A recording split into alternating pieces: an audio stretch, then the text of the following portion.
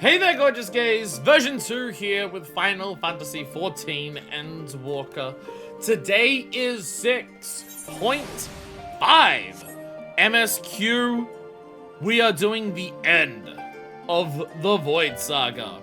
We do have 6.55 MSQ. Unlike every other time that we've done MSQ for patches where we do the 0.5 and 0.55 together. Obviously with Endwalker, we're doing everything patch by patch.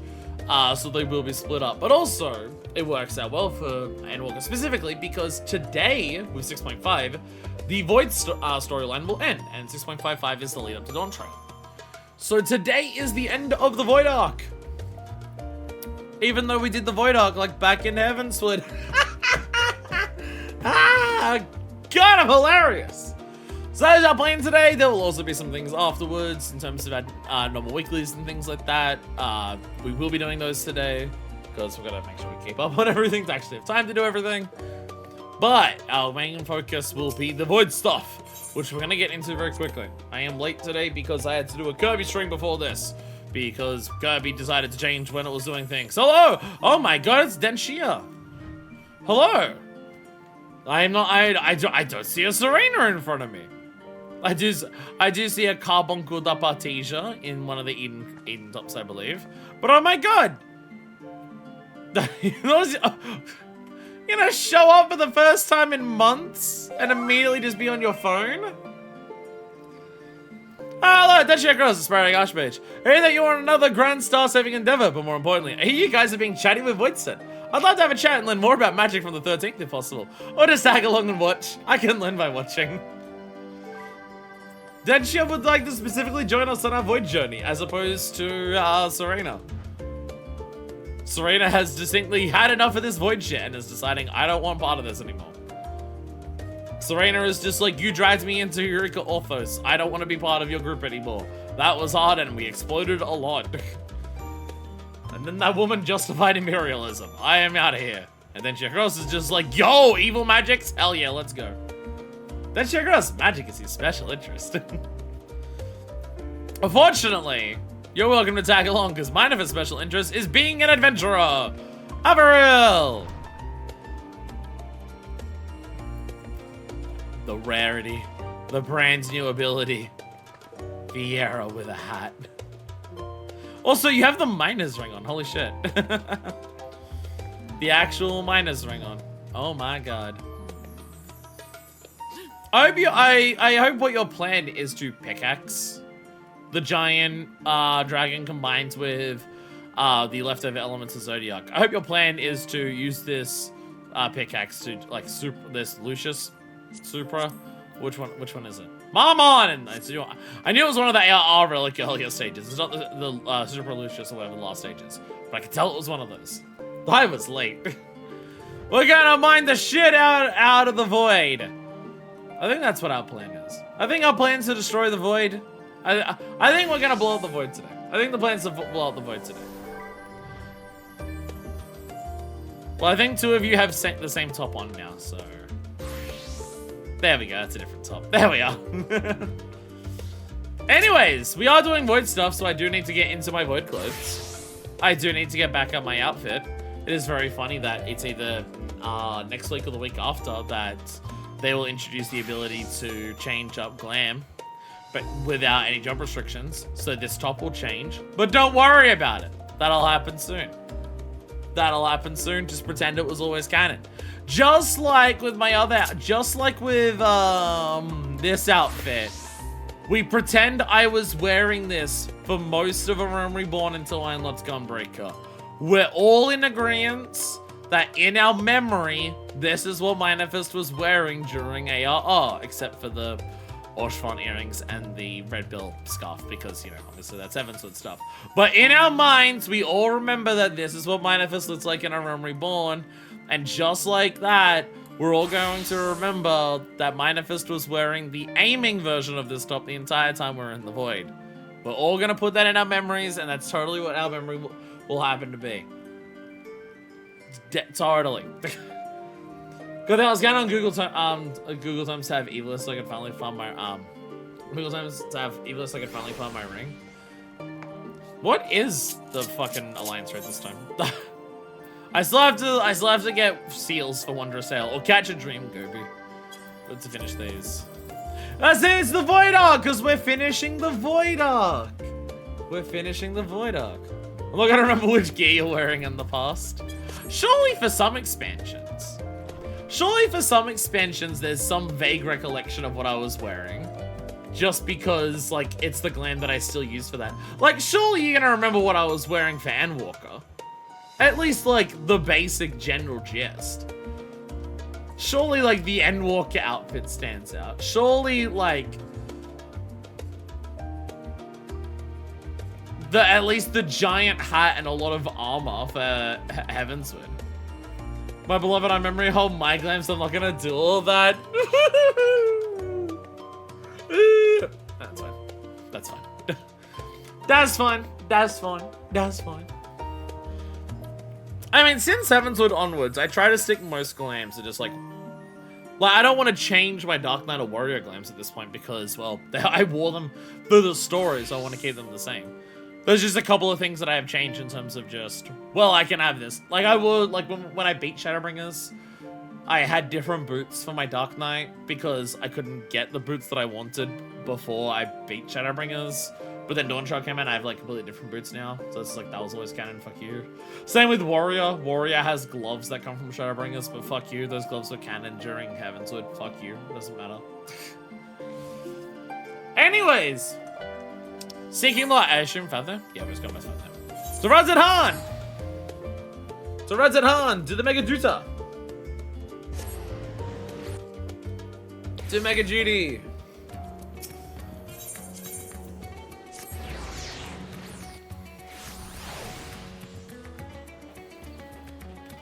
Whee! Bashan! You don't look like Bashan.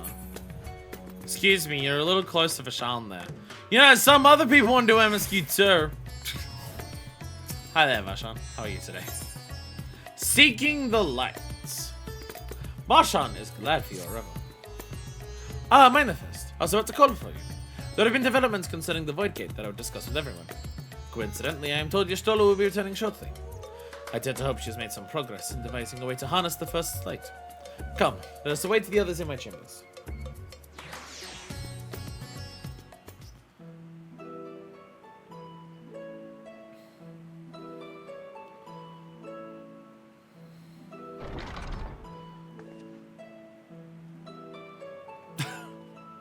I brought this man to carry a big heavy box with me.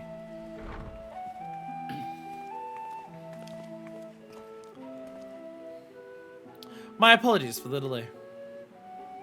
Think nothing of it. That was my first character that I made surround play with my partner. Now my partner has quit the game, I'm focusing back on Densho. I pray thou art come with glad tidings. With findings well worth many sleepless nights, I am pleased to report. Victor like, oh, I wasn't actually expecting that. You may leave it there, thank you. Good, because this thing's fucking heavy as shit. Oh, my back is so fucked.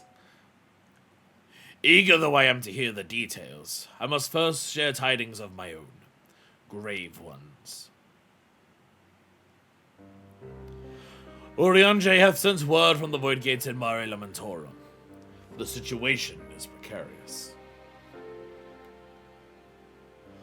They continue to rely upon the brand to contain the forces which would otherwise flow freely into the source. Yet though these measures were sufficient to imprison a fragment of Zodiac for aeons, against our enemies' determined onslaught, they are degrading at an unsettling rate. The Loperers are sparing no effort to sustain the brands, but 'tis only a matter of time ere they fail. Yeah, I think Zodiac didn't have a heart at the time of being trapped in there, so Zodiac wasn't actively fighting back, it was just the sheer amount of darkness that it was.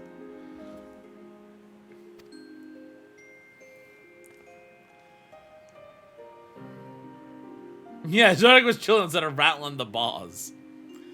Unless we act soon, there shall be no stopping Golbez from realizing his ambition.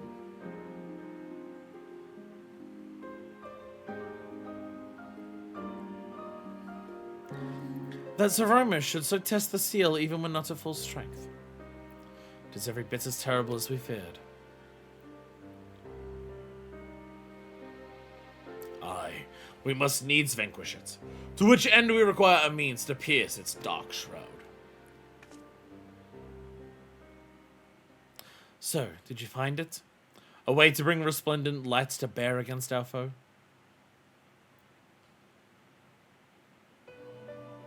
As a matter of fact, I have. The theory is simple. We harness the light from the first and channel it to the 13th. Pour it from one into the other. That's what I've been saying. Such a feat would require us to manipulate vast amounts of energy, to say the least.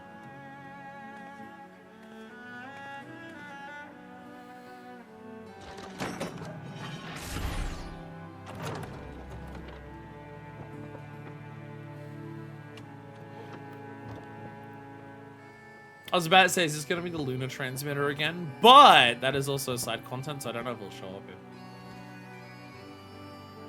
No, we have Allagon balls. And so I consulted Sid and his fellows, who rose to the challenge and produced bespoke devices. Aether transmitters. These marvelous contraptions can be placed at locations of our choosing to facilitate the flow of Aether. In other words, we can use them to create ethereal currents.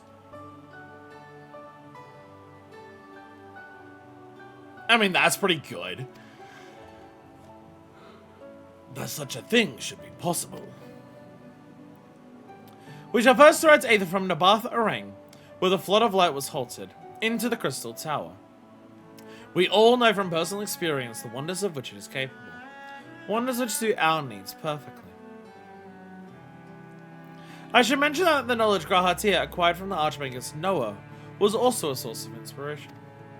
Hey, Eric Orthos mentions, let's go.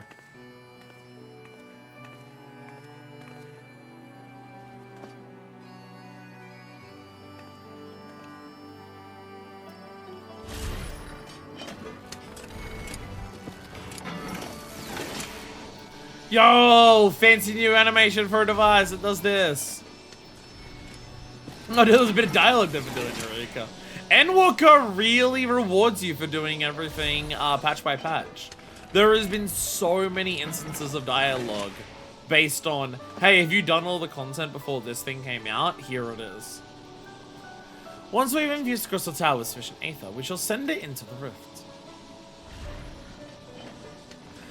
And so the Aether Transmitter shall guide the energy onto the 13th. Like so. So we're just gonna go a chain from one reflection to the source to another reflection?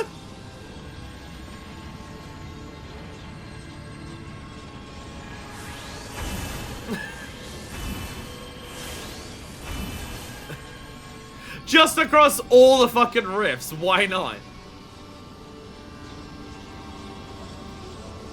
In this way, we shall have a lance of light with which to pierce the shield of darkness.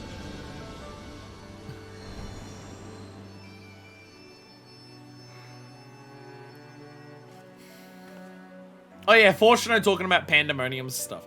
That one's interesting because, like, you do, as long as you do Eureka at some point, that dialogue would happen here. The Fortuno one in 6.3 is very explicitly, have you done the first and second Pandemonium tiers, but not the third? Though I have to wonder if there then is different dialogue. Of Fortuno just being like, hey, I'm helping you out in MSQ because you helped us out with Pandemonium. Makes me wonder if that also exists. If there's new dialogue for finishing Pandemonium before you speak to Fortuno in 6.3. Or whether it's just a case of, are you at this specific point in the raid story that would have been where you would have been when this came out? Again, Xenowalker's had a lot of them. Like, because there's even dialogue for the fucking bunny treasure maps. When you do, they activate bunny treasure maps in, like, what? 6 point, like, 6.01 or 6.05 or something like that. It's the same time that the first raid tier dropped. And then in 6.1 storyline, they actually start mentioning the bunny treasure dungeons. So even treasure maps have gotten dialogue that's like relevant to where things would have come out. Oh, so I hope. No tests we performed were close to the scale of what we ultimately seek to achieve. I cannot guarantee success. With such great minds at our side, how could we possibly fail?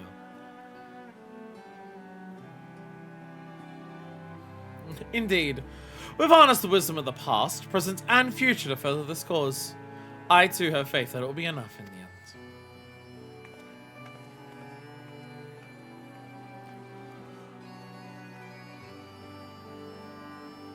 Science and theory aside, we need to place one or more of these transmitters in the first, I take it? I'm still not I'm better, but I'm still not like better from throat issues. Our task we must entrust to you, Manifest. Rest assured, I'll provide you with what support I can.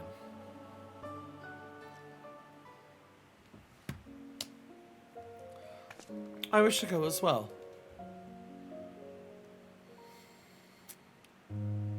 Backlog's gonna be annoyed that we're doing yet another one, but like, sure. You're in the unique situation of being a void sent. You can actually join us.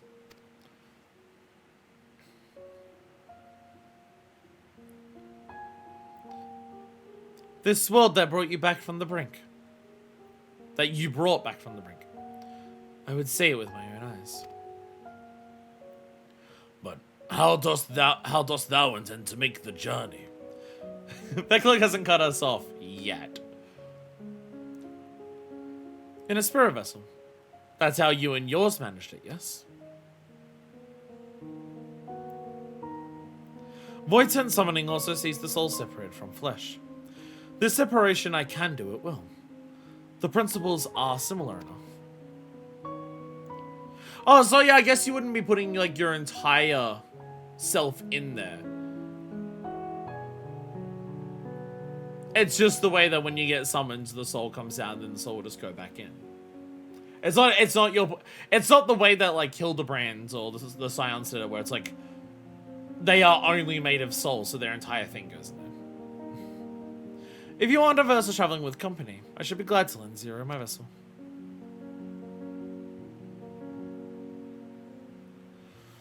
Gestalt, you just want to make zeros inside of me jokes. I can't blame you.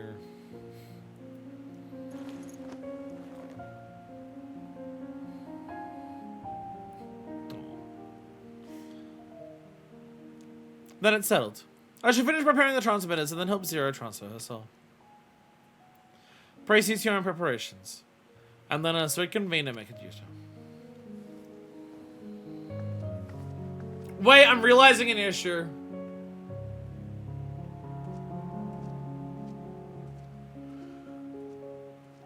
I'm realizing a major issue with this plan of bringing Zero to the first.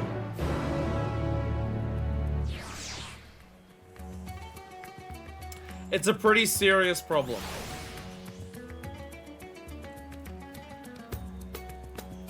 If Reen meets Zero, she's gonna have a gay panic heart attack. For a moment, I misunderstood and thought your stroller was proposing that Zero borrow her body. Which would have been odd. And yet I don't think your stroller would have complained that much. Your stroller will be along after she's seen to Zero's soul. Let us away, Turkey. Yeah, we might actually just kill Reen if she runs into Zero. That might be an issue. Apologies for the wait. Everything went smoothly. Zero's soul is now safely within the spirit vessel. I shall have the alchemist attend to her body until she returns.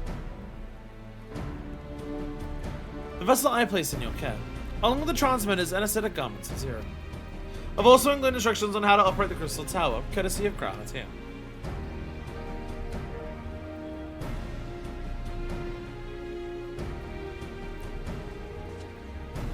While you're away, I'll join Oriana and the Lockports on the moon. They'll need help should the plans fail. A fine idea. For my part, I shall continue to coordinate our efforts while I recover from my things. Given the task at hand, I suggest you speak with Ring. With her power over light, she is bound to be helpful in our efforts. But ere you do that or suggest aught else, seek out Beckler. As the first foremost authority on Soulcraft, they should be able to grant Zero a corporeal form. As I recall, the Lord Nemo was rather fond of the Cabinet of Curiosity, so that should be your first stop.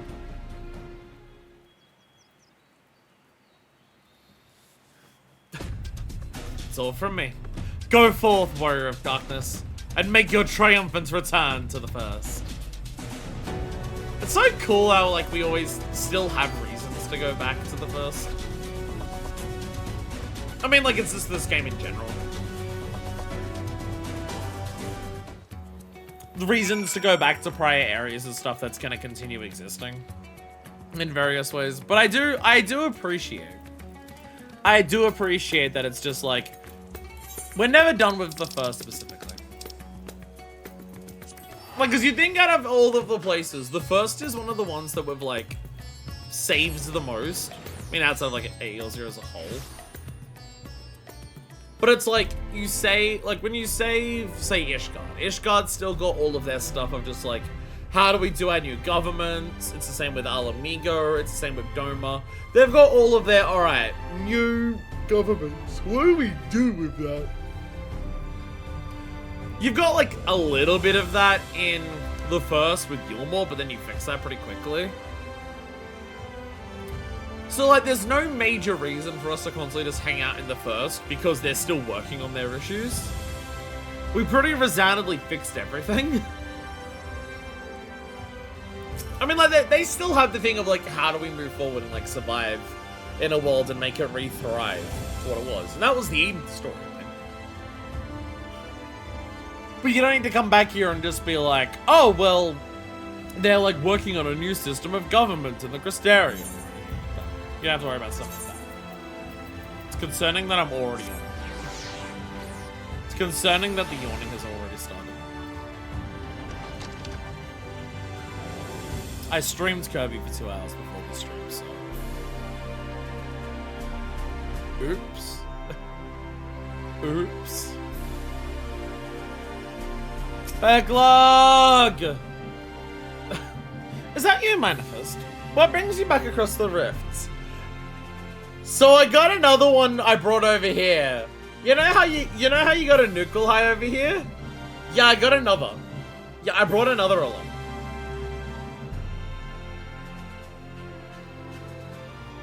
I got another. Honestly. First you asked me to extract another soul from a spirit vessel. And then you tell me you have designs to channel light to the void? Wicked White Manifest, is nothing ever simple with you? No. No. Never. Never will be. I suppose some people can't help but find themselves at the center of world-changing events. Very well. If your home is in peril, then I shall do all my power to aid you. And if it helps Anukel High with his work, all the better. Yo! Yo! MSQ dialogue that references the fact that we brought a Nickel High here. Let's go. I mean, I would love a cutscene. I would love a cutscene where, like... I would love a cutscene with Reen actually going to Silver and Nickel High, but I don't expect that. I've missed some streams, so that's my bad. Have we chatted with Silver and Nickel High since we started this Void storyline? We have not. We have not. We should probably go and do that now. Well, attend to your companion. You should go and speak with Reen. By all accounts, she practically lives at the Hortorium these days. I'll look for you once I've finished. Yeah, let's go to the Wandering Stairs before we go to the Hortorium.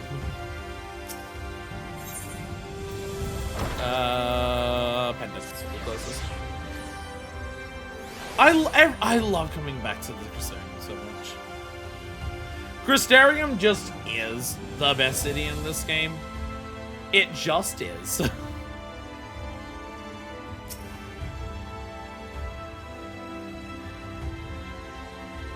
What? With our methods, we can barely maintain a faint connection to the 13th. But you say that you've journeyed there? Incredible. Such drive Archon Gestalter must have to uncover the secrets of cross-rift travel. I didn't conceive of creating an artificial autonomous could only be described as inspired.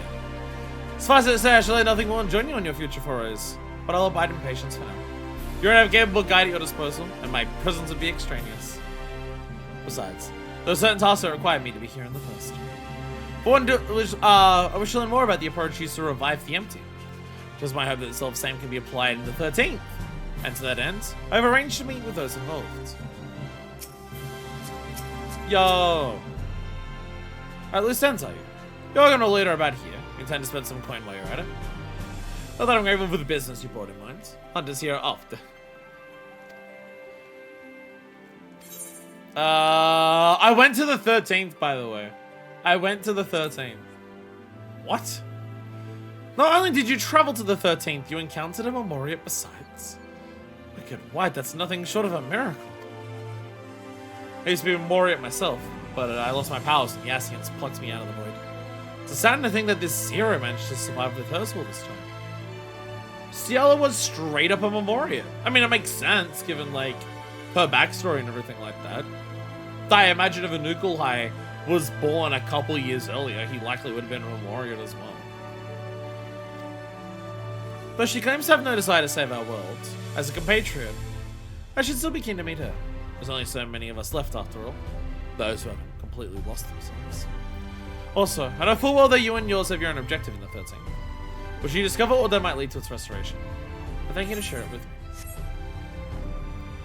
What's up? Yeah, what's Geo got to say about it all? I guess about mom and dinner.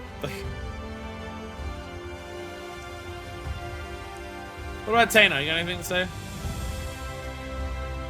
No. Tano's connected to the body. I was just wondering.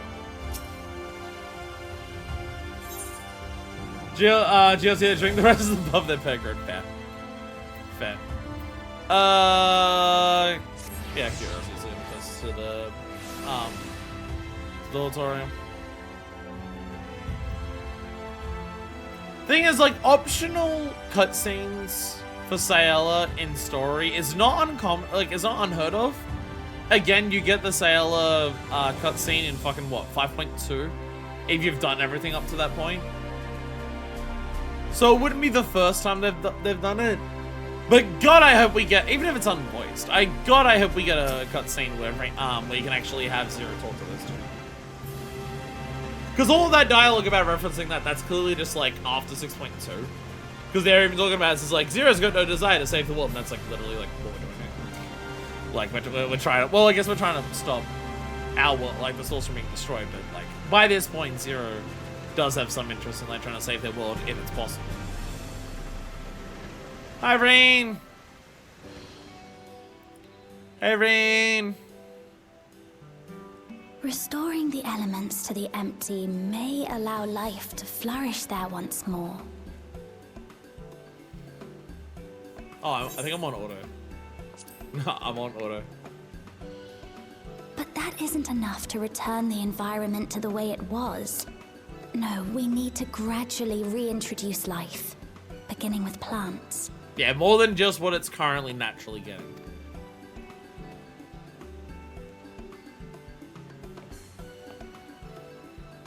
Not just any plants, though, but those that won't be a burden on a weakened land.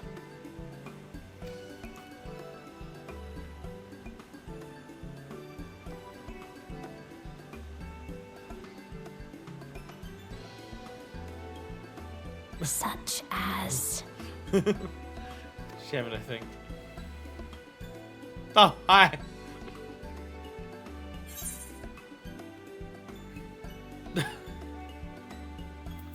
How about coffee plants? Coffee plants letting people finished eating? Oh, hell yeah! Coffee. If I recall correctly, it thrives in warm climates with cooler nights to promote growth. Yes. Yes, that might be suitable. Oh, by the way, hi. And with a good harvest, we could set some aside for coffee biscuits. Coffee biscuits! I would mention that despite having images of their face, Ether strictly avoids any gender language when talking about Gia, not one gendered pronoun at all.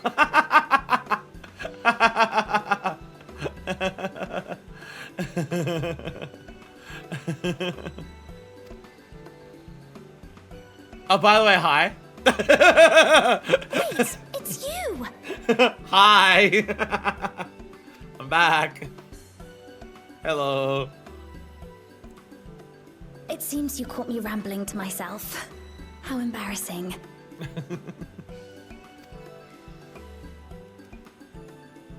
I've been studying botany, you see. Hoping that the knowledge would help our work in the empty. Does Geo ever get gendered in-game? I have no idea. I have no idea if Geo is ever gendered in-game. I have no idea. I have no idea.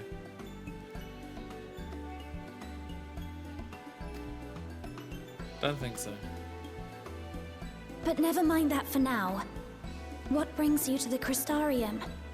It was my understanding that the final days were behind us. I'm not allowed to just chill and like catch up. No, to be fair, I'm here for another World-Ending Crisis. But I can't just be here and chill and just like check in and see if people need help. I mean, I am here for a ridiculous plan, but like...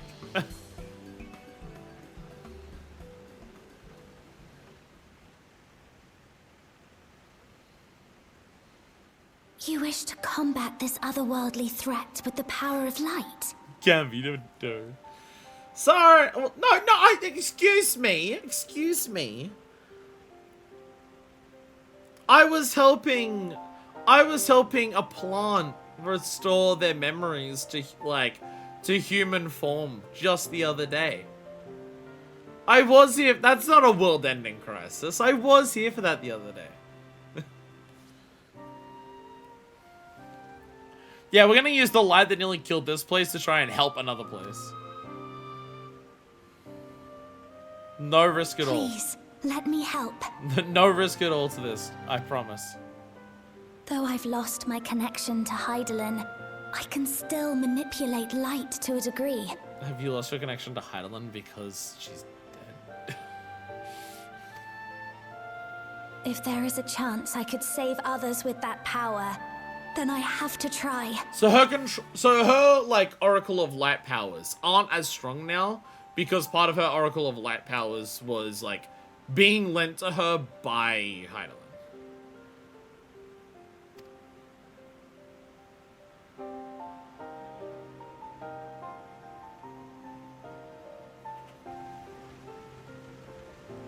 Okay, Reen's about to have gay panic times infinity.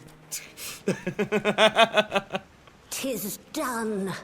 Zero is now with us in the flesh.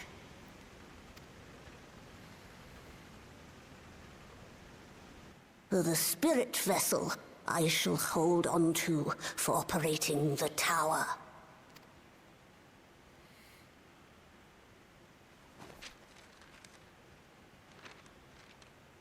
This will help me to make sense of the controls, will it? Hopefully. There's a levity in his words that wasn't there before. It heartens me to know he is well. Does there need to be levity in like an instructions sheet that's like, here's how to operate the tower that has caused at least 2 apocalypses so far?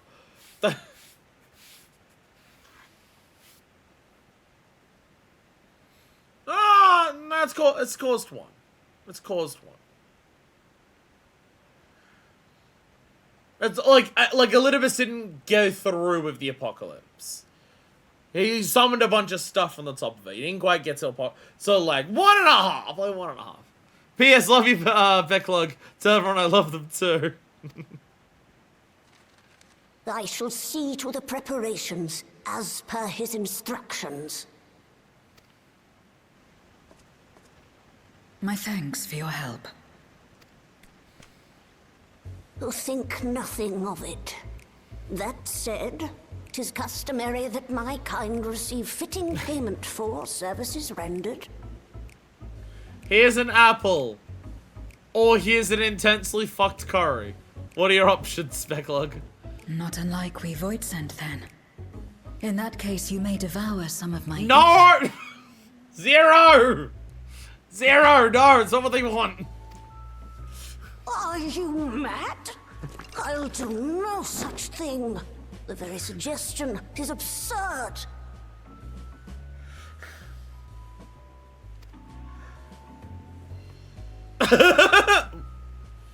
Now, let's calm down. We all have our preferences, and I'm sure no offense was intended.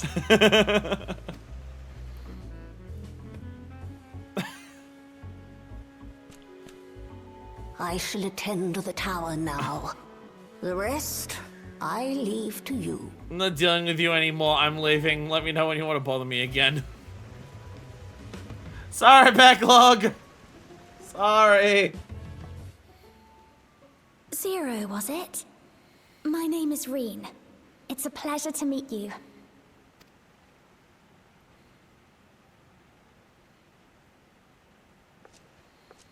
This world isn't what I expected. While light is indeed strong here, it's not pervasive or overwhelming. Everything looks much as it does in the source. Wasn't that way before we stopped it before. Hasn't always been like that. We have the Warrior of Darkness to thank for that. If you're interested, I would be glad to show you around.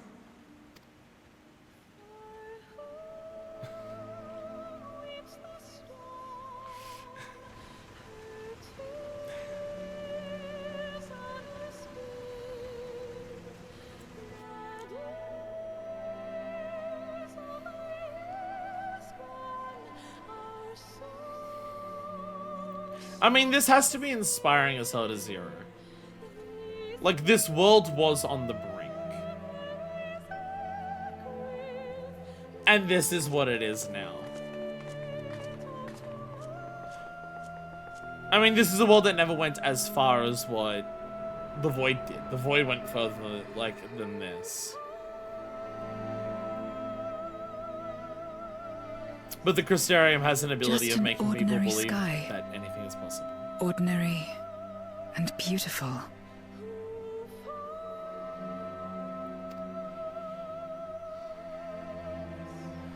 To think that after so much loss, they could reclaim this.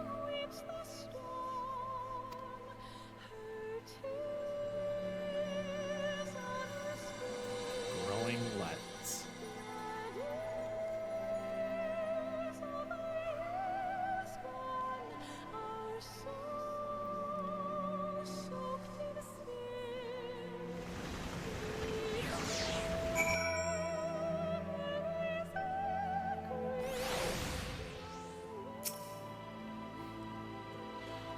We restored peace to the world. I want to ensure that peace is preserved.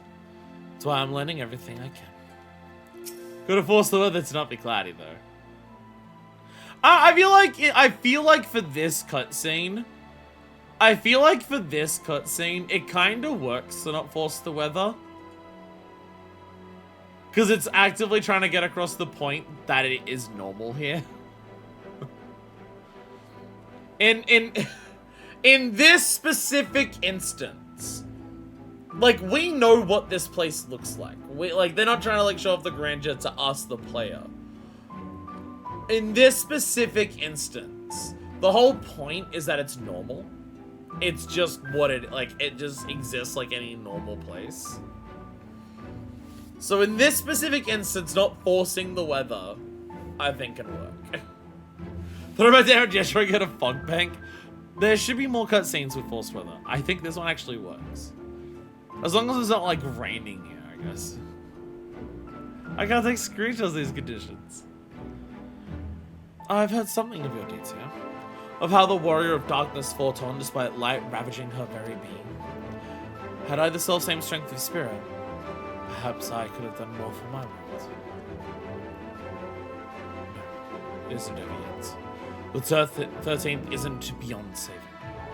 It's right here. So where to? Just lead the way.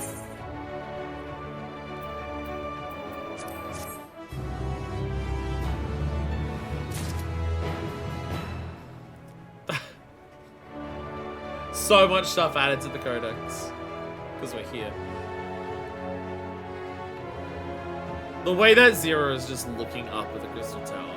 This beacon of hope for mankind.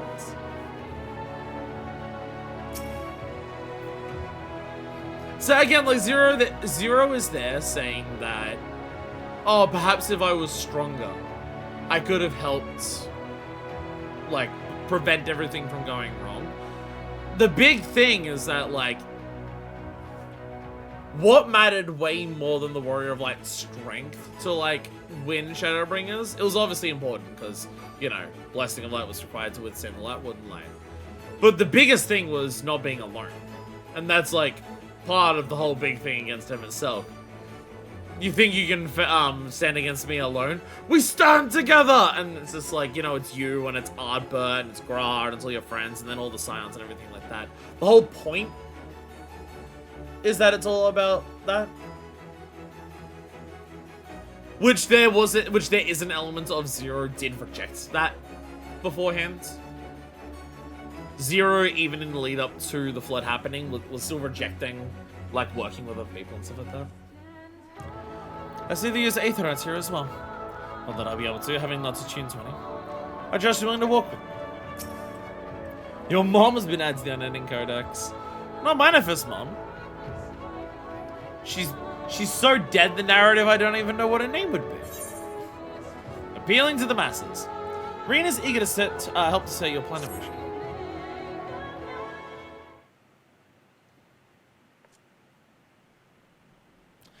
Let's head for Nabathering. Since Zero can't teleport to Aether right there, we should probably travel by Amaro.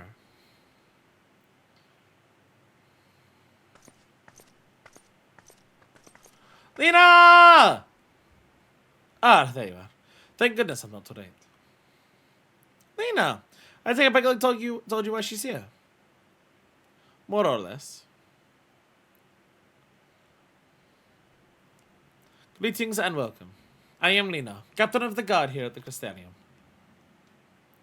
Zero, is there something you require?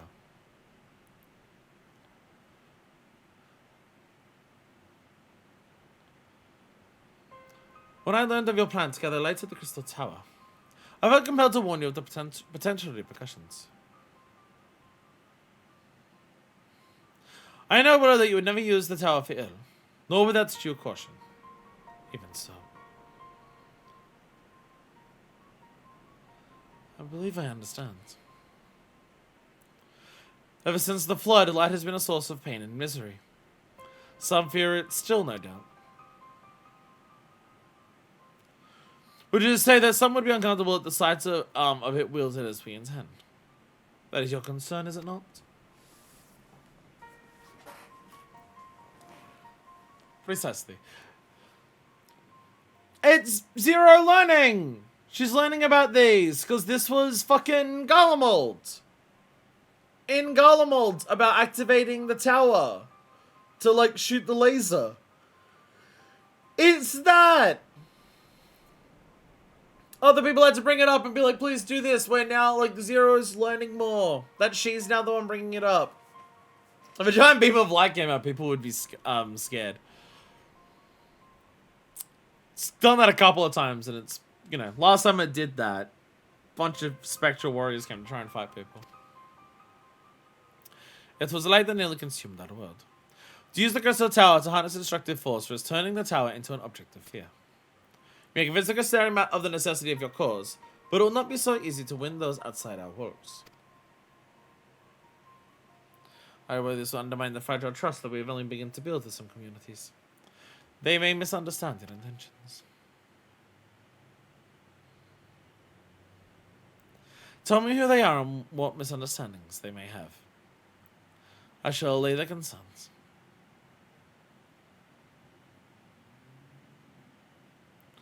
Manavus and I will go with her. People know us. Our presence will put them at ease. Thank you. Realize this will delay the execution of your plans, but I see no other way.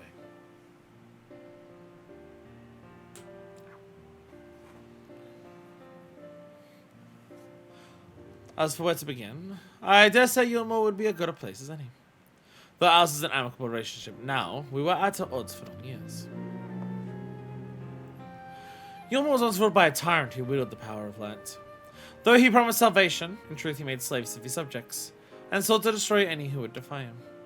He's gone now, thankfully, and a good man named Chinos was elected mayor. Relations between our cities have improved much since then. Even so, there's a lingering rivalry between us. If the Crystarium were to harness light without warning, some Yulmorans might suspect we have ulterior motives. Thus would it be prudent to give them prior notice. If it is when that you seek to save the warrior of darkness's home, though, I should hope that they would give you their blessing.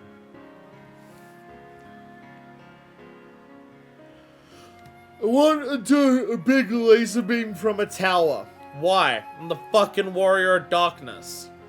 Everyone's just like, yeah, okay, it's fair. Once again, yours is a name that commands respect and trust in the domain of your former enemies. As it does in Garlemald. Been around a lot. Where else should we visit? After Yulma, I'd suggest the Raktika Greenwood. There you'll find the Knights Blessed, a small collective which worships darkness, as well as the Virs, guardians of the secrets of ancient Tronka. The Virs are incident will likely not object unless the light encroaches upon their territory. The Knights Blessed, on the other hand, would greatly benefit from your assurances that your actions will not adversely affect their lives. People who worship darkness. Fitting for a world all but consumed by light. Very well. We'll retreat with the people of Yulmor on the Knights Blessed.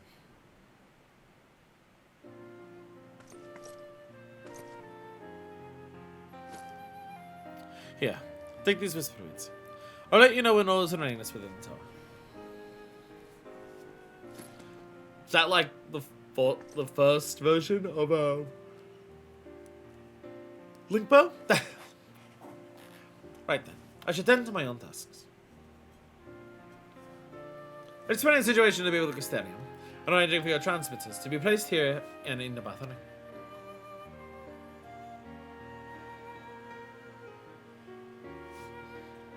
But surely, Grippo. Thank you, Lena.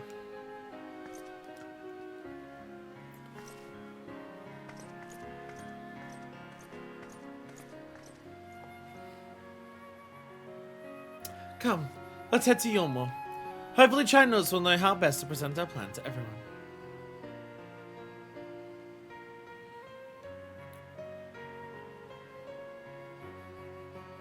Is it like the voices that I do that push me into tiredness? I did 2 hours of Kirby before this, and I was fine. I was chilling, I was grooving, I felt great. I'm an hour into this, and I'm just like, Jesus Christ. Oh. Come on! No, it's like Lent. I don't need to get a foot job. I don't need to zone your skin map yet. I'll do that after stream. Also, I probably don't have the time to get a map right. No, I have to wait 12 minutes. So I don't need to get a foot job. Why are you chasing people? So mean! Why are you chasing? We need to do some chocobo.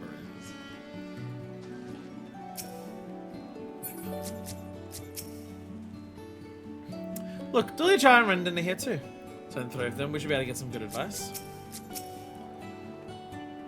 Is the great powerful leader in Yulmor? He must be possessed of subtle qualities that make him uniquely suited to the position. He built a giant rock man. He helped build the giant rock man. He was the leader of the group that helped build the giant rock man. That makes you president. Where the 6.4 unlock custom delivery is that? I do. Isn't.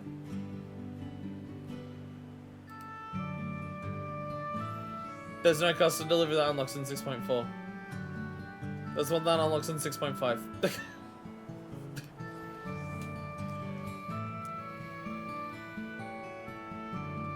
I don't know where it is though. I know where it is, but... Manifest Rain! Oh, what wonderful surprise this is. And you've even brought a new friend. The requirement for it is 6.4 harsh. Greetings, Warrior of Darkness. If you have come out of concern for our esteemed mayor, fear not. He runs the city well, and as ever prefers to work closely with the people, the better hear their voice. Feel their feelings, know their thoughts, etc., etc. Stop yawning, you bitch! Oh my god. Stop it. Stop it. I swear it's the specific act of reading dialogue. I feel like, I don't know, maybe it's not how tired I am. Maybe it's a brain thing of the specific act of reading dialogue and trying to do voices. Maybe that is what drains me. Maybe that's what drains me faster. I don't know. Try to think if I was like falling asleep at any point last week during the variant dungeon. I don't think I was. Good gods, if it isn't Manifest. To what do we owe the pleasure? Not another world-ending threat. Surely not. Surely not. Not yours. Not to yours. You're fine. To mine, not yours, though. But on a ground that may be concerned by Gilmore, sensitive matter about which we thought best to consult the city's esteemed mayor. Playing into his... making him feel good about himself. I doubt that I describe myself as such, but anyway. I can tell you up to something. The kind of something I might want nothing to do with, but regardless, I should probably know. What is it? So, we're gonna get a bunch of light from one place, and we're gonna pour it into a vessel to, like, go into another one. I guess, actually, we're not pouring it from one cup into another. The source is here, so it's more so that puzzle where you gotta, like, you have the 3 beakers, and you gotta pour all the liquid from one beaker into another beaker until either your current beaker's empty or the beaker you're filling into is full. And we're gonna work out a way to, like, do that puzzle so we're going back and forth between all of them.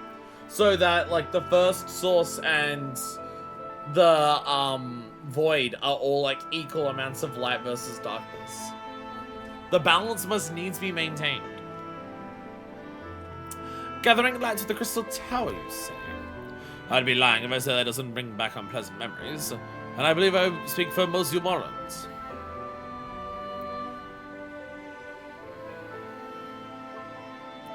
I can hardly blame you. We have no reason to question your motives, of course.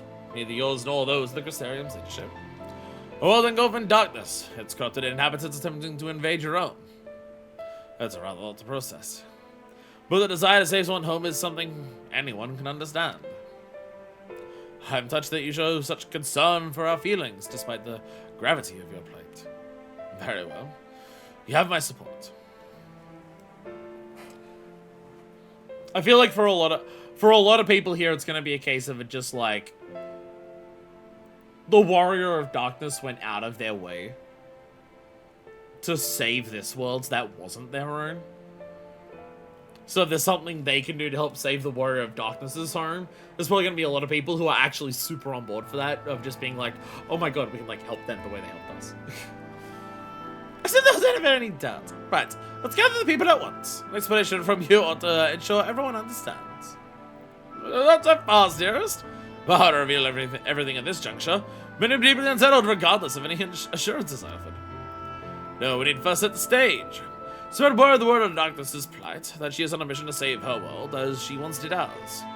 Once the tale is common knowledge, I shall go for an assembly and explain the need to harness the power of light to a populace far more amenable to the idea. To that end, my job is to speak with our citizens about your predicament. So it would be more effective to hear the details from the hero herself, more likely to inspire solidarity for your cause. So if you desire to aid the Warrior of Darkness, present light in a more positive light. Well played, Master Chai.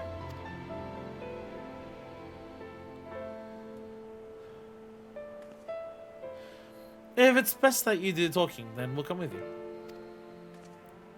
Fine by me. I'm content to observe. Once you finish your rounds, ask you report to me. I should like to know how the people react. Lead the way, Manifest. I'll be right behind you. Hey, this is the first time you do a custom delivery. This is level 80, I know. I have achievements for delivering 150 custom deliveries to, like, several custom delivery NPCs at this point. Why are you still telling me how it works? I'm acutely aware of my limitations and know that I'm not the most persuasive speaker. Thank you. We try our utmost to make the people more receptive before I address them. People in more tremendous faith in both you and Master Chai. Let's not be here otherwise, myself included. So Zero can travel here freely like you. But that Alphina could do the same. I miss him dearly.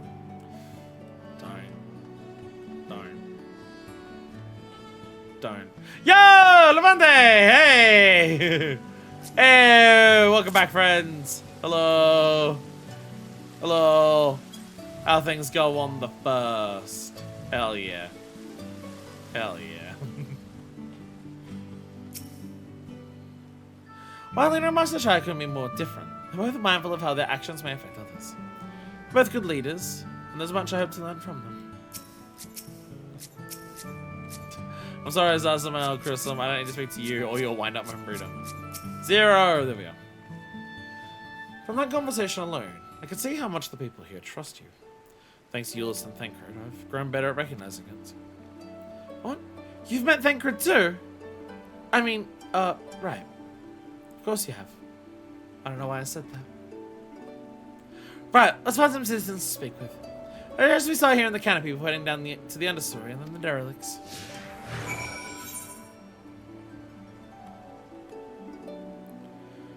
Do we have... Why are we going to the beehive?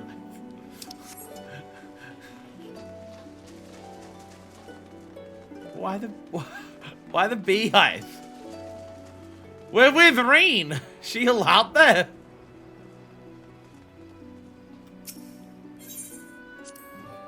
A tower, growing more decadent as it rises, set upon an isolated sliver of land. Reminiscent of a void-sent domain. Built by those who yearned for better times, who ached for the shadow of a memory. Yet I saw no such aspiration in the Crystarium. Despite their shared tragedy, two cities couldn't feel more different.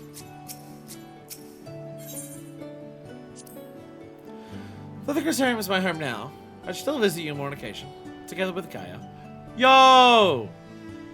And each time I'm here, I can feel that the city has changed.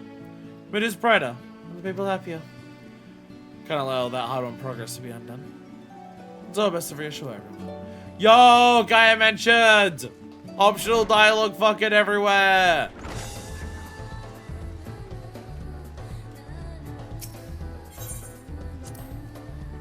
A tavern, an extravagant one at that. But those dancers engage with the poles in such strange ways. Are they pantomiming a battle? A soldier thrusting their spear into the ground and using it to launch themselves at the enemy, perhaps? Given this world's violent history, it makes sense that displays of martial prowess would become popular entertainment. Nice. Everyone every time I need to gather in the Sea of Clouds, I want to kill somebody. Every time I have to go to the Sea of Clouds, just regardless of what the reason is for, I get that same desire and urge. Thancred once told me that people come to these places to savor some memories and drown the others. I imagine the beehive was built primarily to help you Morons forget about Sin Eaters, even if only for a time. But now they can simply enjoy themselves. I can see the appeal. But don't worry, I know I'm still a bit too young for it. I can see the appeal of watching a bunch of, like, scantily clad women dancing, says Reen. Says Reen. Stidian does a lot of air fucking, Zero. He sure is thirsting to spare. He's live for the moment, not caring what might happen on the morrow. But now that we have peace, I found myself thinking about the future. I'm feeling anxious. What? Your home's threatened with destruction. Look at why are you wasting time in a drinking hole? Ugh. But as I said, I feel the sting of hypocrisy. God's is uncontrollable. I need to face my troubles head on. Same goes for you.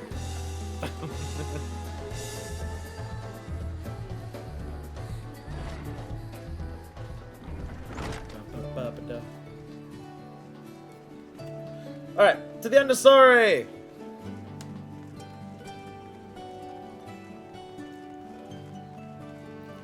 God, am I an alcoholic?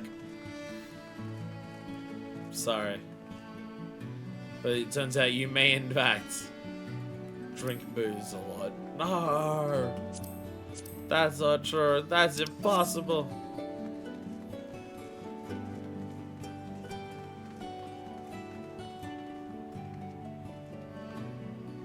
No, I'm never gonna learn how to navigate the understory properly. I'm gonna jump in and jump down to where I need to be every time, and then climb a lot of stairs and look back.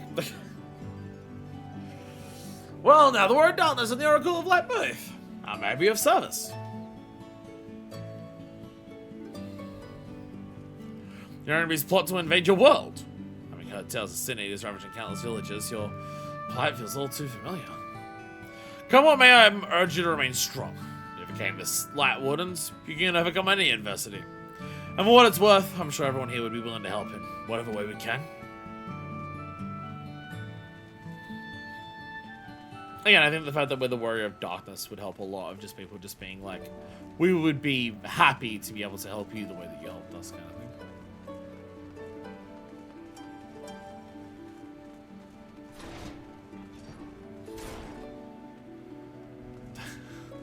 I keep seeing the little things on the side of the map that look like they could connect to the outer ring again. And no. Like, you have to actually just walk all the way up to the top. And then walk all the way down to the bottom.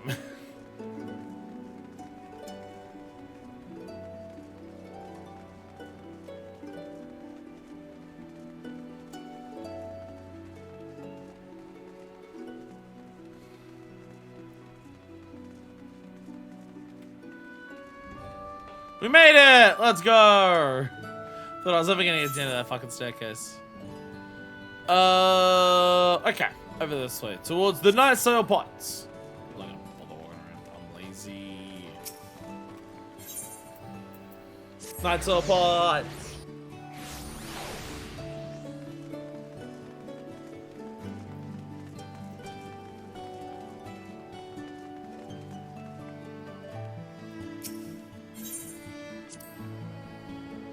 When Volthru tried to keep us out of the city, many free citizens died in the chaos. Some had no kin to inherit their wealth, and so Yulmore decided to use it to help fund the reconstruction of the derelicts. It's part of a great effort to improve living conditions down here, which is important since there's simply not enough room for everyone in the city proper.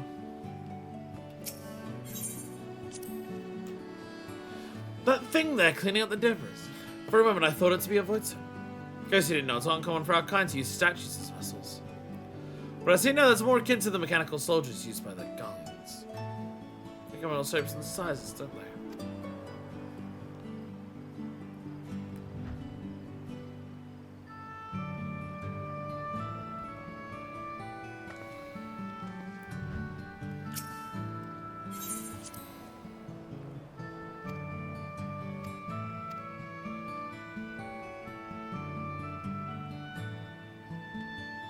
That thing?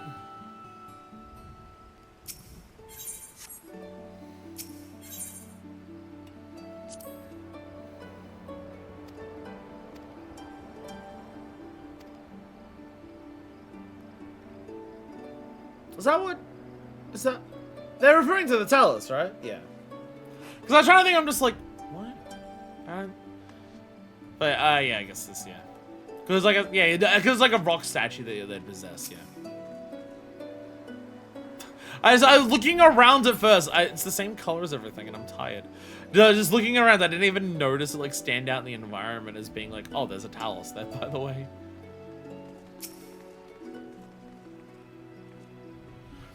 You're the Warrior of Darkness! I never dreamed I'd have the honor. But why weren't you more, if I may ask? We want to shoot laser beams. We want to have the sickest fucking rave. Your home's in danger and you've come seeking help. Is there anything we can do for you? You need only ask. Things could be better here, of course, and we've got a long road ahead of us, but we wouldn't be here if it wasn't for you and yours. I'll never forget that.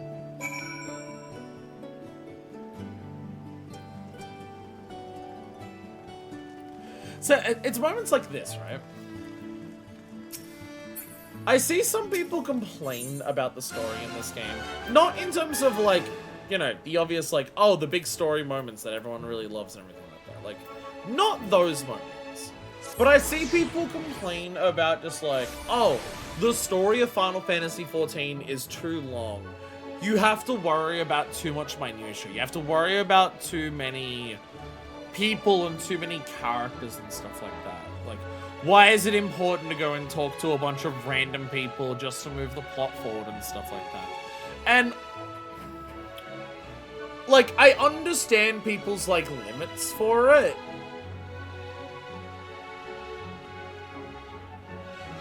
But like, for me, I consider moments like that super important. Like this moment here of talking to the people to let them know, hey, we're planning on doing this. We're planning on doing this. We're planning on like doing this thing that might terrify you. We want to let you know that, hey, we're considering what you're thinking. This is why we're doing it. We need to do it. It's like important. Do you trust us to do it?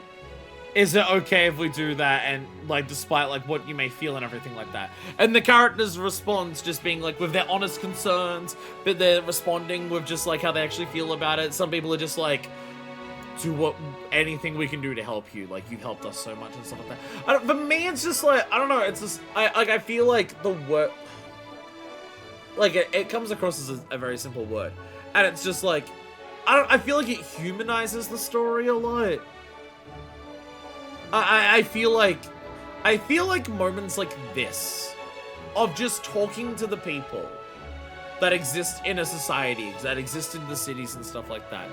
It's one of those things where it's just like, I don't know, the reminder that the Warrior of Light is like a human being and a fucking person. They're not just a hero. They're a person who exists in this world the way that anyone else does. And stuff like that. Like it's one of those things where, like, it's a similar thing of when people complain about the story of why doesn't the Warrior of Light just kill, insert any character? Like, why doesn't the Warrior of Light just murder Asaki once Asaki reveals that he's a bad guy? Why doesn't the Warrior of Light just, like, murder Vor 3 instantly the moment that we get to Yulmore and stuff like that? Because because the Warrior of Light's like a human being. They're like a person. Like, I feel like some of the complaints that some people have about the story of, oh, you don't kill the people who, like, are obviously the villains immediately when you meet them. You end up spending too much time talking to all of the people and, like, helping them with their unimportant problems when you've got real problems to deal with and everything like that. And I don't know, for me, it's just like, all of that is, like, the emphasis of why your character is a hero. Like, it is that stuff that makes your character a hero. Your character isn't just a murder machine that's a psychopath that kills people the moment that they, like, exhibit bad things. Your Warrior of Light isn't someone who just, like, says, oh, trust me, they're a bad guy. I'm gonna kill them in front of everyone who's, like, currently applauding them and everything like that. Oh, sorry, all of the basic people who exist in the society. You don't matter. What I need to do is more important, so I'm gonna do this thing without giving a shit about how it affects all of you and stuff like that. Like, we have several villains in the game who exemplify, like, those exact qualities. So, like, when people, like... And again, the fact that it's, like, an MMO, the fact that it's, like, such a long story, the fact that, like, the amount of time that you get between patches is such a long period of time that, like, you can just take your time with it. Like, if you find going back and forth and just talking to people is too much there, do, like, a little bit of a day. Like, for some people, maybe the section of coming to Yulmore and just, like, chatting to people is like, I don't want to do any more of that today. Yeah, wait till the next day. You got, like, plenty of time to do it and stuff like that. I don't know. It's like, it's a part of the storytelling that I absolutely fucking adore about this game. Because it makes the world around your character feel so much more real. Like, the impact that your character's actions have on the wider world are things that you seriously consider. Like, the fact that... And again, it's also just, like, it also is a way of showing that, like, your actions do have positive consequences. The fact that you're going around to these people and just, like, honestly pleading with them, hey, my world is under threat and I need to do something. What that something I need to do might bring up like bad memories for you. And if you didn't even know why it was happening, you might worry that like your world's about to end again. So I wanted to come here and let you know that. Is it okay that I do that? And you get those characters like reaffirming you of just being like, you saved our worlds. Of course I'm willing to help you. It's like you get like the people care. The people give a shit. It's just like, I don't know. Because I've seen people just be like, this game is too much walking around and talking to people. And I'm just like, for me, I'm just like, yeah, that's the point. That's the point. And it's just also like the fact that you talk to so many people and become friends with so many people. That's like literally a point that Zero is making here. The fact that so many people trust in you is because of the actions of you going around and talking to everyone about all the stuff that you're doing and everything like that. That's like part of the whole point. Like, part of what led to the downfall of the 13th was, even though there was a bunch of heroes who wanted to improve things, none of them worked together. None of them trusted each other. Zero themselves did this. Zero had a friendship hand extended and turned it down, saying, sorry, I can't trust anyone. And now Zero is going through the process of learning what that means and like learning that connection and stuff like that. Like, what we're doing with, like, what Zero is learning by us talking to people like this, and just, again, even in Garlemald, like, the fact that Garlemald was a fierce enemy for so long, and the fact that the twins are still there helping them, and the fact that so many people in Garlemald now trust us, despite the history and everything like that. It's like, that's what Zero's learning, and that's the stuff that's giving Zero, like, hope about the fact that the 13th isn't, like, a lost cause and stuff like that, so. Like, I understand people's tolerance for just walk to someone, press dialogue, go through dialogue, go somewhere else. I understand people's tolerance for it is, like, different. But, I don't know. I see people say that, like, moments like this. Of just, oh, you're talking to people too much in this game. And it's an example of how the game's poorly written. And I'm just like, it's a writing style that you may not care for, but to say it's poorly written, I think is dumb. Because it has a very specific reason why it's doing that, and it does that very well, I think. People ask about a Glen Restoration. What I really want a series of quests where you help build the Yulmore base. Again, it's one of those things where I feel like a lot of elements of the game are enhanced by being an MMO story. The fact that everything is one long continuous game. The fact that this game isn't a series of sequels that are like different games that you boot up. The fact that it is all one big MMO that you stay within entirely, I think helps flesh out the world a lot. I think the fact, like, the world does feel as interconnected as it is because every expansion expands the world rather than being a new isolated separate thing that you go to. So you can constantly just go between everything. And like the MMO format allows one game to become a giant thing, a game, rather than a bunch of sequels. I think the MMO format helps for that.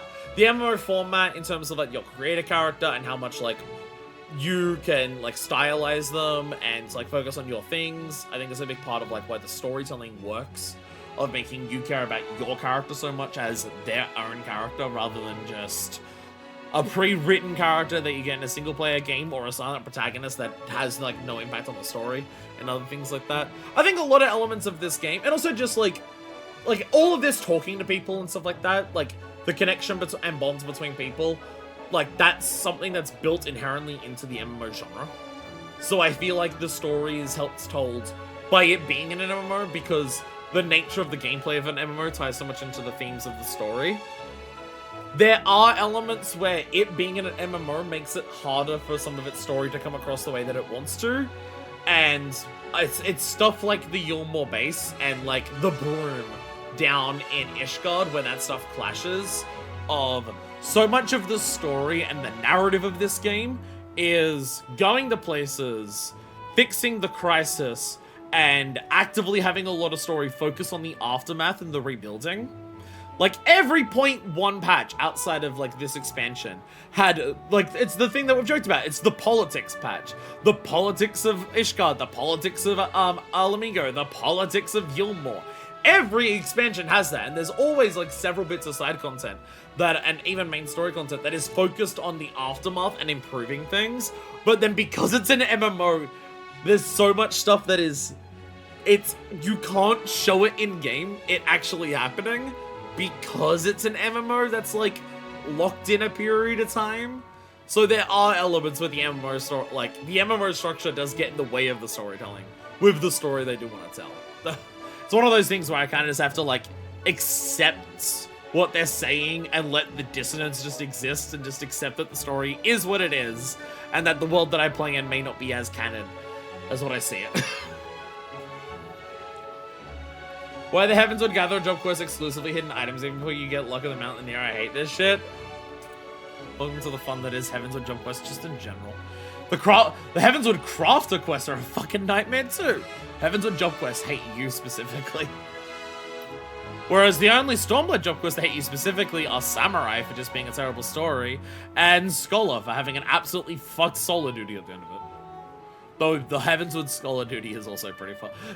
Scholar job quests in general are uniquely ghastly for some reason. Though the Crystarium is my... Oh, wait. I was wondering if these had any new dialogue. I started buying everything on Market Board. That's probably what I did. The people know and respect you, Manifest. I've no doubt that everyone will rally around you in your hour of need. So what the people have you? Well, they're not without their worries. I think that on the whole, they're not as prone to melancholy as they once were. Which sucks because the Scholar storyline rules. It is one of my favorites for the job quest, absolutely. Absolutely. I mean, just how much like Nim lore exists there, which I appreciate. Everything to do with Tomberries and how that like ties into Wanderer's Palace and everything like that. Love all that shit. Love all that shit. So the people have one mind and they desire to help. Good. Good. Why to tell you, I overheard a conversation about the warrior of darkness is seeking to save their home. Your tale is spreading quickly. Then the plan is unfolded precisely as you envisioned. All that remains then is to assemble the citizens and explain Manifest's need to gather tonight. For better or worse, I'm mayor of the city. I'll do my best to win them over. Wait, aren't you? I was on a Helicus not working and Shadowbringers and solo duties is wild. The fact that, like, they don't have, like, oh, the people that you're with counts as party. They count as NPCs, so a lot of, like, this healer ability heals the party, and it just doesn't work. It's... oh my god. Yes, you're her! The young lady who saved me from Vorthri. I had enough meal to fall under his control, but you cured me. I wouldn't be alive today if not for you. Oh, shit! One of the people with, like, cause, like, Reen could specifically help extra because of the Oracle of Light stuff. Yo! Oh, me too! I'm glad to see you're doing well. I only learned later that it was the Oracle of Light herself who saved me. Saved all of us. I don't know if I'd ever get the chance to express my gratitude. I'm sure it was nothing from someone with your power, but thank you. Thank you from the bottom of my heart.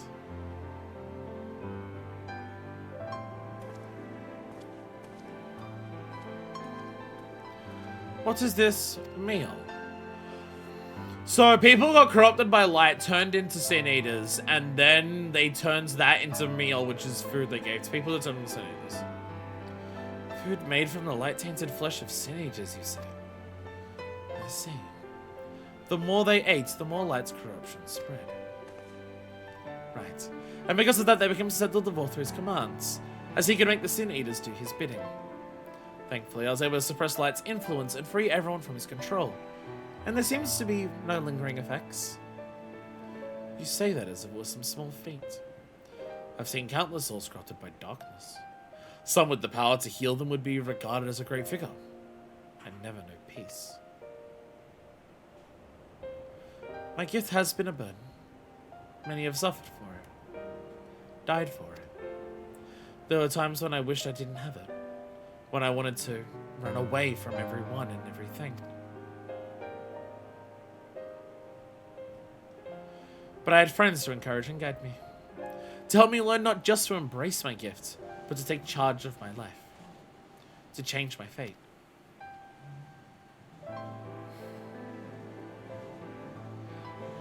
And so you did just that. People of this world are resilient indeed.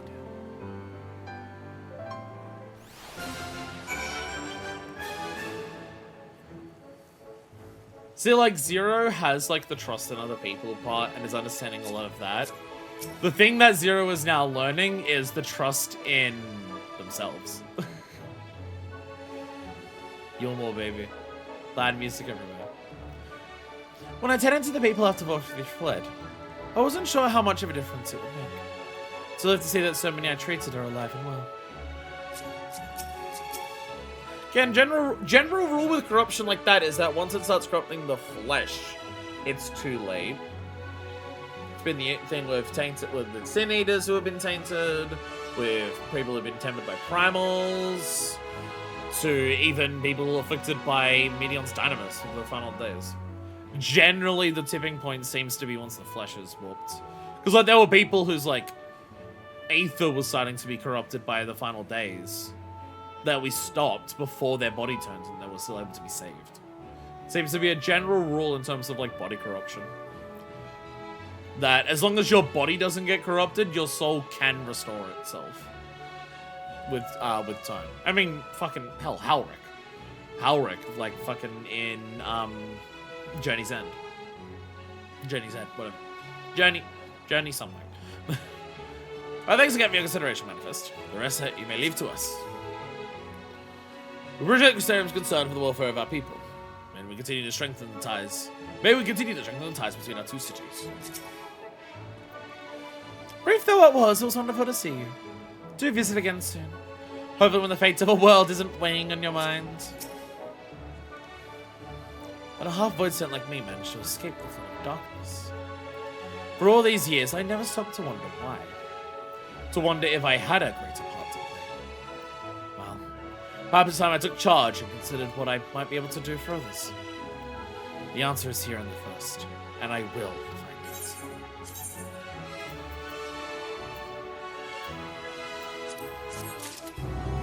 Why do I get this sneaking suspicion? Why do I get this sneaking suspicion that at some point during today's stream, Zero is going to do something that's going to make me scream, fuck yeah.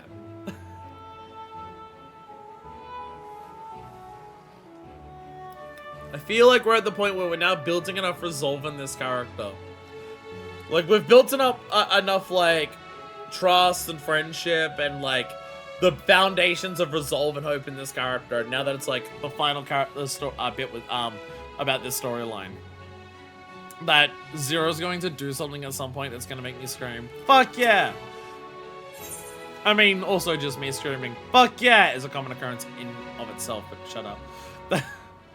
In defiance of fate, Zero's cool expression cannot hide the fire in her eyes. But we have no further business here, let's move on. What's your next? Slitherbow, the home of the Knights Blessed in Rectica Greatwood. We'll explain the situation to their leader, Runa. Do we explain to Runa? Stop angering. Do we explain to Runa that Yashola tried to sleep with Zero? That's the real question. Do we explain to Runa while we are there? But hi, this is Zero. Your girlfriend tried to flirt with her. Didn't succeed, but you know, tried. But get out Zero's eyes. They need them. You're in Zero's eyes. I'm sorry. I'm sorry. I'm sorry. I'm sorry. I'm sorry. Zero tried to find out my true identity. So I appeared in Zero's eyes. And now I just have to press the switch. And then Zero is going to blow up. And then I will be sent back in time. I won't have any memory of it. But based on the experiences of things that I see happening, I can probably predict how many times it's happened. Is this reference working in any capacity? I don't think it is. Little wonder those who revere darkness would gather here. Yet dark as this wood may seem, it is a blazing torch next to the void. I'd love to visit here sometime, but it's much as I remember, which is good. Runa! Moira X? I was making a JoJo reference.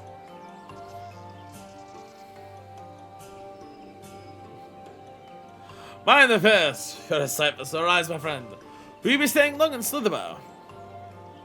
Though, having said that, I suspect this isn't just a social call.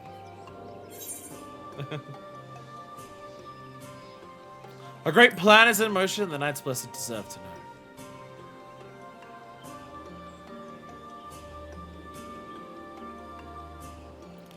When you put it that way, very well. On behalf of my people, I would hear what you have to say. But first, over some of this stew that you've still not yet to have. One day, I swear to God, Manifest, I will feed you it. Very similar plot and excellence of that lady has seen the heat death of the universe like 4 times at this point. No, it's part of JoJo. There's a character who knows the true identity of a stand user, and if anyone tries to ask that character who the stand user is, that person's stand appears in their eyeball and blows them up and sends them back in time. What? Your world, Master Matoya's world, is in grave danger.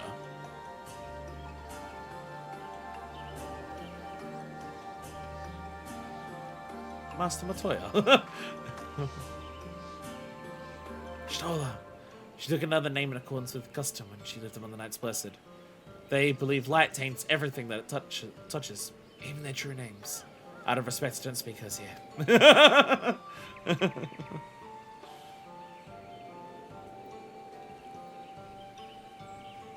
I thought the stand user could be anyone. It's a very, very, very specific situation. The thing that I'm referencing is a very, very, very specific situation of a stand user that has not been replicated since in JoJo. It's a very, very, very specific stand. Which, yes, which when I say it's incredibly specific in the way that it works, yes, you can always reply with the common sentiment of, so it's a stand, but like even more so. You are Zero, yes? The one come from a world consumed by darkness. I struggle to conceive of such a place. A pitch-black pall shrouds the sky, which neither the lights of the sun nor the stars can pierce. It is the opposite of what you once knew here in Northront. That being the case, I'm sure you can relate to our situation. All too well. You have my deepest sympathies. Sounds so good. Wow, this sits. That's Johnny. That's Johnny. He always sits.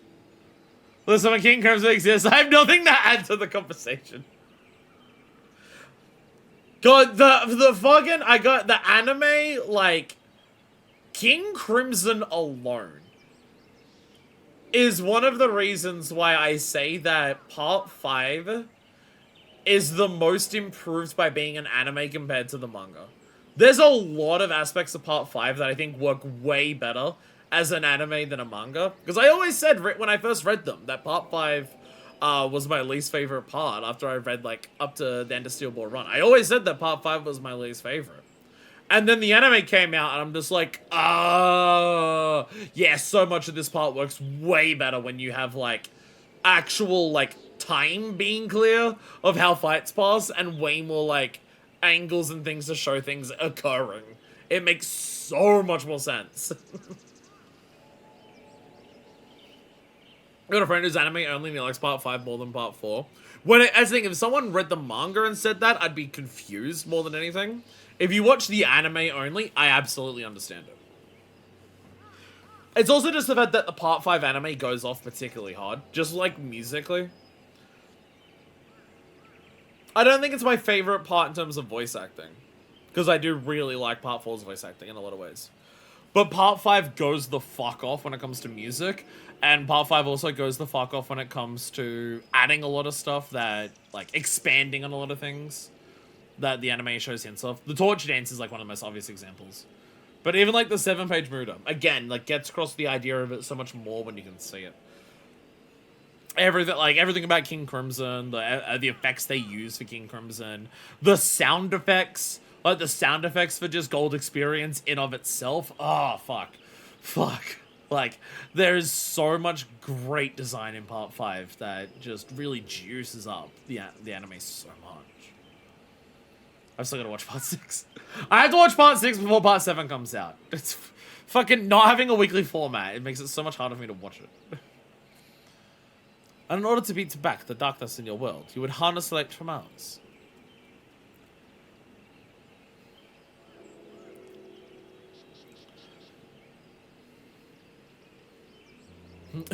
Tis a simple yet brilliant idea.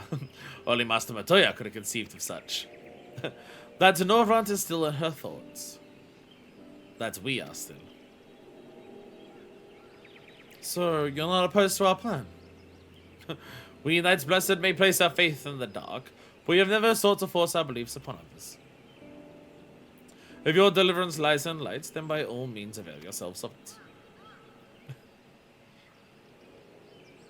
I'm surprised. From what I was told of your people, I was certain you would disapprove of our methods. Do not mistake our reverence for darkness as a desire for it to be ascendant. Rather, in darkness there is a peace that we seek to make our own through prayer and self-reflection. And while light may have wrought suffering in our world, anything in excess can be harmful. Even darkness, as you and yours know all too well. It is the wielder who is righteous or evil, not the weapon. If you would wield light for a noble cause, then who are we to deny you? An easy thing for me to say now that night has been restored to our world, perhaps. Nevertheless, I wish you the best in your fight, Zero. May light shine your way in the darkness.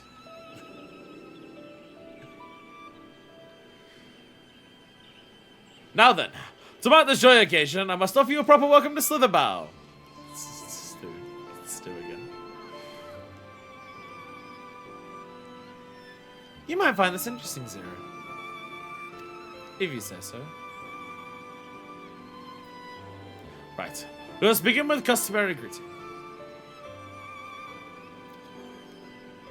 Mine first. I trust you remember how to announce yourself as a friend of the Blessed.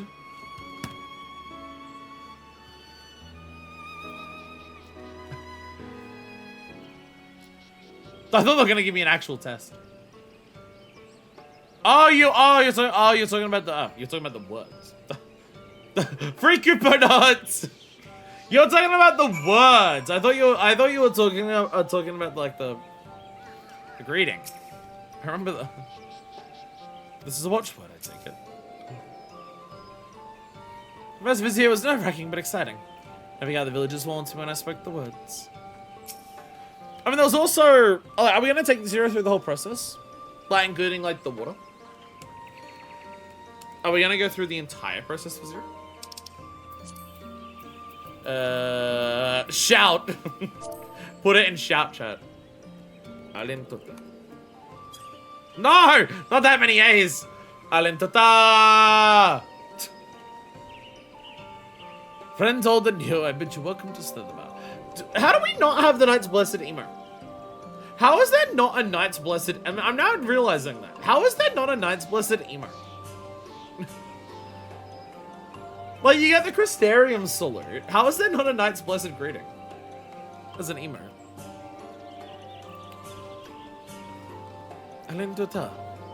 What does it mean? In the language of Ronka, it is one of several ways one might say, good evening. This greeting asks us to quickly discern friend from foe. A simple expression, but in a world bereft of night, the words hold deep meaning.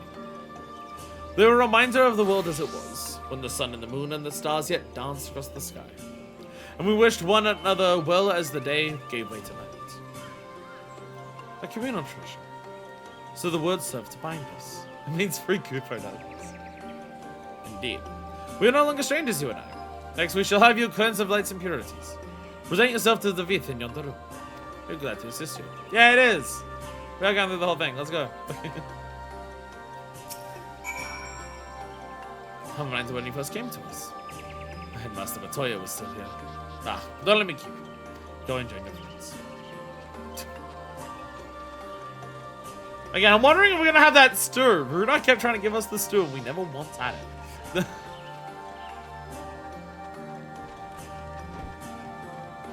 Hey everyone! Nice to get a new friend through the same experiences, isn't it? As soon as I greeted this debate that he poured a pot of water over me. I wasn't expecting a literal cleansing. There you are. Your friend has just been cleansed. How do you feel? Wet, but otherwise no different. I would have been surprised if you said otherwise. Even so, it is customary to cleanse ourselves of light with water blessed by our priests. But you have darkness again, do you not? Why continue the custom? Why? For the same reason that it was conceived. To pray for the safety of friends and visitors alike. As we pray for yours this day. Safe travels, friends. And may blessed shadow keep you.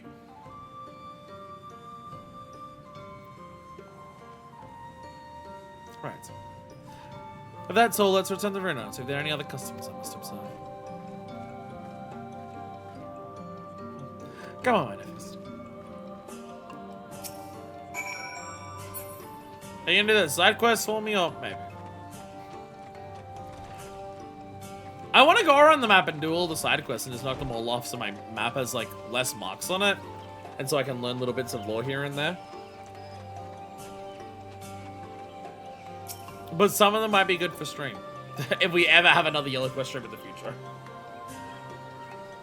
Kind of very focused on a lot of... I guess once I beat Dawn Trail, once I'm like actually caught up, it'll be a bit before 8.0 comes out. Maybe we'll save Yellow Quest for that. How does Zero like our working in customs? I wonder. Memories of those I've met in the bonds we've forged will always be a part of me. She may find these moments strange now, but one day she'll look back on something.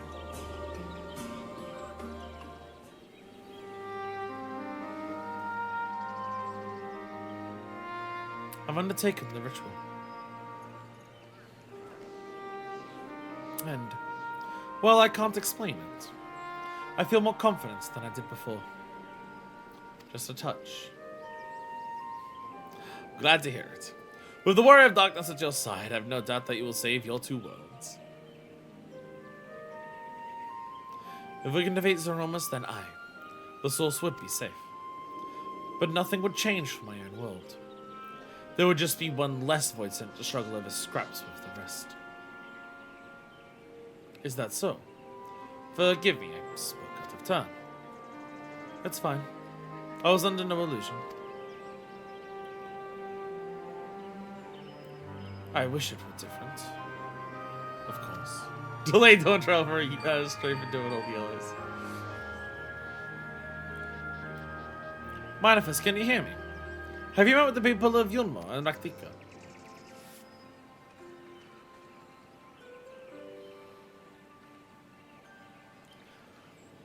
That being said, at some point in the next coming weeks, we have to plan around doing a Lodestone story stream. That shouldn't delay Dawn Trail. I think the plan is to do that midweek, like over Christmas week. Just gotta work out the exact date. Again, should work out that our very last 14th stream of the year is going to be 6.55 and Walker. Very first stream of the new year should be Dawn Trail. Assuming nothing comes up to interrupt that plan, that should be the case. We're like exactly planned for that. We just gotta do one midweek stream that is Lodestone stories. Excellent. Then we may proceed to the next phase of the plan without worry. Becklog has informed me that a tower is ready, so make for Nabatha Ring at your leisure. I've arranged for you to rendezvous with Casnard on route as well. Not only can he take you to the sites of the flood, but he also know where best to place the transporters, given his familiarity with the route between the Crystarium and Armor Ring. He'll be in town on business shortly, so I've asked him to wait for you there.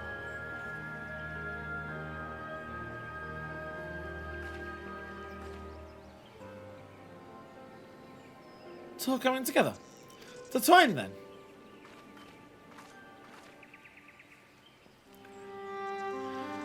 I mean, I'm gonna teleport there and cheat, but we have to actually walk there.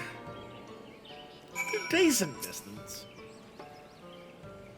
Zero's pessimism notwithstanding, we will pray for her world. Take care, my friend. And tell Master Matoya that she is ever in our hearts. Aww! We know in unison. Aww. Short Story Book 2 comes out on the 16th, so it's good timing. Will that have stuff I can read? So I put an N in your name. I'm sorry, I said Casnard. It's Cassard. So I don't know where I got the N from. I'm sorry. I don't know where I got the N from. Unless they put it in there and I fucked up. No, it says Cassard. I think it's the on route afterwards. I think I combined the word Cassard and the on part together, and so I just said Cassard. It's not Cassard, it's Cassard. Fuck, when was the last time we spoke to Cassard?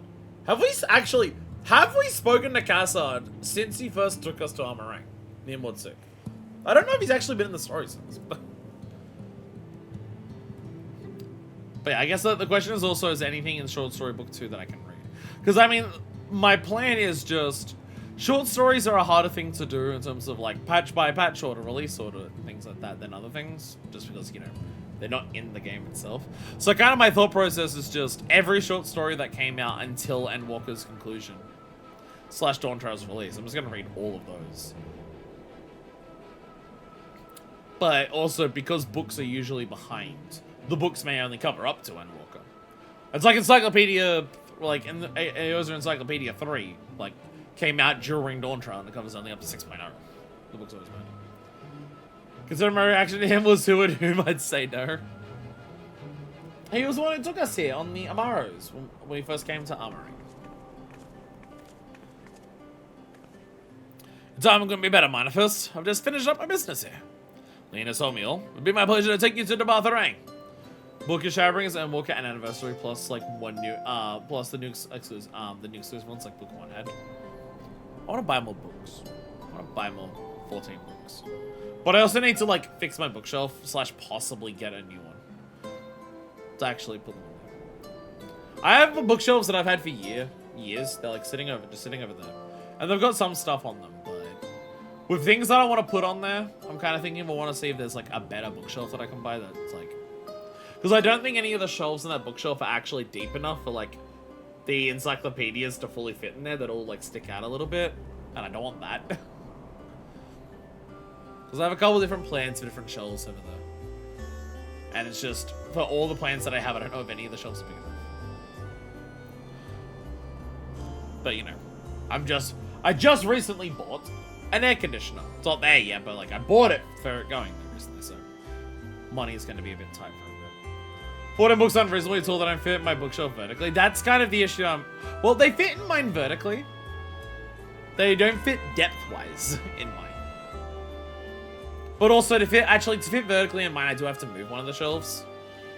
You can move all the shelves in mine like a couple of spaces, but like their default is where all the slots are the same size. So I do have to move one slot to be bigger to fit the 14 books.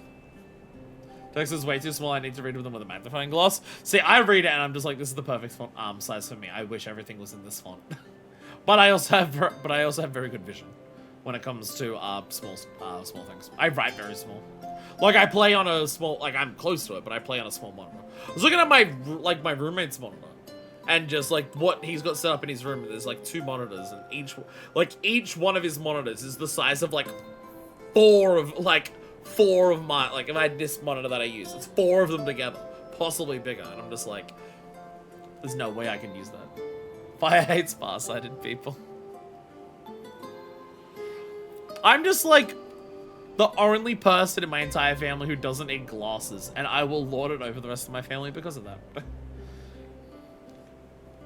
There's some ways where you can very, very much tell that I am, like, the kid of my mom and my dad. There's so many aspects to me where that is the case.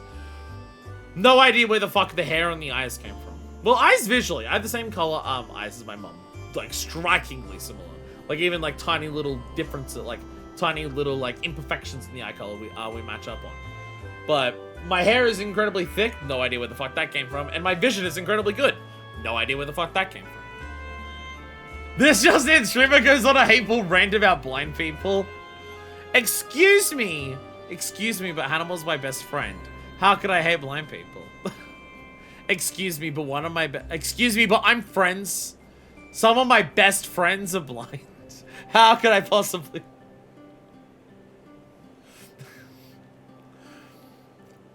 Leon has told me all. It'd be my pleasure to take you to the Batharang.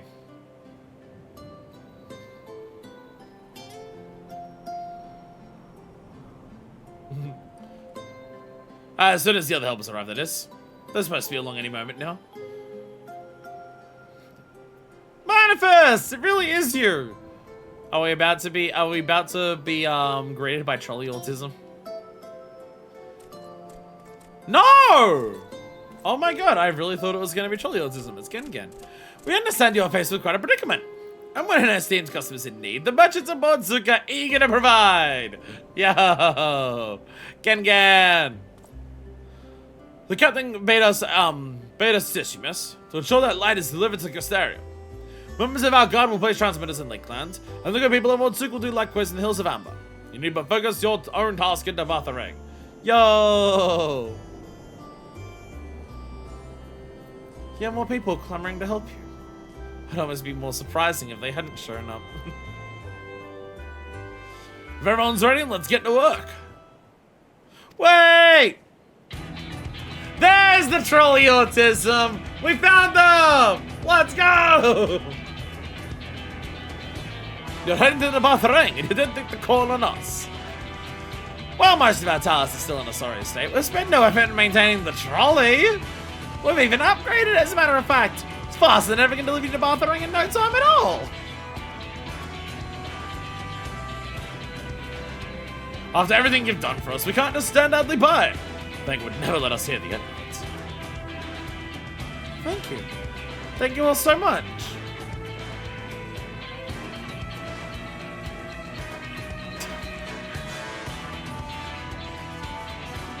Zero having that experience of meeting someone who's slightly more autistic than you and just being like, why do you frustrate me?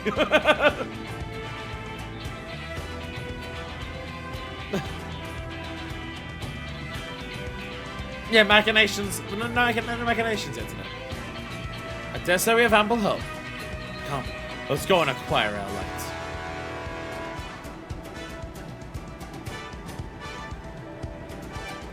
I just want to say, as someone who isn't autistic, I've seen other autistic people make the joke of meeting people who are more autistic than them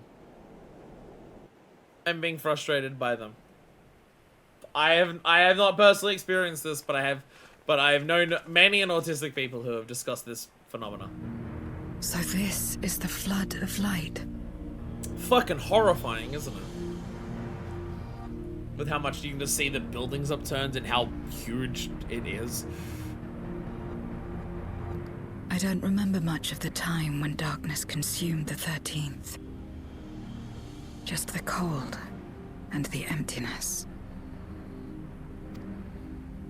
Zero? Are you all right?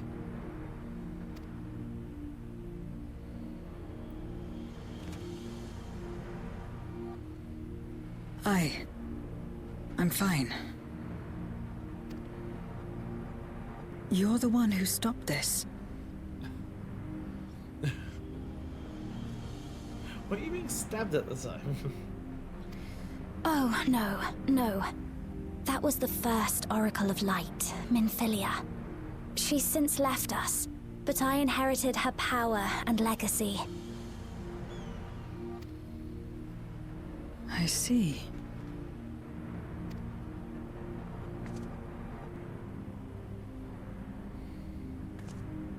Let's get started then, shall we?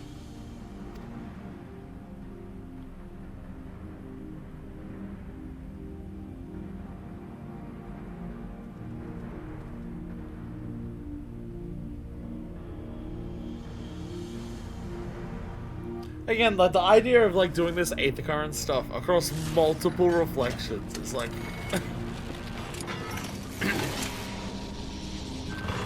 we need so many of these orbs. These orbs are not that far away from each other, and the amount of distance we need to cover. We need so many of these orbs. The other transmitters are set. Whenever you're ready.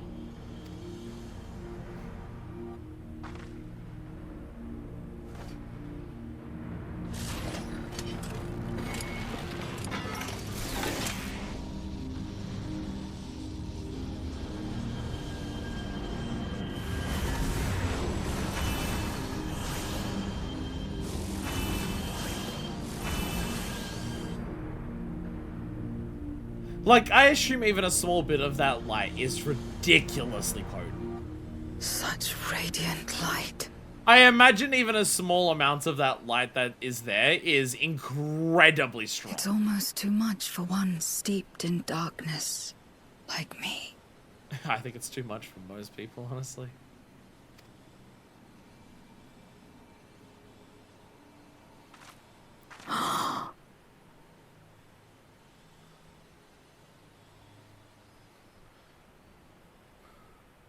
Whatever may have happened in the past, you're still here, Zero. Alive. What you couldn't do yesterday, you might still do today.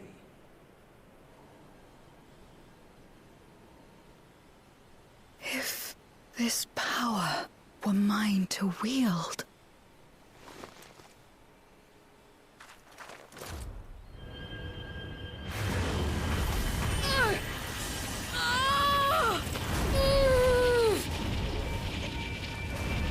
That's the flood of light! Come! Not to darkness! Not to light!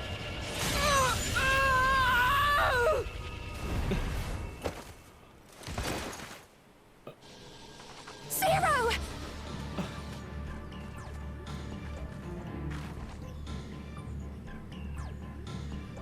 She's taken light into herself. Her body struggles to contain it. She needs help.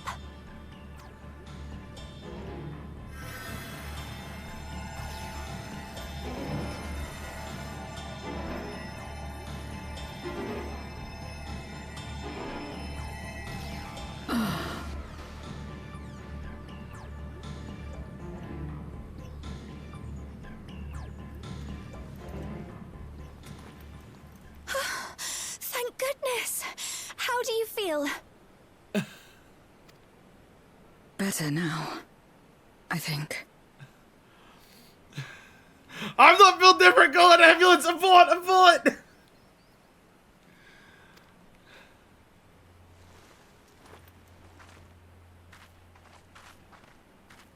Then you're very, very lucky. Whatever possessed you to do that? I had to know if I could command the light. If I could change my fate. Once, I would never have dared to dream it. But your friendship and your trust has helped me to see new possibilities. In myself and everything else. Hell yeah, Zero. Perhaps that's why, when I beheld this world once damned yet saved, I saw the potential for mine to be saved as well.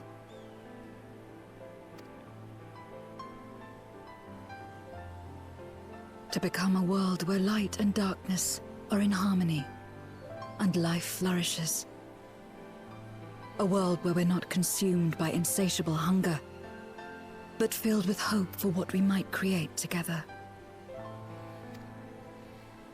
If I had the strength, perhaps I could make such a dream reality.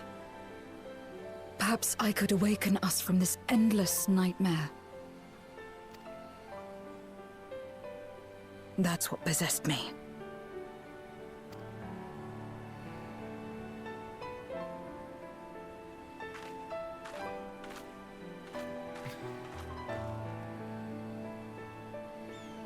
If that's your heartfelt desire, then you mustn't be afraid to share it. There was a time when I lacked the courage. To voice my desires was to burden those I love, or so I convinced myself.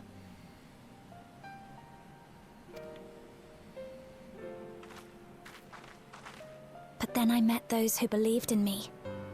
They helped me to believe in myself, and find the strength to live.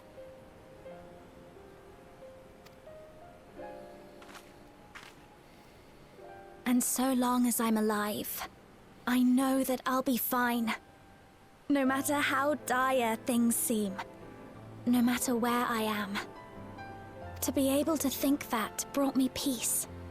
And it's a blessing I owe entirely to my friends. Those who believe in us.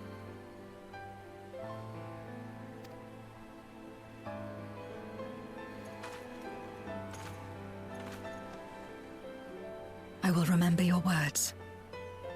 I know all too well that there's a limit to what we can achieve alone. As a friend, I'd like to help you fulfill your dream. If you wish to take in more light, I can keep the power in check and help your body accept it.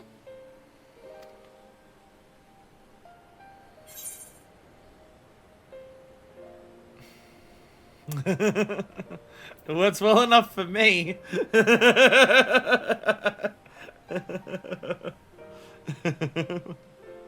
I like this one. Works well enough for me. Only negative I have is one discolored eye. Ah, yes. You mentioned having to absorb light. That you still live is proof of her ability.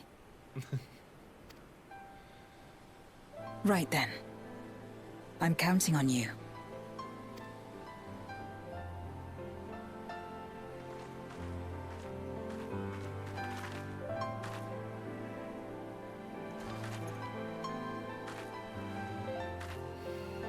Here I go.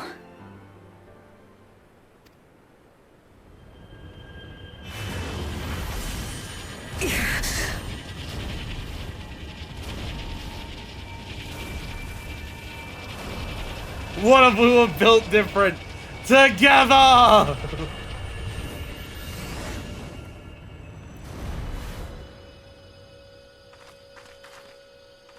can feel it. The light's warmth welling within me. Then I believe it worked. With this power, I will return to the void and fight. For the world that once was, and for those I hold dear. Lego! So much of this journey has been, like, Zero helping us to help Ashdaya and everything like that. And that's, like, the impetus of doing so much of it. And obviously, trying to save Ashdaya is still a big part of it. But having now Zero just being, like the much stronger motivation for themselves of just saving the world. It's okay.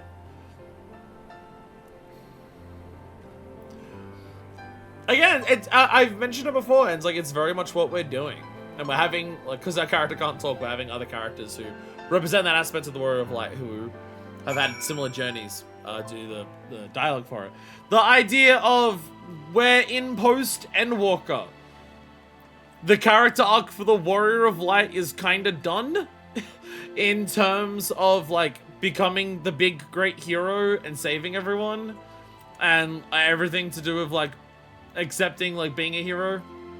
All of that's done now for the Warrior of Light. So how do you have the Warrior of Light be the player character going forward from this point?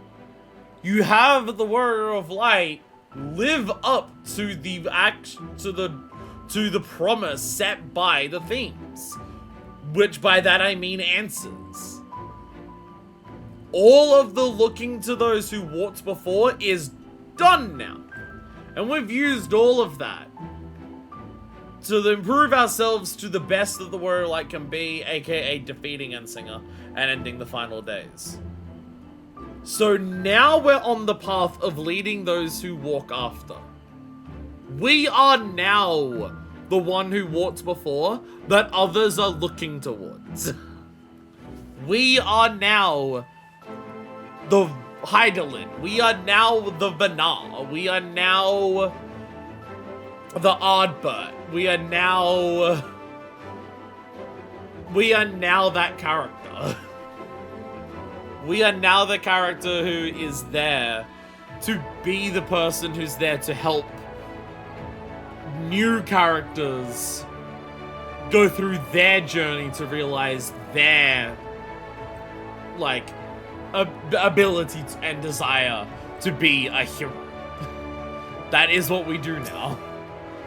We're the anime mentor! We're the anime mentor wandering the world. The wizened old master. that the plucky new young hero comes along to say, teach me in the ways of being a badass.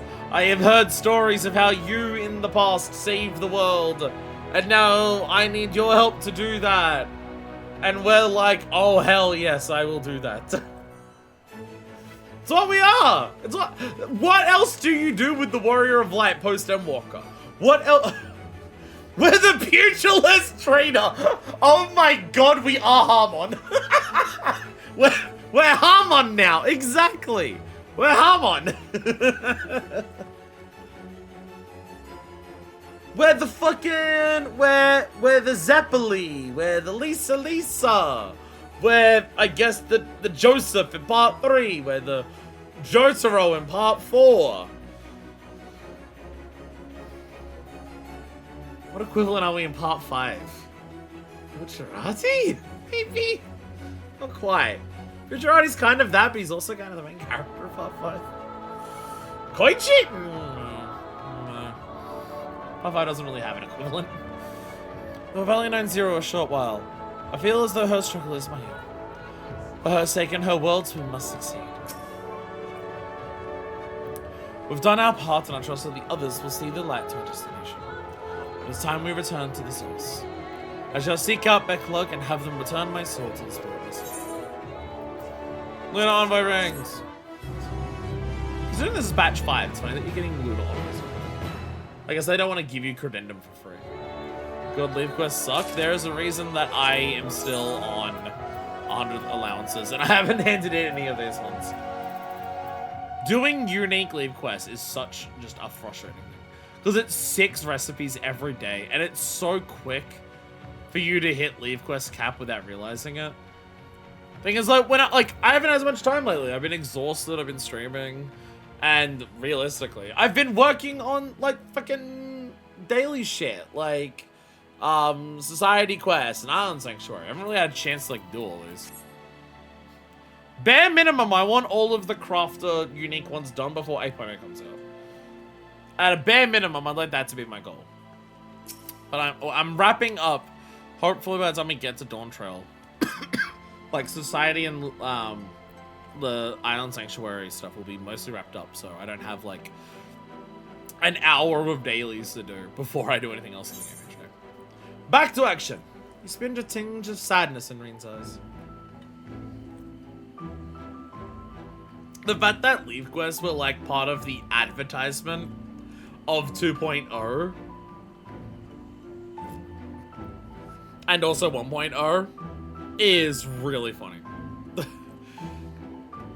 Like, that is part of what they sold the game on. And it's just like, what if quests, but way worse? And that was, like, their big pull for the game. Is so fucking funny. Well, I suppose this is it. I don't know if you had any other preparations to attend to or people to visit, but I'll go ahead to the ocular. It's the point where leave cards are like the focus of the 1.0 cinematic. Yeah, it's all of them in a bar, like trading around leave quest cards. Did Fates exist in 1.0? Because, like, it feels like Fates were introduced. They did not. Yeah, because like, leave quests are just worse Fates for, like, the combat ones at the very least. Because combat leave quests are just, like, significantly worse Fates.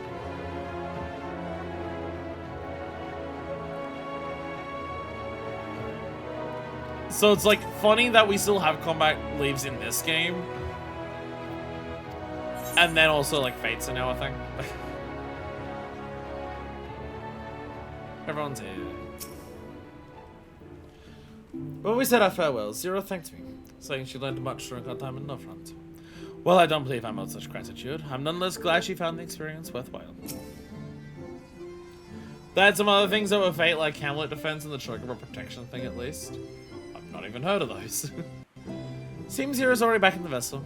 I would have liked to talk to her more. We'll have to wait till next time. And there will be a next time. I'm sure of it.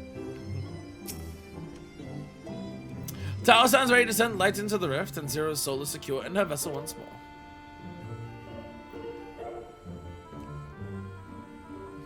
Our helpers across the realm have also sent word that the transmitters are in place.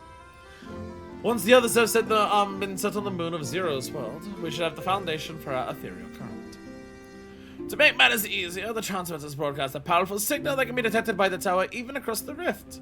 Upon confirming that the Void Ones are active, we will send forth the lights. The rest will be up to you. We'll all be praying for your success. I highly recommend the Fall and Rise of 14 series by Speakers Network. It doesn't just talk about the Death Issue 1.0, deep dives a lot of the gameplay aspects since the series is made by a 1.0 veteran. Yeah, so 1.0 is stuff that I am very much not familiar with. Like, I saw that, like, we did the story thing, like, at the beginning of the LP. But, I mean, what's that one fucking Ascian? What's that one fucking Ascian that showed up in 1.0? And then, like, the reveal of what happened to them is, like, we still don't know at this point in this fucking game.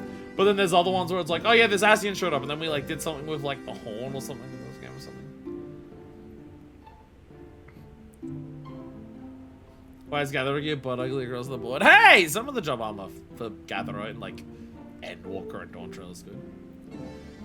Trevenshire, who also came in an Alexander questline, and then fucked off. Now go! Make haste back to the source and save your worlds! Hurry, not like a man to tower well enough. Return to the source and finish it. Next expert abides in this tower. I'll surely deliver the lights where it is needed. With so many people willing us on, I have faith we'll succeed. Oh no, good if it let him sound like 1.0 continue is a mess. I mean, I understand, like, again, people talk, like, people say that this game retcons stuff all the time. And I argue with that. I don't think this game retcons anywhere near as much stuff as what people say. I think this game recontextualizes the past a lot and past things, but I honestly don't think much of it counts as retconning. Retconning is a much more specific thing than just recontextualizing. I don't think this game retcons that much, but I totally understand the idea of just like retcon stuff from 1.0. Don't be bogged down by what 1.0 and set in stone, because that shit won't even be fucking playable after 2.0 comes out. I can understand retconning 1.0 stuff. But like, I see people talk about this game just being like, oh yeah, it feels like every like second patch this game massively retcons the past. And I'm just like, I feel like either you take extreme things and like apply them to the game that are not accurate, or you have a different definition of retcon. Like, a lot of the characters in this game make a point about just like not being certain of how things work, or so much of this game is about like the science of understanding how things work and learning new knowledge and applying that to the past and stuff like that. And then people would just be like, oh, we learned something that like gives new insight onto something in the past. Retcon! And I'm just like, it's not what the fucking word means. Welcome back, Manifest. I presume the preparations in the first are complete? That is well, for time grows short. Manifest, thank heavens you have returned. The Lobberers report that the brands are on the verge of failing. We have no time to spare. I shall restore Zero to her body at once. We have received word from the Lopperers that shit be fucked here. Zero! Ah, that's better.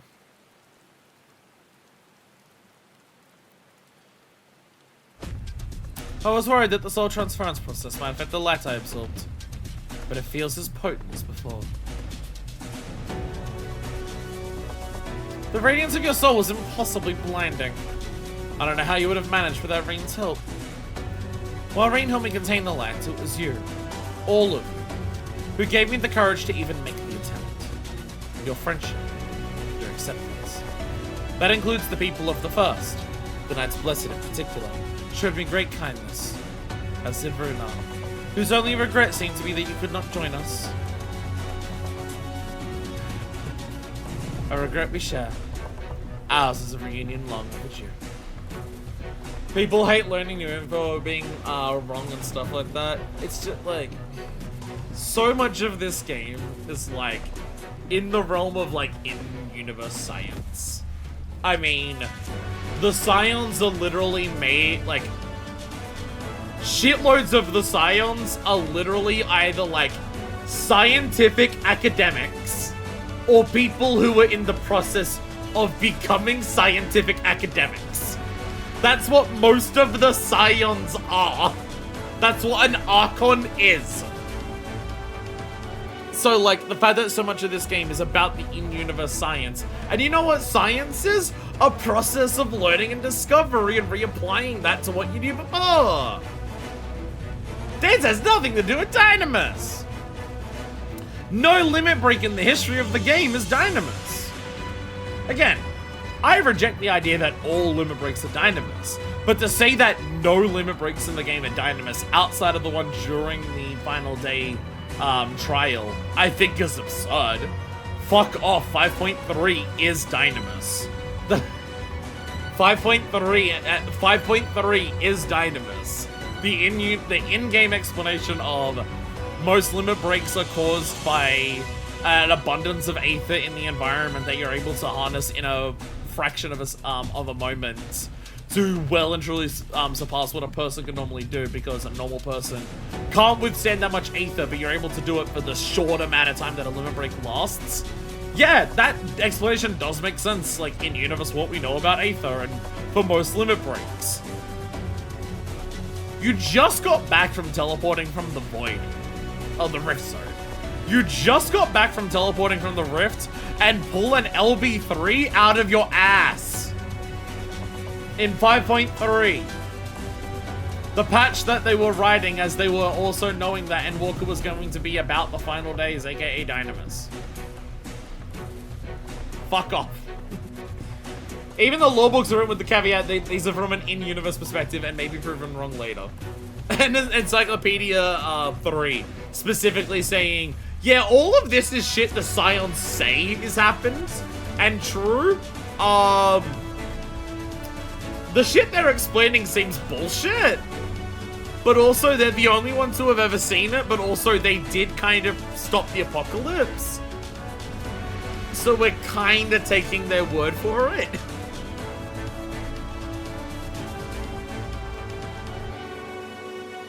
If all is in readiness, then I will assume my dragon form.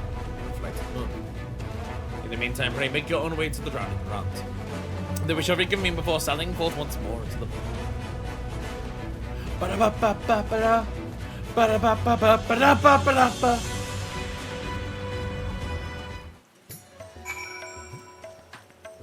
Alright. Living way! Best Burrow. Is the 90 white mage top the only top that has a visible bra under it? I don't know. Don't know. Don't even know what the 90 then. I can think of the piety top, but I'm just like, wait, no, that's Dawn Trail. Don't actually know what the 90 top for Womanish looks like. I don't know that I probably don't use it because it's a white mage gear. Party top is so close to being what Blindfist would wear.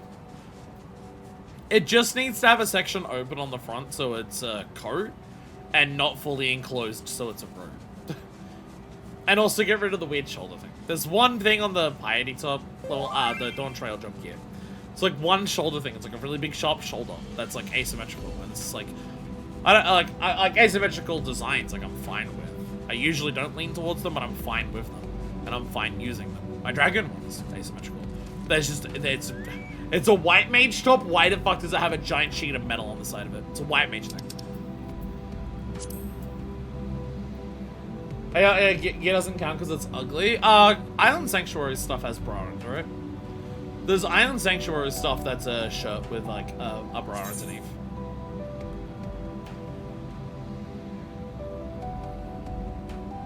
Combat tops. Ah. Oh, I guess, yeah, that is, yeah. Yeah, you can see, I assume that's what you mean by the bra. That part there. I was like looking for like on the side or maybe straps anywhere. But yeah, I guess that part, yeah. I guess that part would be there. See, this thing's open at the front.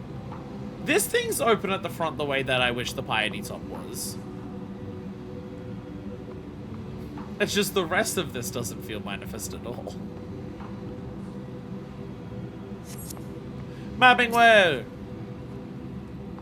Oh, thank goodness you're back. The seal will break at any moment, manifest. Any moment! The darkness groweth stronger with every passing moment. Doubt not but that Zeromus shall soon attain full strength. 'Tis a terrible darkness indeed that should so test the restraints which once held the Zodiac.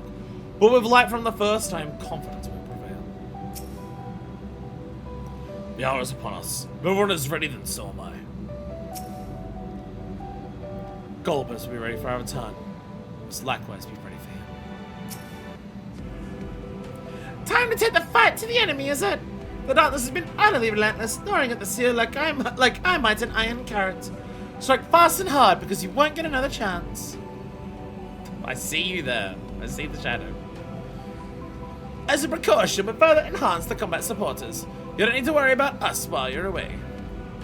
I shall maintain my visual over the Browns. Pray see that thou art ready to depart as soon as Vitra and the others have us aboard. May the light shine the way to victory and deliver you all safely home. No 10 for you. Vitra! Yeah, you do the dragon thing where you land and you roar. Here we go.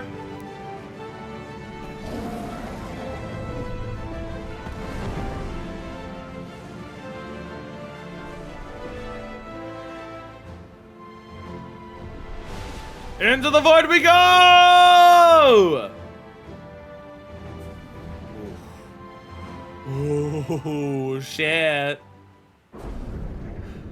Like, this is end of expansion shit we're doing right now. Like, we're doing the equivalent of end of expansion shit right now. Like, fucking holy shit. I mean, it is the end of expansion, but you know what I mean? Well, that's very purple. Very, very purple compared to the last time we saw it. No, I didn't mean to. The dark pall over the crater has grown thicker. And on the other side lies Golbez's domain. He'll have altered the terrain to hinder us. I don't sense his presence, but I wager he is in the crater. It would be ideal if he were. I shall hurry and place the transmitters. Once I activate, our crossover ethereal currents will be established, and light will flow freely from the first. In theory, at least. It will work. It must. This time, sister. This time I will save you. In order to unleash the most concentrated burst of light possible, we will route the engine to multiple transmitters for directing it to converge at a single point. I will survey the area for suitable locations. It's too quiet. Surely they know we're here.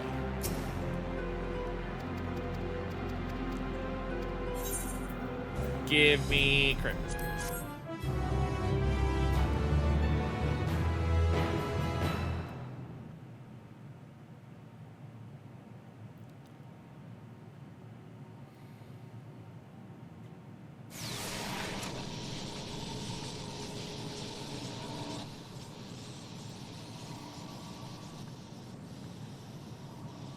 All is in readiness. Without further ado then. Light from beyond the rift, shine forth and banish the darkness.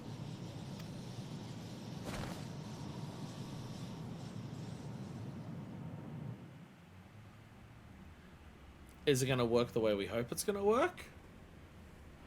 Will there be side effects? Will it be even better? Excellent. The tower is replete with light from the Bath Arang. Commencing transmission. Like, this is, again, this is across, like, 2 rifts for reflections. We're pushing shit to unknown bounds here.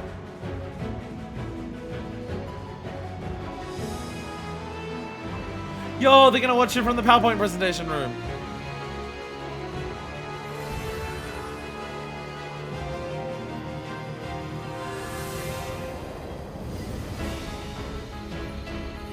Oh, we're just bypassing the source entirely? It works. It works. Light is flowing I was going just quickly through the souls, but... God, there's fuck all reflections left when you look at it like that. May this light illuminate your way. Like, there's actually only 3 other reflections. You can do it, Zero. I believe in you. Oh no, 4s. Lena got voice acting, let's go! Oh shit! Yeah!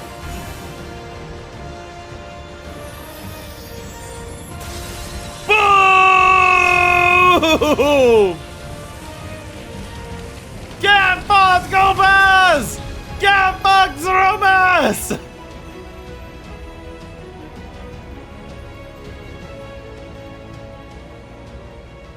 Look, an opening.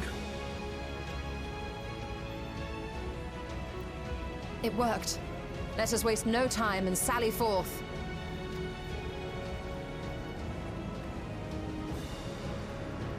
Alas, I fear the breach may be too narrow for you, Vritra. For a blessing, I prepared my simulacrum for such an eventuality. Yo! My true Out of form shall motion! stand guard here while we explore the chasm. Out of motion!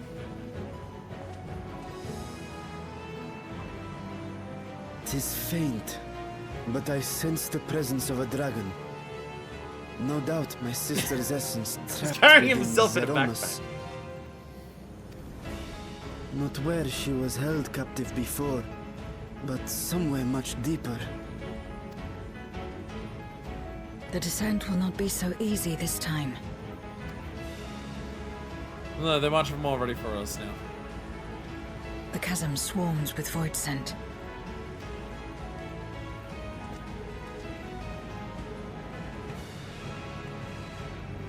Summoned by Golbez, perhaps, or born of the residual darkness.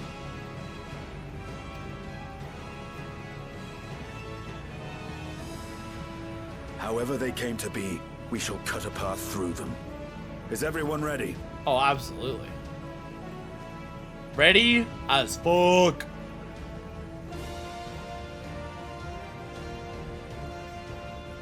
Zero?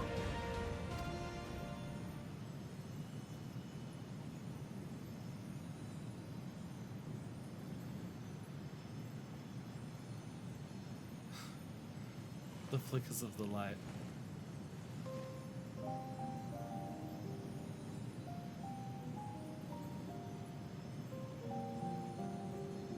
That light should shine in the void once more. I guess that is a point. This light here is sprinkling and like isn't being overwhelmed by the darkness of the void.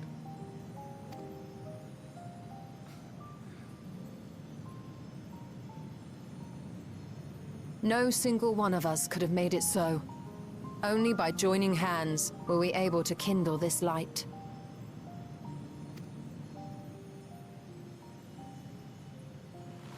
Do you see, Golbez? We needn't damn others to save ourselves. You knew this once, surely, when you tried to befriend me. When you were one of the precious few left willing to trust in another.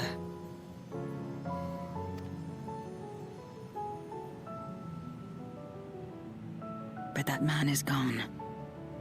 And in his place, a mockery of his beliefs.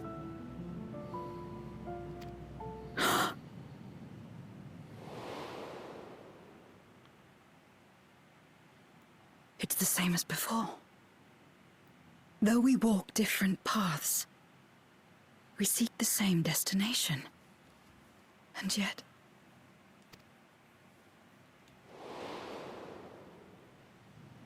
Now it's your turn to outreach the hand.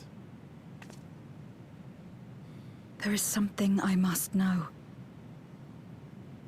A truth that lies waiting in the dark.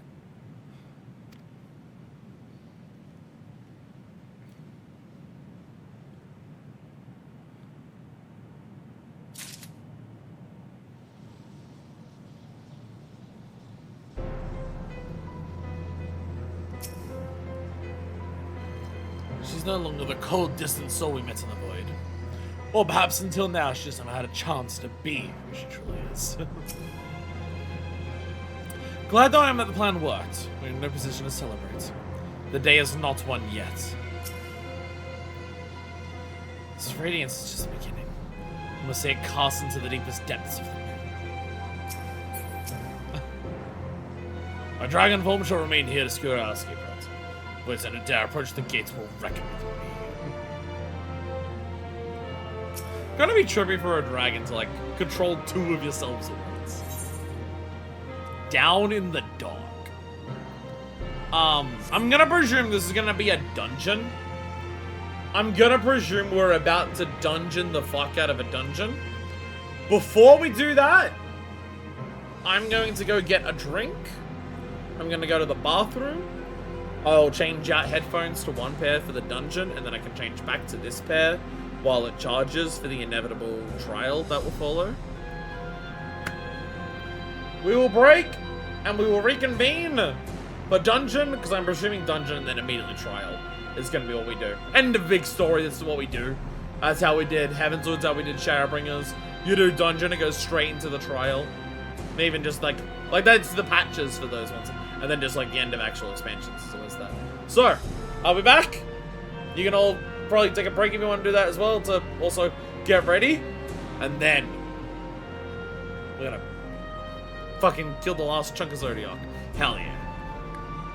And we're back. We just had to have a chip rant. And I also came back with best energy drink ever. Be refreshed citrus lemonade. It's very funny that it's called citrus lemonade. Because, you know, lemon is citrus. But it hits good. But it hits so fun. Holy shit. It's gonna roll a cutscene, so I hate you, I hate you, I hate you. Well, hopefully that you skip that cutscene soon, because we're about to do a dungeon. Down in the dark. Now, Sean is the very picture of determination.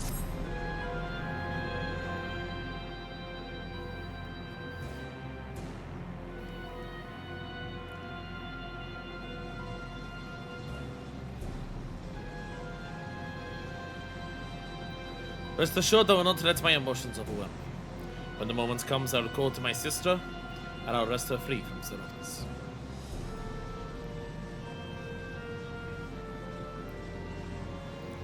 The crater awaits. Woe betide any who bar our path.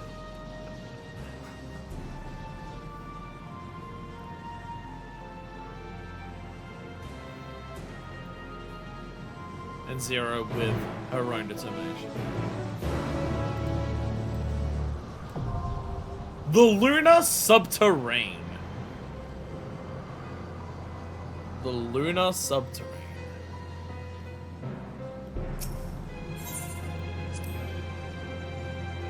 When we find Golbez, let me speak with him, please. There is something I must know.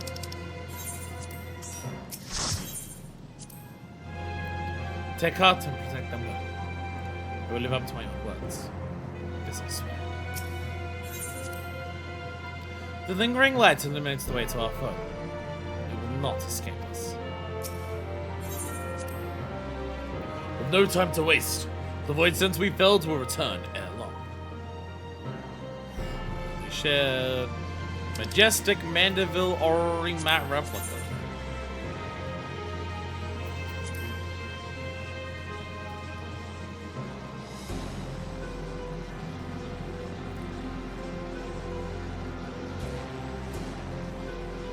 Honestly, I think that's one of the best Astro weapons I've seen.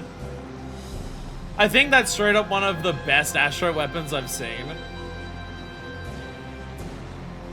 That's one you're using? Ah. The curtains are a solid piece of marble, not fabric. Wait, what? The curtains are marble?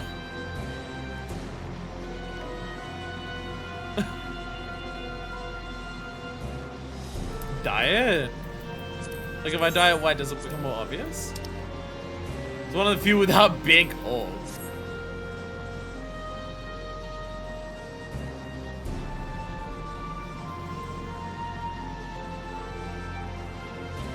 This is definitely one of the better Astro weapons I've seen. This is well, most Astro weapons either I think look straight up bad or so imperceptibly like they're Astro weapons, so I can't tell the difference between them and anything else. But this one I really like. Oh yeah, okay, dyeing it red I can see, yeah.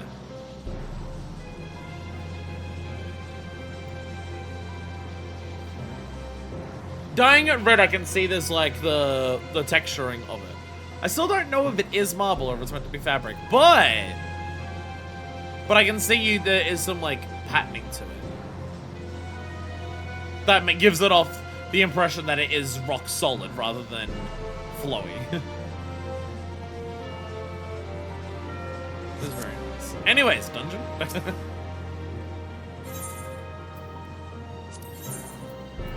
Dungeon. Dungeon tonight, Queen. The Lunar Subterrane, a final Endwalker dungeon. Long has Golbez guarded the location of his domain, a solemn sanctuary wherein he conspired to break the barrier between worlds. It is there within the recesses of the 13th moon, Zeromus bides its time, gathering the strength that will see Golbez's plan to fruition. But what else could he be guarding in the subterranean labyrinth? What secrets might be laid bare by those willing to brave its abyss of depths?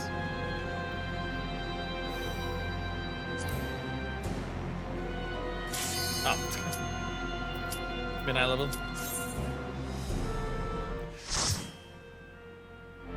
It's weird that like the picture only shows you mid-eye level, but then it comes up here saying it is mid-eye level, no echo. It's weird that like the picture doesn't do anything like that. Oh. We got fun music going. The Lunar Subterrane.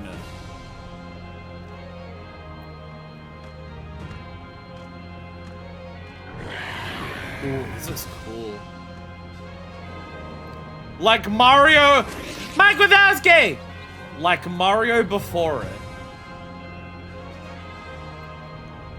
Final Fantasy XIV is indeed aware that the truth of the moon is that it is made of cubes. Mike Wazowski!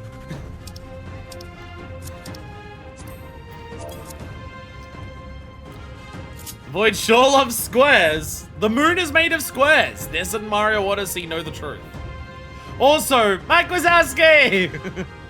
Void Moon Panopt Void Moon Plague.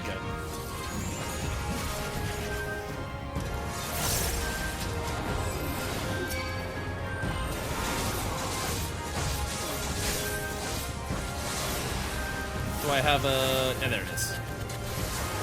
Sacrifice! Stab! Continue stabbing! Come in, yo! Get more of this going. More of that going. More of you going. Hell yeah. I think I mostly did that pull without fucking up. Can't remember if I, Death's designed the second pack, but, you know. I think mostly I did it without fucking up.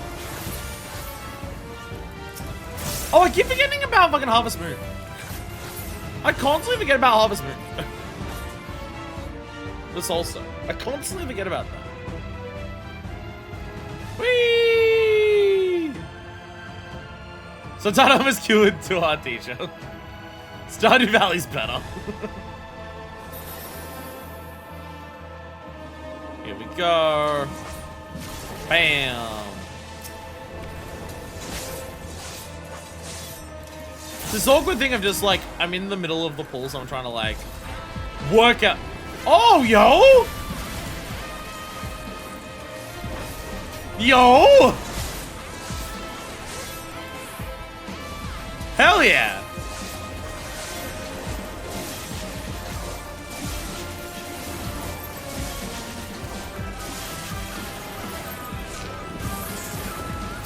Hell yeah! Kind of felt like I don't know where the guitar room started. Hell yeah!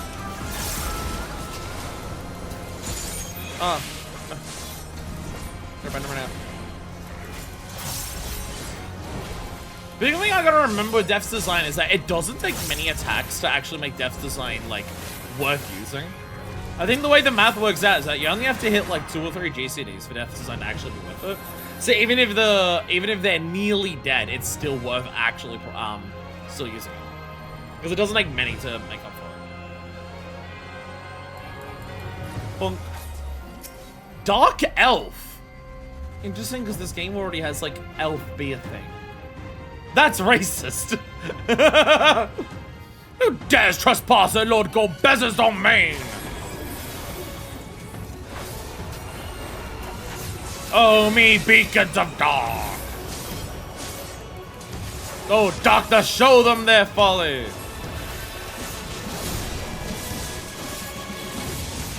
Boom. Squares? Is it more complicated than just no squares blowing up? Okay. I thought it was gonna be more complicated, and then you're doing squares. Will squares blow up? Hexing staves.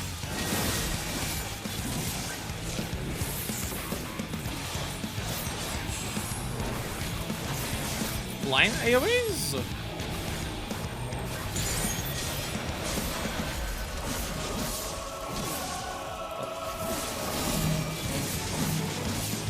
Oh, so you've disappeared it so we don't know where the line AoEs is. Ah, I see. And then they go, yeah, and there's the lines. Yeah. I was trying to tell just like how long it took to do that. Fools, there is no escape! Oh, Jesus, okay. We have a single save square. We have a single save square, it seems.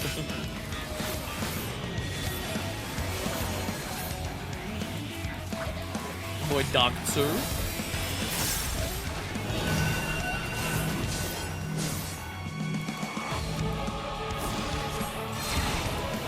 And then Roland's Compliment is all I'm coming back. Okay. I quite for the first boss of a dungeon, I quite like. I don't expect the first boss of a dungeon to be like absolutely brutally complicated or anything like that, but there's enough going on here you gotta pay attention. One singular mechanic, but it's combining that mechanic with like, it's combining the memory check with having to do other things where you can't just rely on, I'm going to just use the memory check and just stand it. Which I will always appreciate. Again, it's the first dungeon boss especially. Oh, I thought you were on like nearly dead. I would have used Gluttony. I didn't realize that. Oops. Yeah, like standing here is just like, okay, we know where to go at least. As we dodge everything else. Fucking. Forgot again.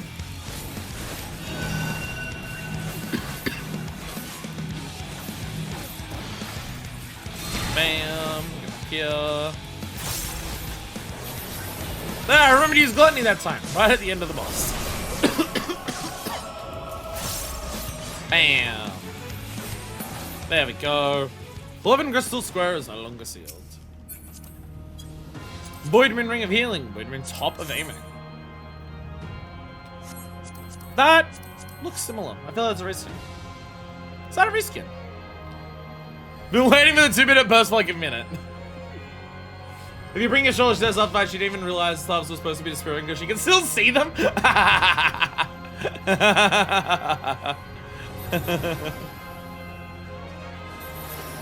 Big ass room here, holy shit.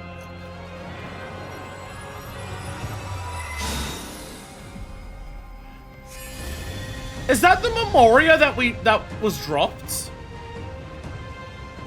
Oh shit! Exarchy, I knew it was gonna risk. Hurry, Golbez! The city is already overrun. Yo! More of Golbez's memories from the Memoria! Holy shit!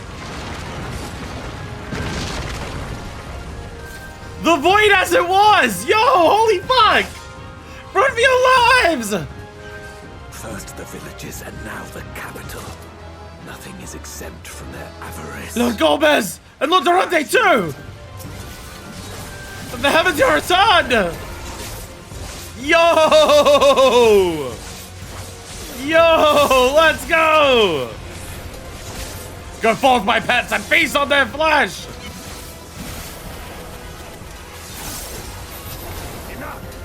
Oh, dungeon that is an excuse to show off the antagonist and the history of long dead worlds. Oh, I love you so much. I love you so much.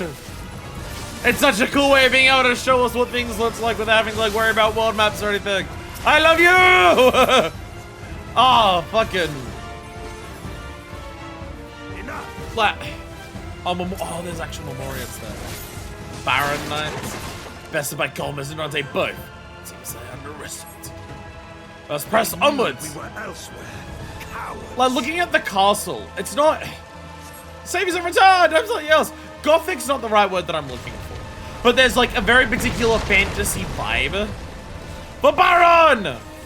There's a very particular fantasy vibe that this area is getting across that, like, doesn't exist elsewhere in 14. Like, cause you know how, like, cause we've mentioned it before, how, like, it's very obvious that a lot of Shadowbringers is deliberately leaning more into fantasy stuff than what the rest of 14 does. It's like, oh, this is a world that is way more fantasy than what ours is. This is that as well, clearly, but still in a different way compared to what Frenzied Manticore, but still in a different way compared to what we know, right? Like, this is like leaning more traditional fantasy, but still in a different vibe than what Shadowbringers does. This feels more like the darker horror stories, just like by the architecture alone. This one is dangerous. Have care, Golbez. Well, the architecture and design and color palette of everything alone, like... You know what I'm trying to explain, I hope, just, yeah. This whole bit is based on original Final Fantasy splash art, yeah. Yeah, like this is, yeah, from the NES, yeah. Again, it's got much darker tone to it. It's a much darker thing than just like what normal Final Fantasy 14 is, or even the Final Fantasy 14 that you see in Shadowbringers.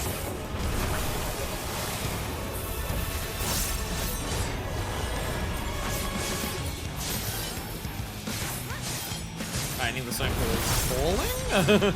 Because yeah, you're knocking me back. Am I knocking back into a stone pillar that's collapsing?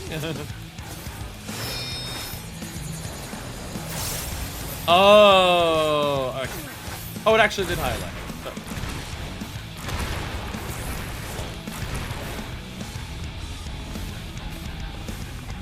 Wait, so yeah, I want to be up here so I can go away from the one that I know. Oh, you can actually physically see it. You can physically see the one that's attracted. Okay.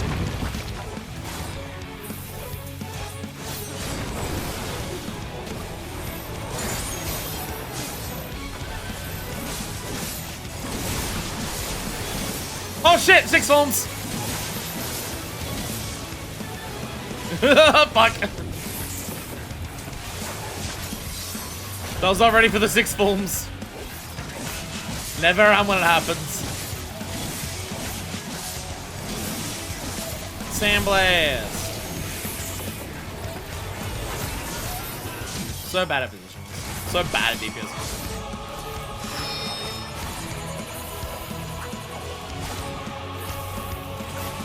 I'm safe here.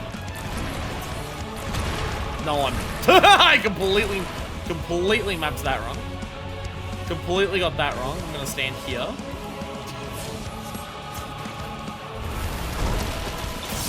Whoopsies. May have fucked up. Don't worry about it.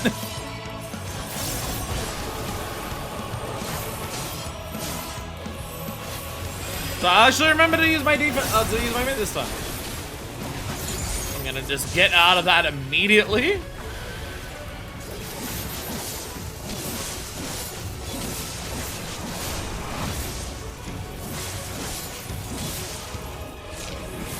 Sandblast. Oh no.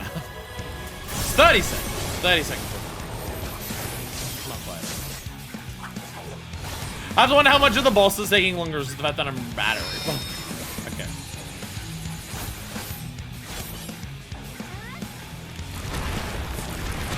Fucking goddamn it! Fuck!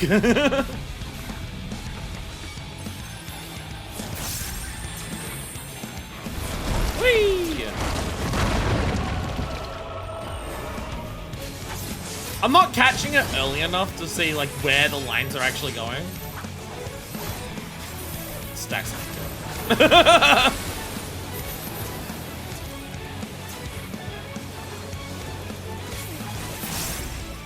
There we go. Yeah, I'm not saying where it's, I'm not like catching the Telfer early enough to be like, okay, actually like the beast bodes ill. We've no time to lose.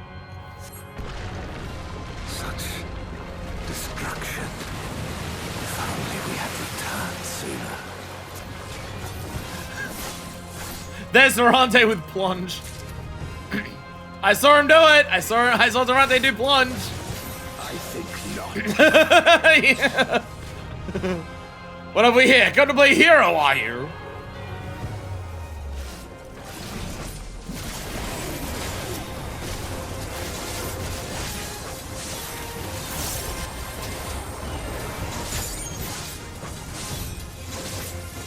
Five more seconds, I do.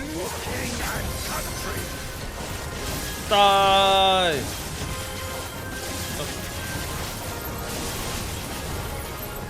Come on, yo!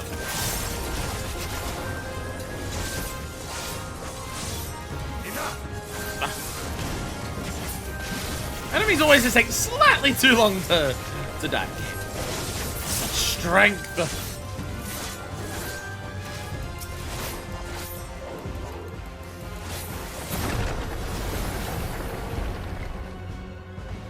I dare say we'll be faster if we split up.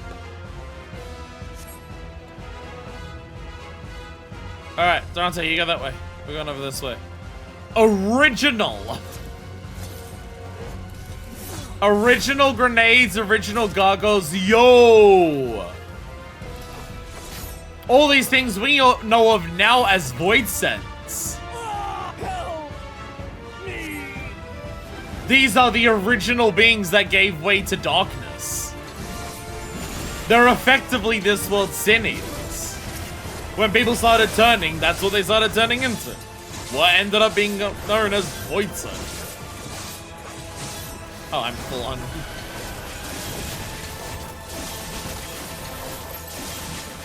full of myself. Really this thing.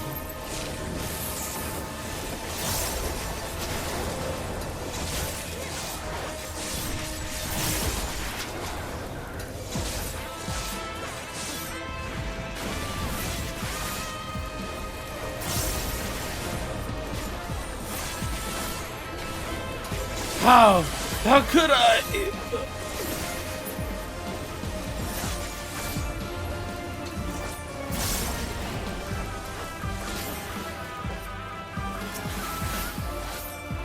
Vampirus.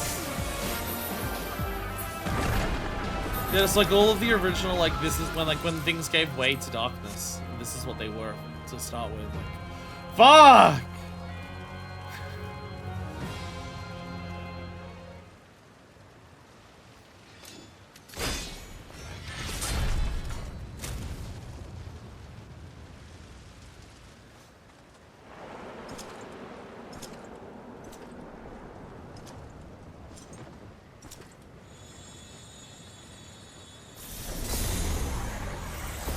Golbez!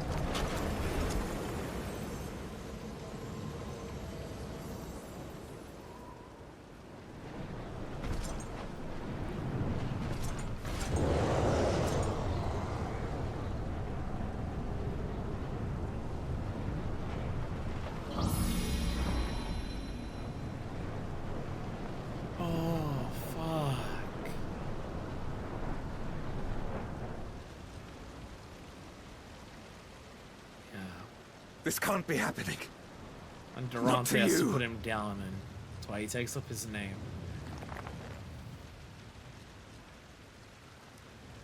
So that the world doesn't remember Golbez as what he became. My friend, my hero. I will stop you even should it cost me my life. Oh.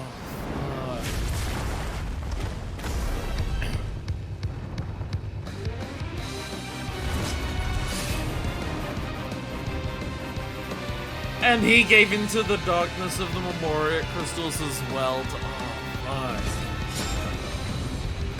Fuck! Well, the second fight for Durante / Golbez is V8 boys? What, you mean Durante's the Golbez that we know now? Oh my god. The crystal, Jesus Christ. The lunar subterranean. Oh god. So be it. I will fight you with all my strength. Such a depressing fucking story, like fucking hell. That's what I mean, is that the Void has always had this backstory that is like as heart-wrenching and tragic as the fucking implicitous battery.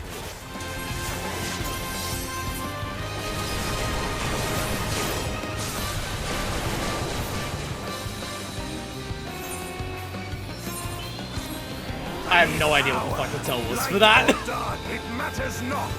I have no fucking clue what that tell was. At all. I didn't even see anything happen.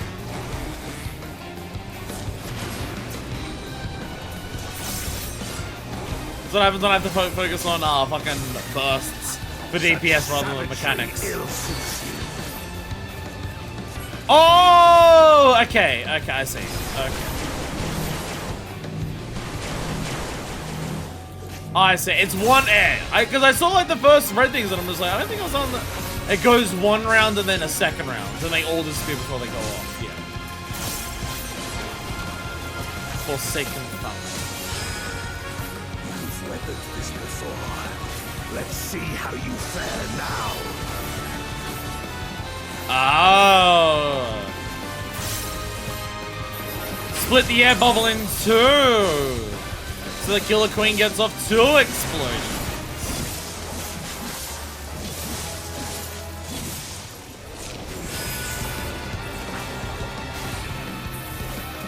Come to the puzzle.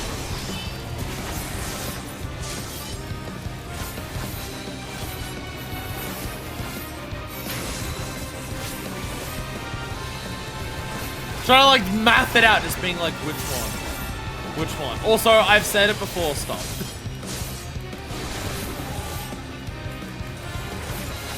If I die, I die. I learn mechanics more by dying and failing them more than being rescued out of them. Because if I get rescued out of a mechanic, I may not realize I got rescued and then not understand why I got moved. I will not understand what happens after the time if I get rescued. Prepare yourself. Lines? Yeah, just big lines. My friend. That's going to be a huge explosion, I'm going to assume. Yeah. A lot of mechanics here are very similar to the ones that he uses in the trial. There's ones here that are definitely similar to the ones he uses in the trial.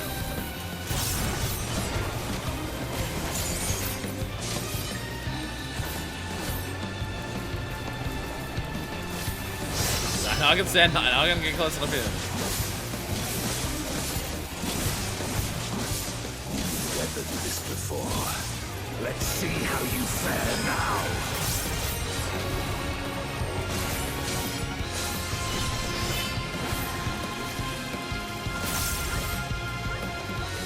Middle? Yeah, middle.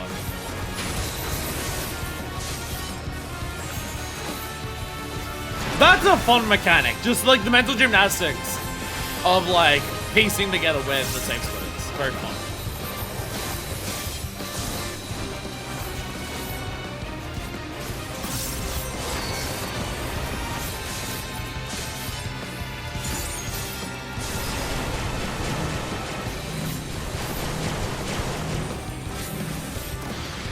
Combining those together is so mean. So mean. Oh, it's fine. Even so, I'll not be bested. Not Again, don't know how the fuck people play DPS, I really don't. People always talk about how hard it is to like play healers or tanks in this game, and I'm just like, the hardest job in the game by far. Like, hit from here. Prepare yourself. Come on. I'm out of the range. I'll be fine. See? Perfect. My friend.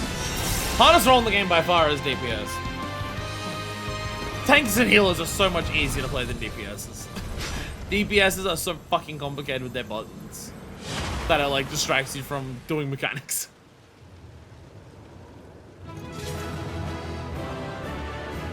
For a final dungeon boss, they really ramped that one up. That felt like a hell of a lot more than what most dungeon bosses usually are. Most dungeon bosses, like, that felt like it wasn't on trial level, but it felt like they did quite a lot to push it towards being close to trial level difficulty for that. That was fun. That was fun.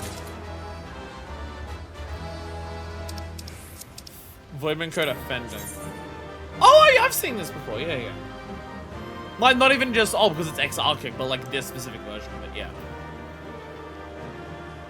This is one of those ones where I'm kind of considering, with glam unlocks, do I want something like this to be Dancer? Because I really like this top, but I don't know what to use it on.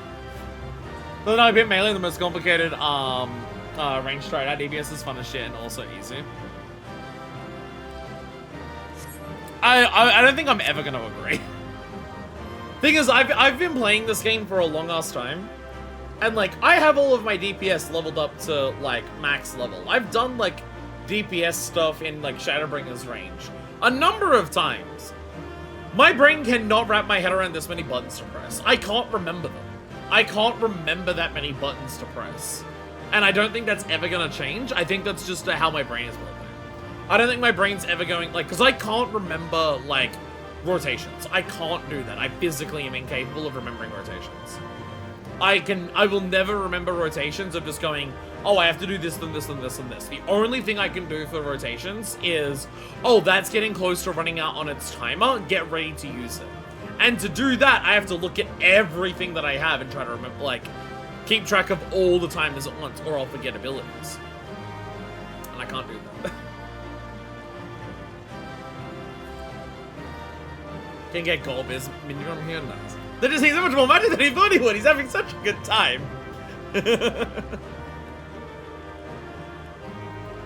Was there truly no other way? He all but set his soul aflame. Should not have come to this.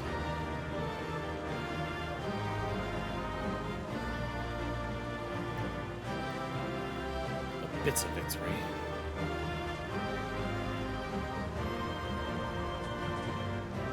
Yeah, the filter on the screen's probably a bit much, because it's here for 2/3 of the dungeon. It could possibly, like, appear there to, like, get across the idea when you first get here, and then disappear. I do agree with that. But, the cum bottle. But I gotta say, one of my least favorite dungeons because of the stupid filter.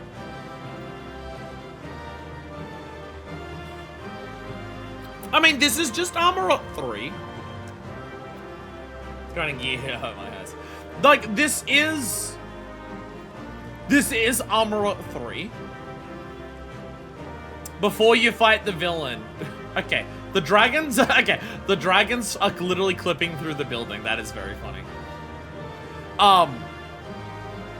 It's Armor Up 3. Hey, before you fight the villain, here's like a memory of their world as it lay dying. Like, you see Amuro as the fall happens. Medion takes you to multiple stars before, right as the fall is happening.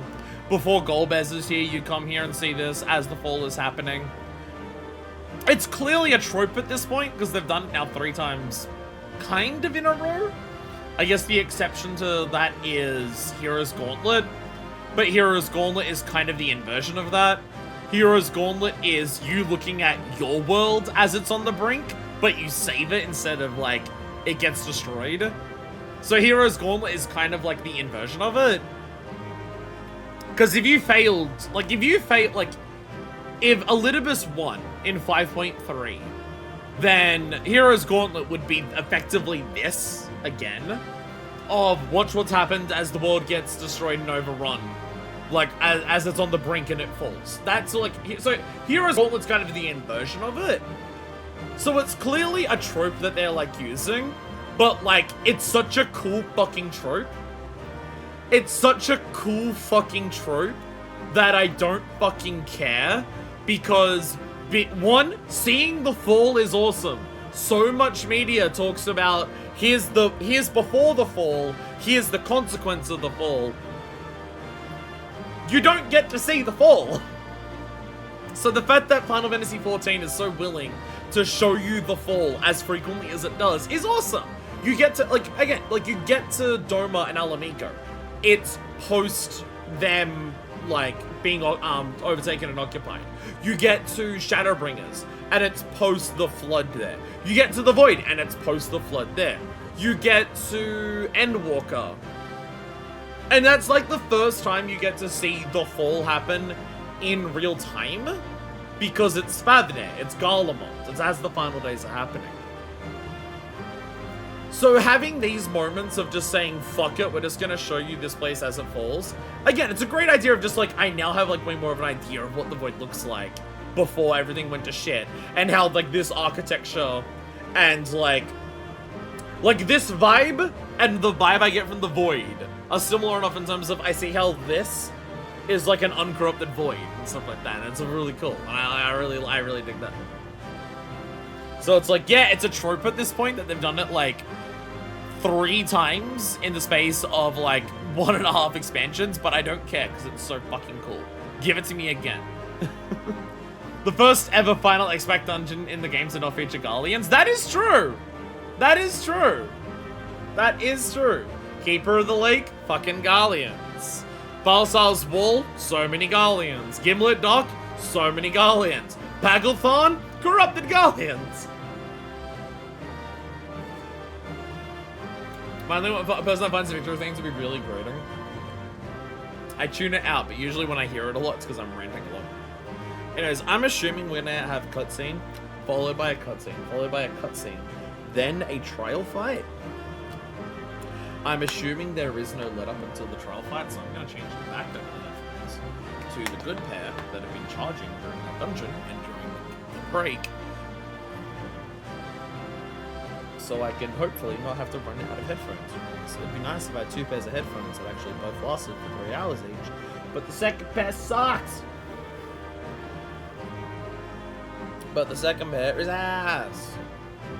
Yeah, dungeons are also just like a really good excuse to show a lot of architecture, show a lot of storytelling in terms of like shit happening. Again, it's stuff that we were talking about before in terms of like the MMO structure. Because of the MMO structure of the game, it's hard to have like things actually change in game. Changing environments is hard. Showing like the progress of time is hard because of the MMO structure of the game. It's hard to have like a lot of action in the overworlds and like have it do a bunch of stuff because, you know, it's an MMO.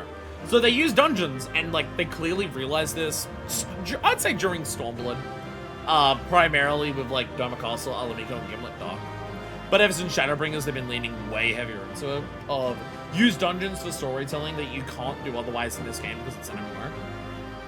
So having areas that you can, like, they don't have to worry about building a map for Baron. They don't have to worry about building a fully interactable, proper collision detection, etc., Baron. They don't have to worry about a Baron that's fully, like, textured from every angle because you can only see it from going through here and stuff like that. But for the player, it's cost effective. It's cost effective to get across so much of an area and so much of an idea of something without having to, like, worry about new maps and everything. And I really appreciate it. I appreciate that ever since Shadowbringers have been doing way more. Because I find it always lands really well. I know some people don't like it because it makes the dual duty roulettes take longer. Because like every dungeons in Shadowbringers is like closer to 15 to 20 minutes rather than 10 to 15. Because of those storytelling moments. But Final Fantasy XIV's always been a game that has prioritized the first time experience more than the repeat experience. Which I think it's better for than anything else. Oh, hi, Horatio. Hello there, Crossword Party. I wonder what's about to happen after this.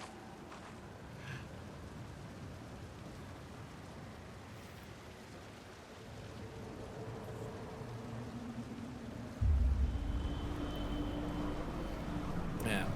So we're in the Echo Vision of Golbez, so you see us as Golbez. Like, we're reliving Golbez's memories.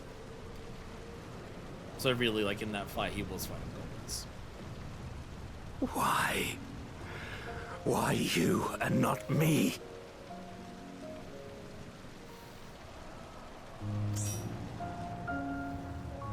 You were the best of us. A paragon of virtue. I could never hope to be your equal.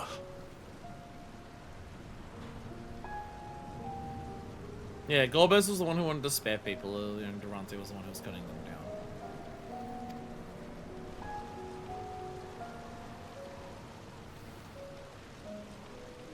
I am only the knight I am because of you.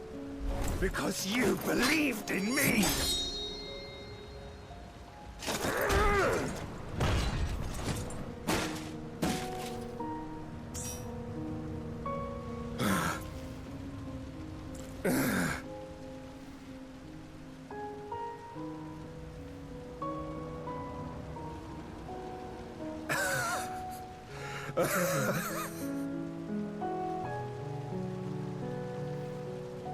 You would not wish to become a monster, preying upon those who fought to protect. But neither can I bring myself to kill you. Macro in the future. Because I'm gonna go right into the trial after this, so there's like no time to like sit around and wait for things. Because it's gonna be one immediately after the other. But it also means system sounds while you're like in Party Finder. Remind me in the future to make a macro to mute system sounds and activate it for big cutscenes.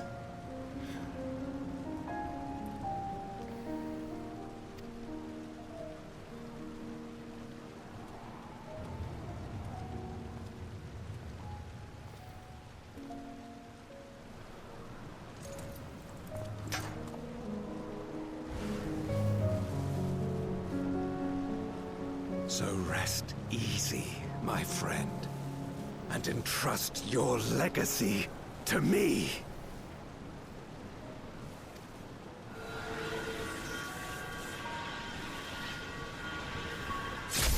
So you sealed him in the memorial.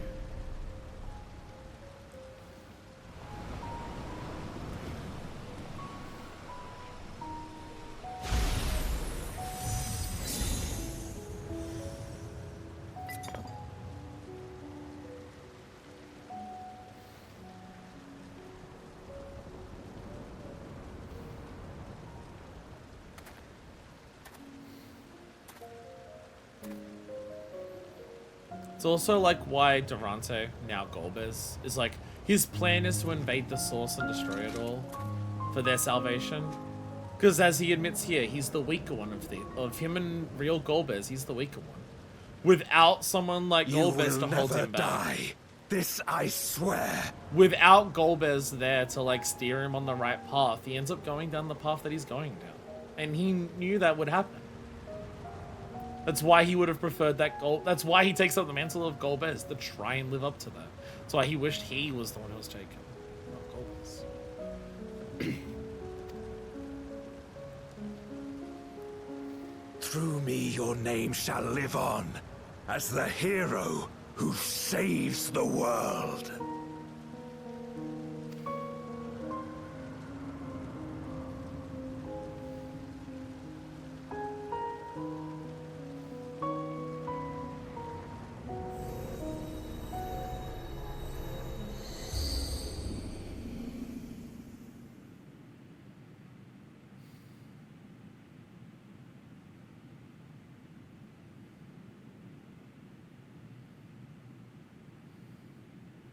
We've been released from the memory, 'twould seem.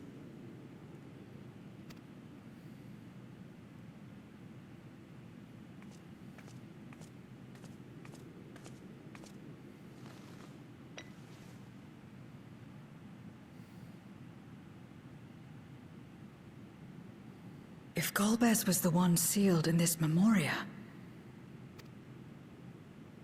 then the one we've been fighting is... No more than an imposter playing at hero.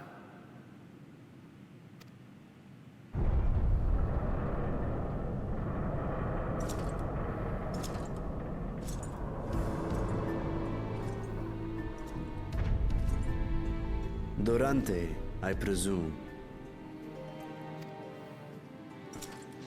A name long since lost to time. History shall remember only Golbez.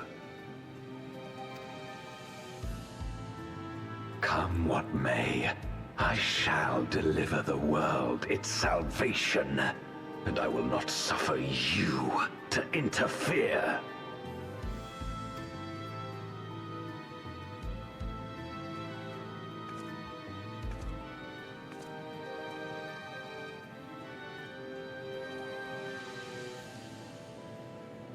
You seek to free all souls from the purgatory of undeath. And to that end, you would invade another world.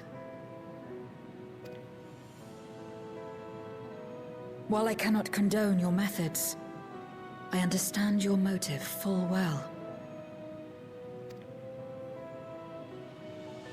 For I'm driven by the same. I too wish to save our world. Let's go, Zero! I too once thought I had to bear the burden by myself. That I had no choice but to walk my path alone. But I was wrong. We may yet strive together towards our shared goal. If you would reconsider your course.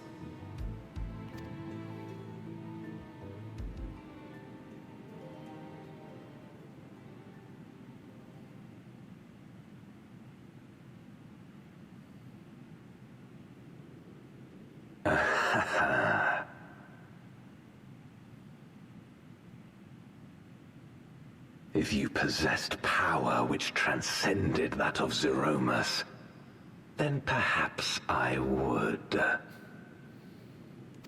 Beat Zeromus and you'll change your mind? But Sounds you like a do plan. Not. No, you are but another Voidsent like me. And what is a candle before the sun? Christ. Every sentence he says, he's just aura farming so fucking hard. Perhaps we aren't all-powerful, and cannot effect great change in an instant.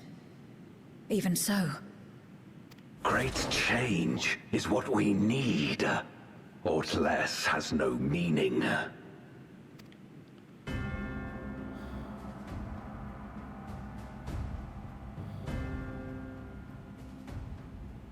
Having glimpsed our past, you should understand as well as any. As Golbez, I dedicated myself to ending the Contra Memoria. I fought the corrupted Memoriates and attempted to redeem those twisted by their power.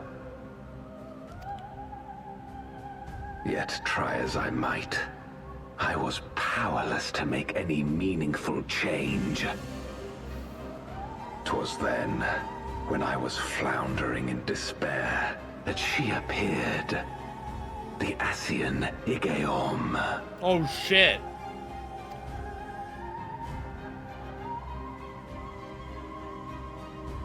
Claiming to know how to excise the source of our woes, she showed me to the moon, where the servant of light abided. 'Twas he and his ilk who had granted men unnatural powers, she said, and now prolonged the war. Oh, fuck. One of the ones in... No, Igeom super died. Igeom was the one that we killed with the beam of light. La Habre was the one who escaped. We super murdered Igeom.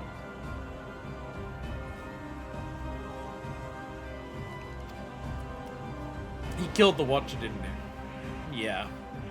Believing her every word, I struck him down and caused darkness to engulf the world. Ardbert killed an Ascian with light, turned all of the Ascian's darkness into light, caused the flood.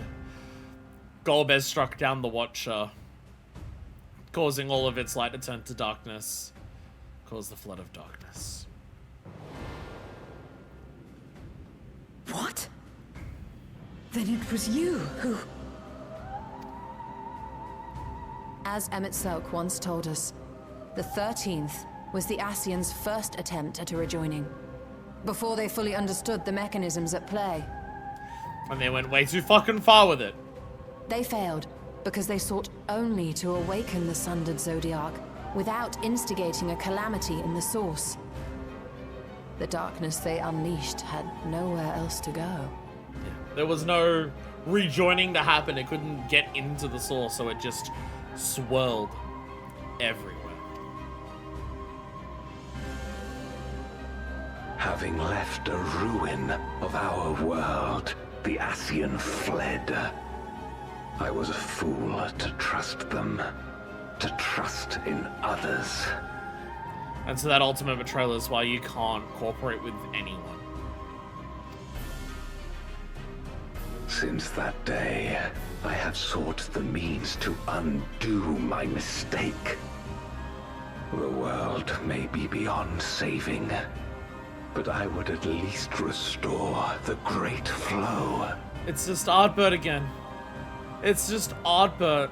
This is the same, like, guilt that Artbert felt. I've caused the flood. It's impossible to save the world. If I can at least force it all into the source, then we can all at least die.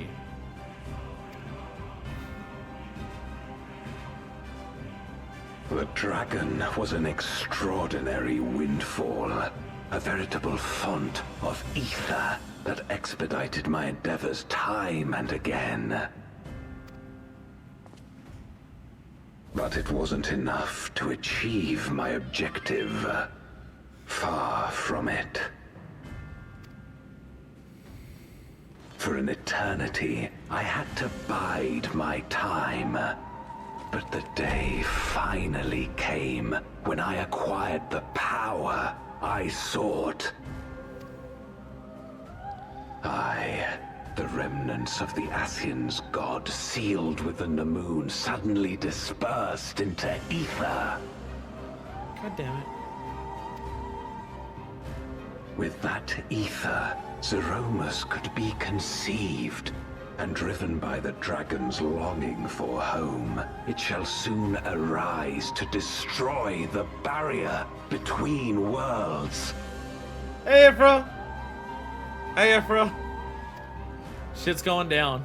Thus will the way open to the promised land, and the death we have been too long denied. Thus will I, Golbez, bring salvation to all.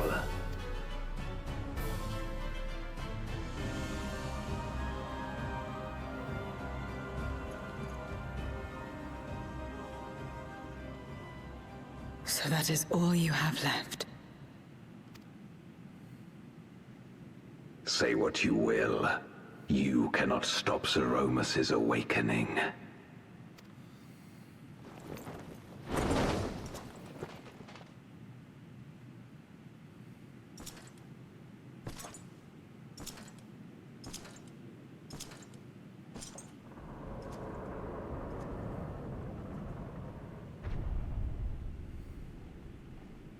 We're going after him, aren't we? Aye. That's why we came, after all. And besides...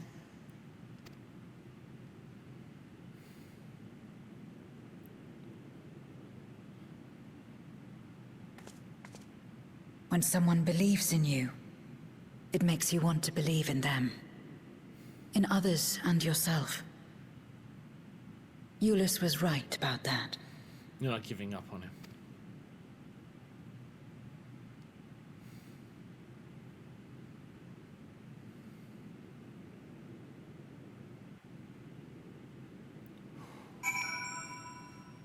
Oh, hey, everyone. We really believe ourselves the villain. But if our ends demand unconscionable sacrifice, what else can we be?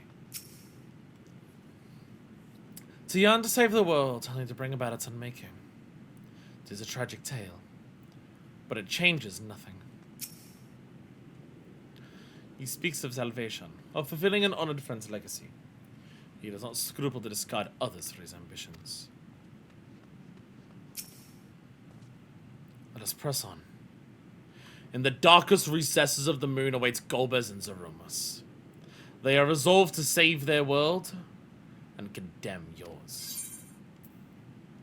Are you prepared to brave the dark?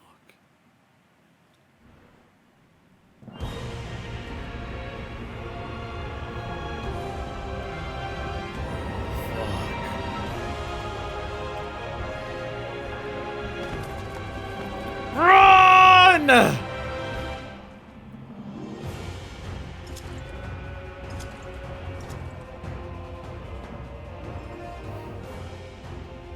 I had hoped to bear witness to the moment our salvation is realized.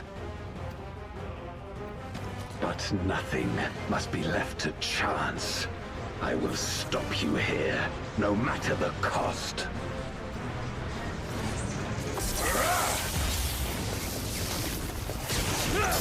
Run! Yeah! Steady hand! Holy shit! Well, go through his shield!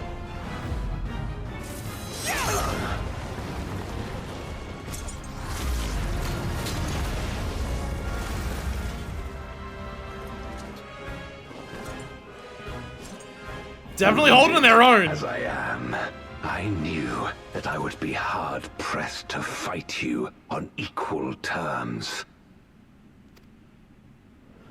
And so I lured you to this place, where the advantage is mine.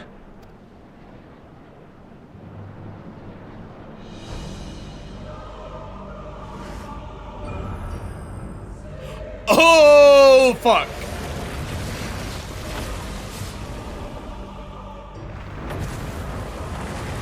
Oh, fuck.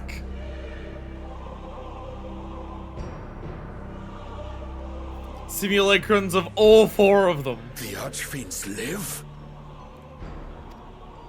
Impossible. Scarmiglione and Barbariccia were sealed in Memoria, while Cagnezzo and Rubicante died in the Source. You're not wrong. They are not the true Archfiends, but shades born of their residual ether. If they are shades, then their strength will pale in comparison. Even should they fight as one, we may yet prevail.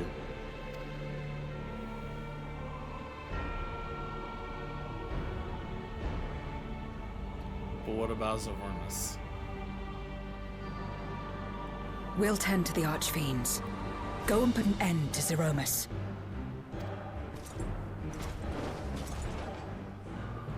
You'll do no such thing.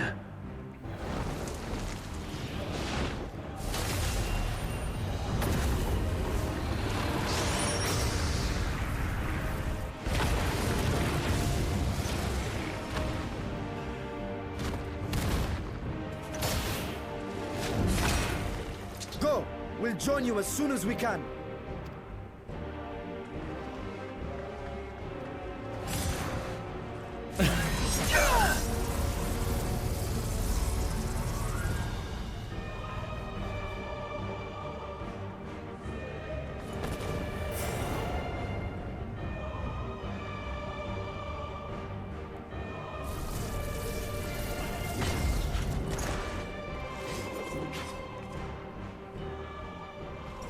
It is too late. Zeromus will awaken, and it shall devour any who come between it and its desire. Your companion is no exception. I wouldn't be so sure. Have you seen what I am capable of?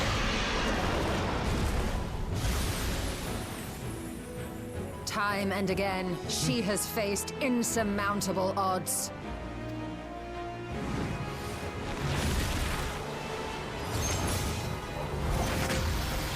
Hell yeah, Stinian! Boom! Hell yeah! But no matter how hopeless things seemed, She's never given up the fight.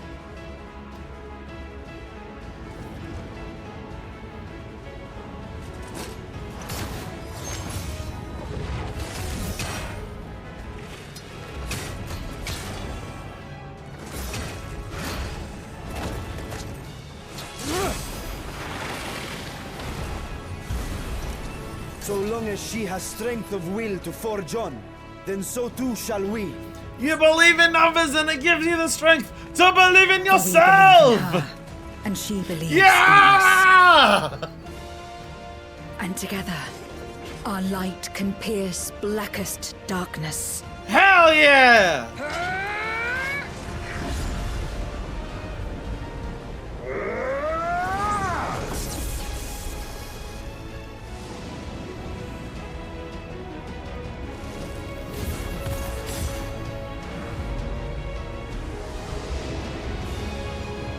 Shit. Oh shit!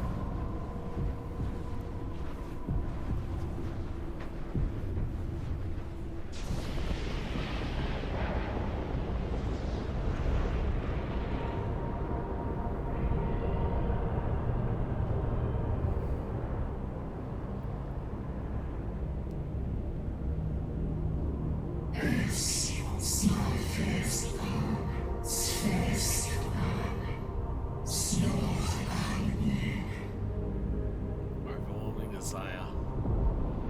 And it looks horrifying.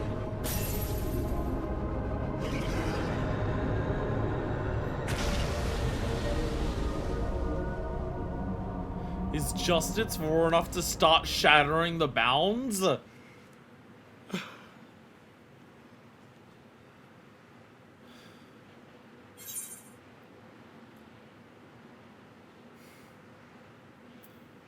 can't let you destroy the barrier between worlds.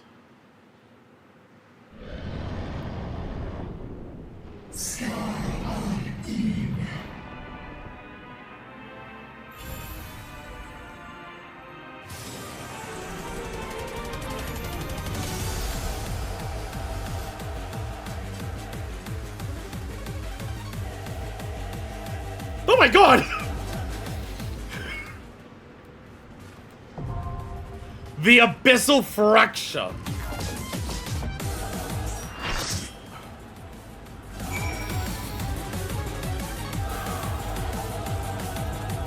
Jesus Christ. It's already fracturing. Hey everyone.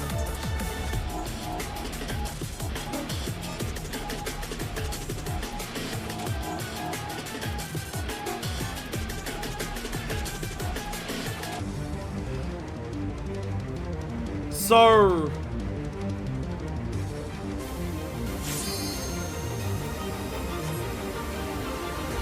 I do have to say one thing. I do have to say one thing.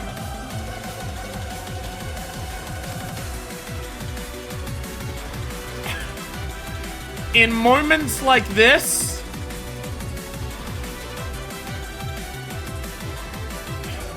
where the threats to reality become as dire as they are, when the odds are insurmountable as they are, it's a good thing that Minor Fist is a character with a pre-installed hype button.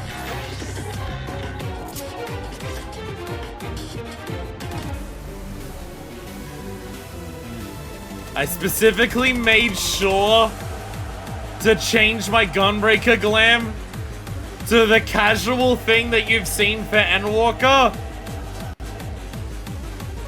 Because this is now can be busted out whenever shit is fucking real.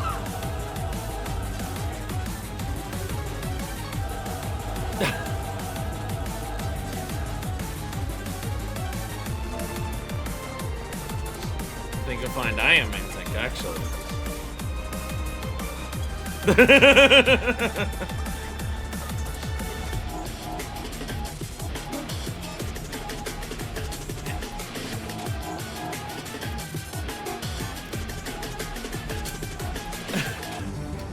I knew a moment like this was gonna happen. The moment that I changed to a casual glam for post Endwalker, it was specifically because I wanted this true Minifist to be saved from now on for special moments. I didn't know when it was gonna happen. I didn't know if one was gonna. I didn't know if it was gonna wait until Dawn Trail or something. I had no idea when, but I wanted to make sure that this is saved for the special moments from now on. And I gotta say, a shot of Zodiac combined with a dragon breaking down the fractures between worlds, I think it works. I think it works. I think this is the right time for it.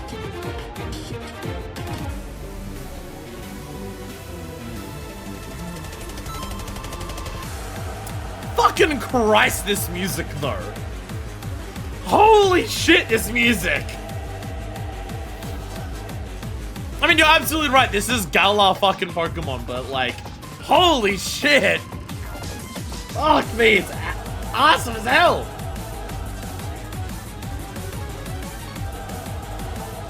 Twitch, no, don't die. Twitch, no, don't. No.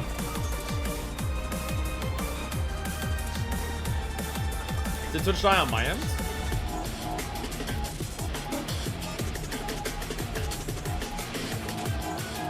It's unstable on my end, but it's not saying it's died or like gone or anything. It's unstable on mine because the bitrate's too high.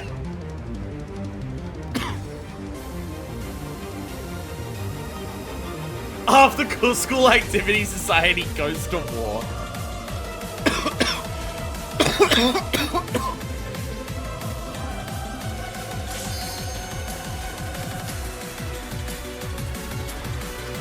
Time to save the fucking world!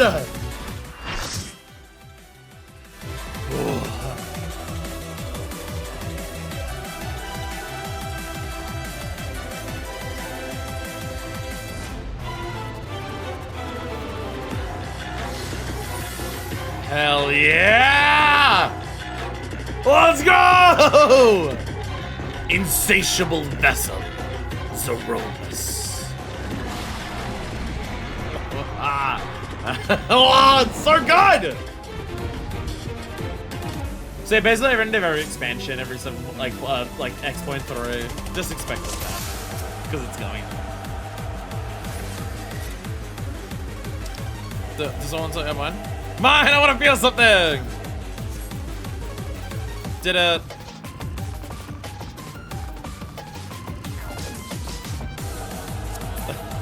Is it mine? Oh yeah. Didn't appear here. Didn't appear. Plus countdown. I can count down.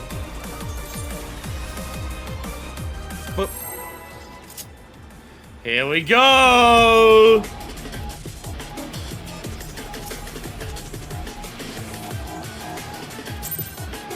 Four, 3, 2, 1.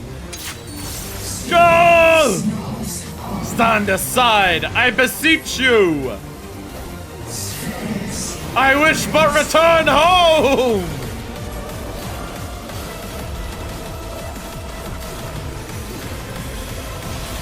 Whoa! Oh! And Doom on everyone! Oh!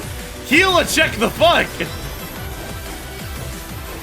One hell of a fucking healer check!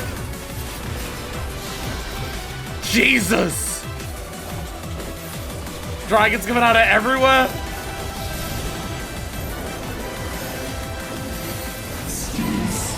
Flesh shall melt and seethe! How many? Fucking hell!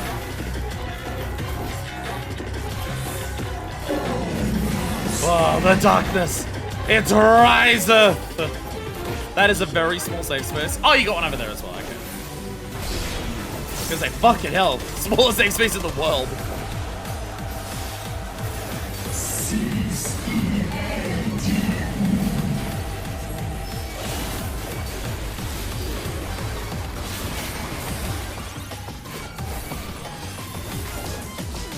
I'm gonna heal him, man.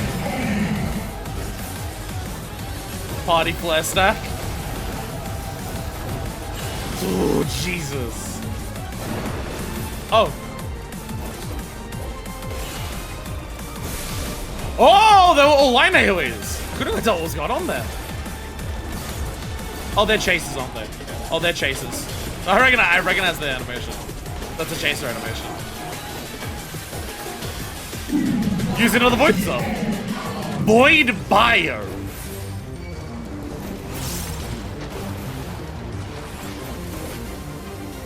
Move at different speeds? Yeah, okay. Mean?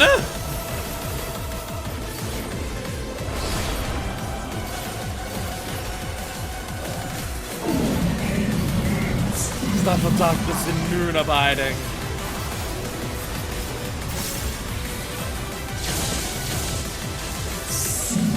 Coalescent consume creation! Okay, Excel bombs. I do see the Excel bomb. I don't know what the 24-second one is, but I do see Excel bombs. Oh, that's such a mean Excel bomb. Holy shit. Fucking moved over there and Excel bomb at the same time. Holy shit. Oh, is that the... Oh, okay, the one that was stacked on everyone. Okay, that was a sprint. Okay.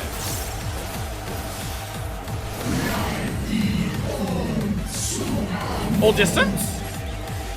Yeah, okay, yeah. Media impact, we're all gotta like separate a distance away. Holy shit, okay. With a bind on it shoots at everyone! Looks so cool. Fucking, by the way, the background! Yeah, gaps in reality really starting to break now. Oh my god. Like darkness shall devour all light.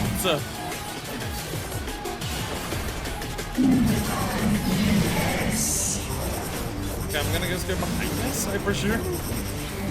It's gonna like line away that. Wait, it's rotating in line? Oh. Oh god! Oh god! Go, go, oh fuck! Oh shit! Oh shit! What the? That's like the entire arena! What the hell? That black hole was most of the arena! Holy shit! And you would have been like right fucked if you went behind the other thing. Because it would just come along and hit ya. Did I want to save that one? Okay, that doesn't blow up. Couldn't I tell which one, like, do I want to save it to hide behind it? But it was cracked, so that's usually an indication of it's gonna blow up.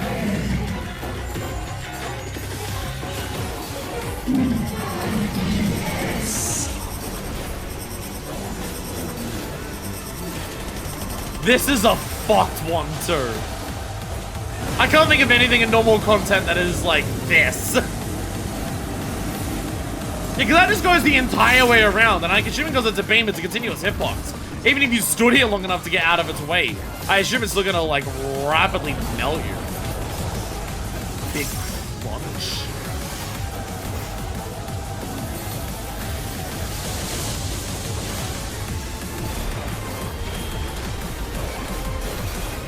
hurts.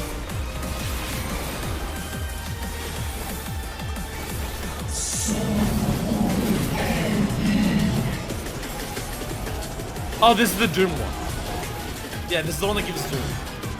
It's everyone. I mean, they're a little easier. I'll pop some stuff on myself that can heal. I can't really mid-check it. Oh.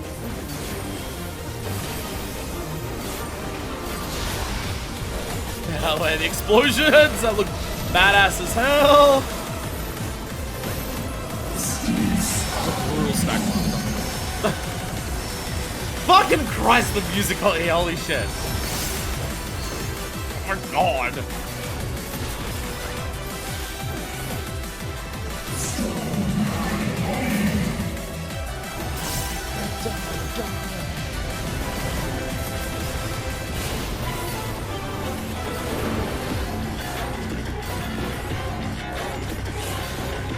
Fucking sorry, chase up.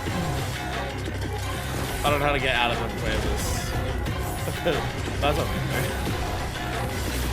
I'm always really bad with chases just because, like, how strict I have to be because of ping is so fucked. Chases are always brutal for me because of ping, so I'm always, every time I see one target me, I'm like panicking. I had 2 bombs. Okay. With the shield, that helped. Thank you, Sage. Thank you already, sir. Without the shield, I think I would have very much died though. Now let enough things drift.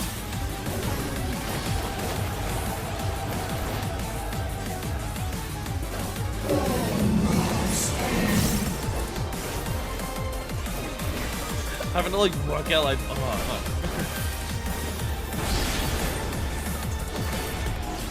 Endwalker Trials. Endwalker Trials fucking cook so hard. Oh, I really let him. Oh, it's because that's, I think all that drifted when I was being targeted by the fucking chaser. So I just stopped doing all of those.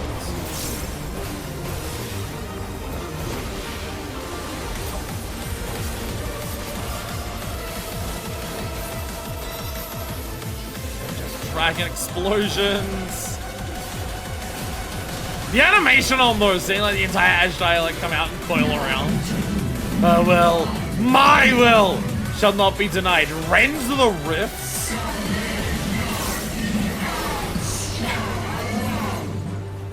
Oh fuck! Oh god!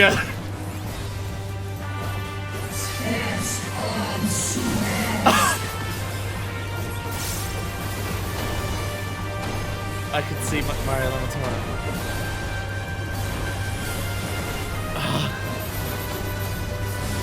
The fucking music though, holy shit!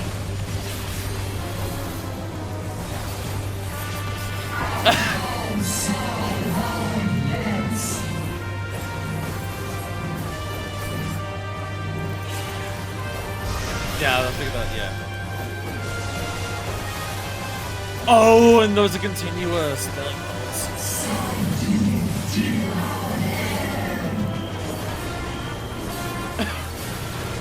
this fucking music! Oh, they're real fast. Oh god, how much of the swords we can see is fucking horrifying!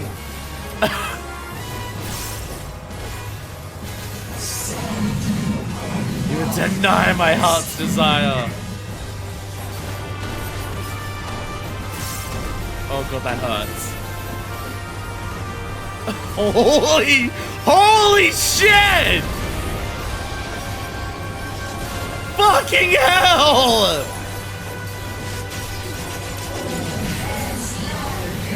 To look upon such splendor once more.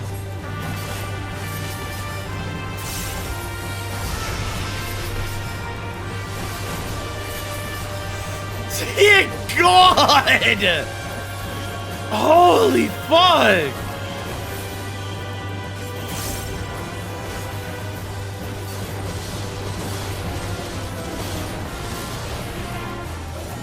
I mean, this fucking lives up to, like, final boss of a storyline fucking trial. Holy shit! Oh my god! Fucking hell! Oh my god! Fucking try to tell me that the Endwalker post patches are not a mini expansion. Oh god. Diablo Armament asks fuck everything final phase. Holy shit. The barrier's breaking down and seeing the source. Like, that's Bestways Burrows, that's the fucking cradle, fucking the Watcher's Palace, the fucking face, like, fucking hell. Really gets across the idea that it's just like,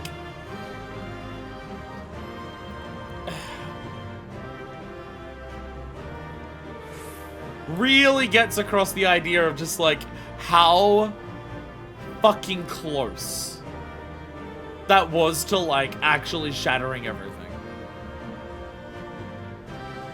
Fucking hell.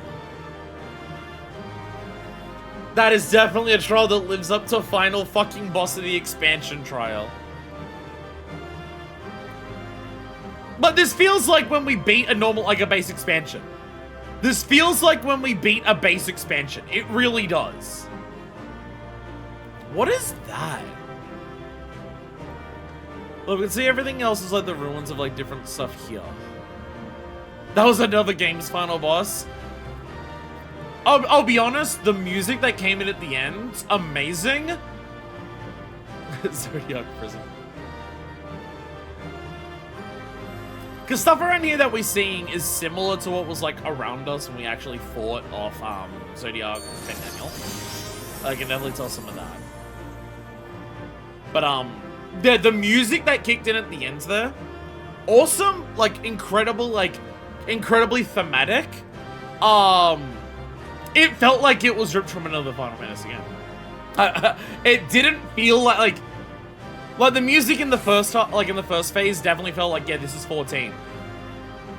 Like everything about that final music felt like that was straight up from another game and like barely slightly remixed if at all. The fucking trumpets with like it's like ominous, foreboding, but triumphant at the same time. Like, I couldn't tell if that was our triumph theme, or like Zeromus's. Cause like, it's as everything is breaking, and it's like, is this Zeromus's triumph music? Or is this triumphing over overwhelming odds at the last moment possible music? Music in the first phase was also from the other game. Well, my thing is, like, the music in the first phase felt like a remix of Bit 14. That's kind of what I mean. The music in the first phase, felt like a remix to feel like it's from Final Fantasy 14. The second half music feels like that is the track from the other game without much remixing to it. It just is.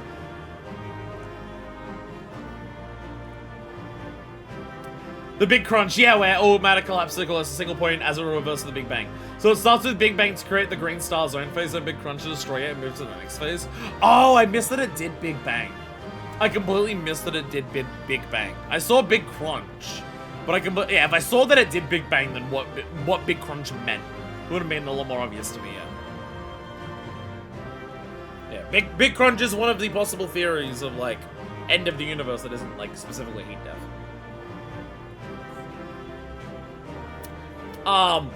Holy fucking shit. Incredible. I don't think many people are gonna fight with me there. Holy fucking shit, incredible. No notes. Some of those mechanics are brutal for a normal. The black hole. How quickly does that kill you? I was late to the save zone of the first black hole and I took 2 vulns for being in the laser for half a second. Okay, so 2 vulns in the laser. How quickly does being in the black hole kill you? Because I figured the laser would melt you pretty quickly if you like stood on the wrong side of it as it turned around. But I don't know about the black hole. The black hole expands a lot slower, but it expands the most of the fucking arena. So I don't know how, like, standing in that, I don't know how quickly, like, you would take damage and melt in that.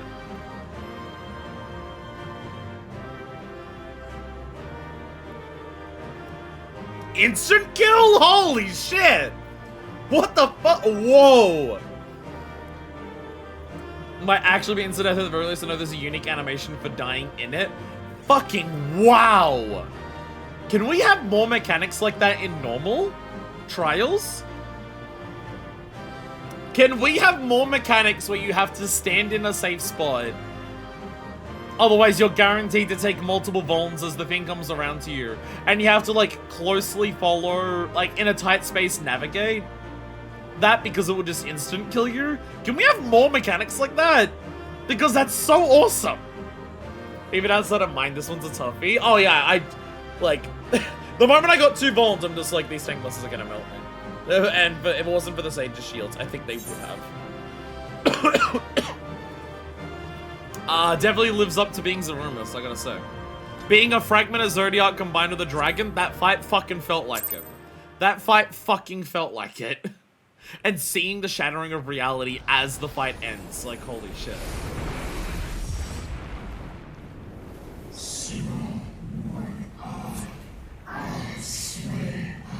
I thought the more powerful a Void Scent was, the longer it took to... What the fuck?! I thought more powerful Void Scents were meant to take longer to come back! Not instantly!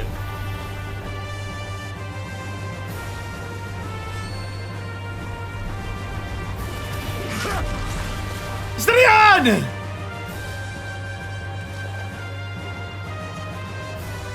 Are you alright? Doing pretty well.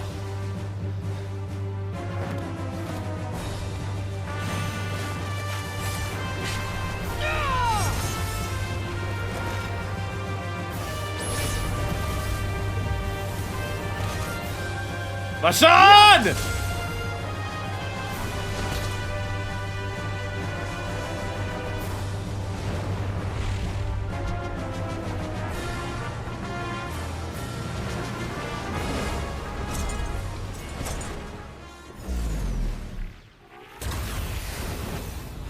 Go Bears! What did I miss while you were up there fighting? What did I miss? Like all Void Scent, Zeromus cannot be killed. Sealing it in Memoria is the only way. I got through to him!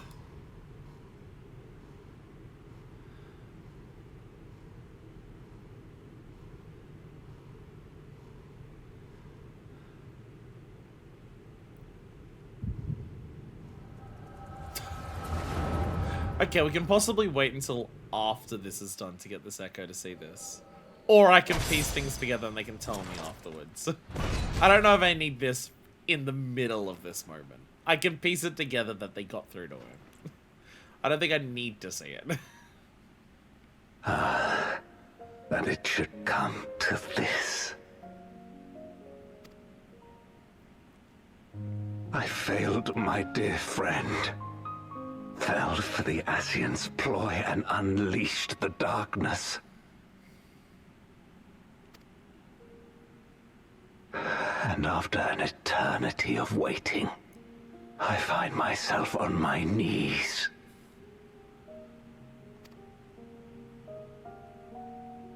How disappointed must you be in me, in the foolishness and futility of it all?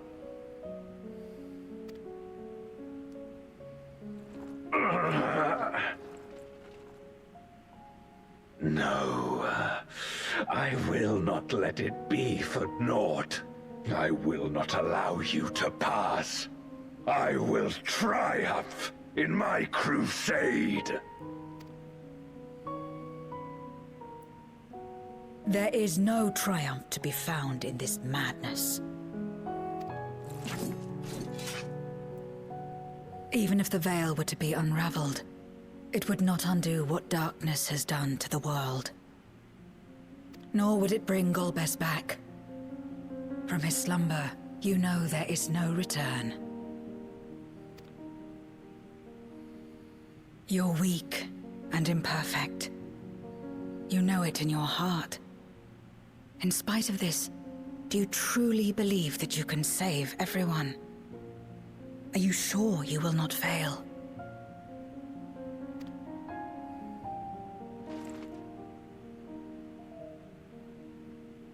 I'm no better. Weak and imperfect and plagued by doubt.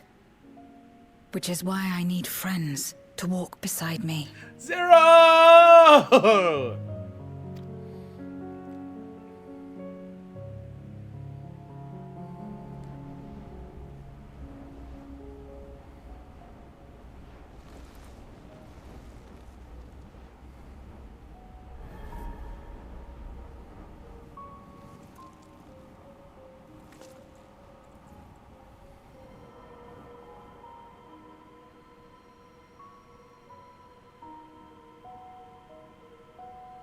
Light?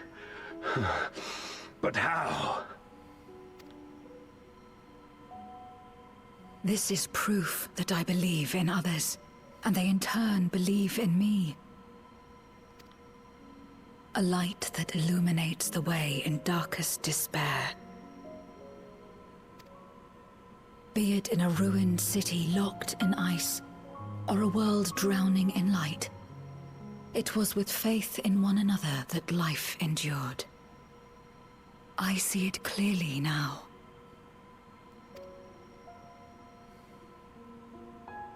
You think we are capable of the same? It won't be easy. Having lived too long as Void Sent, we've forgotten how to trust. But one thing is certain. If Zeromus succeeds and everyone dies, we'll never have the chance to try. You asked me to join hands with you once, and I refused. I cannot take back that mistake, but I can extend to you the same offer. We can be better than we have been.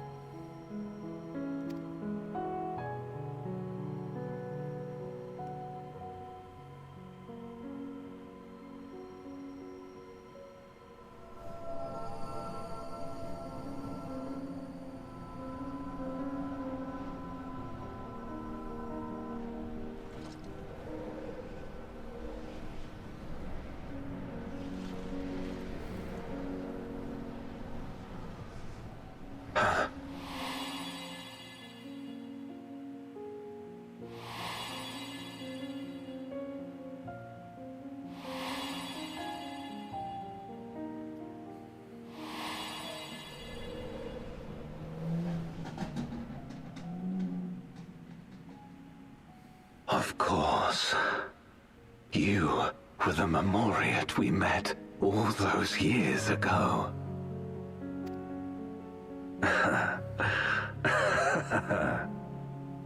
Yes, I remember now.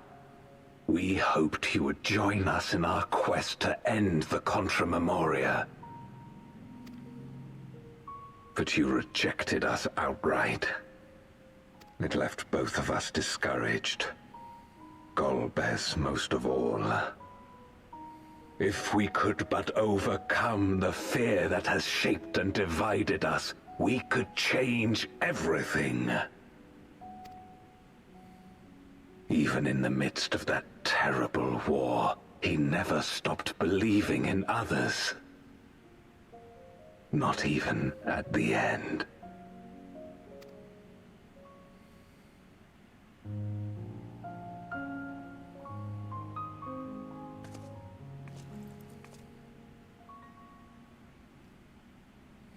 You're Golbez now. If you would live up to his name, then you must trust in people as he did.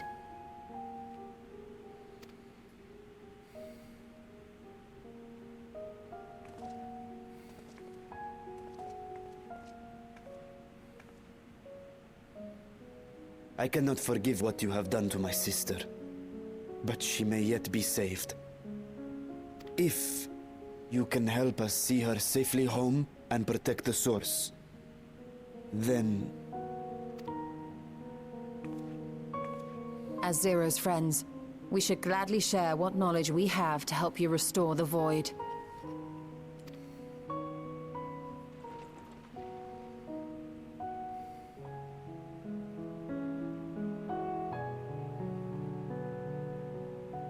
You truly believe the world of old can be ours again? I do. So long as we work together.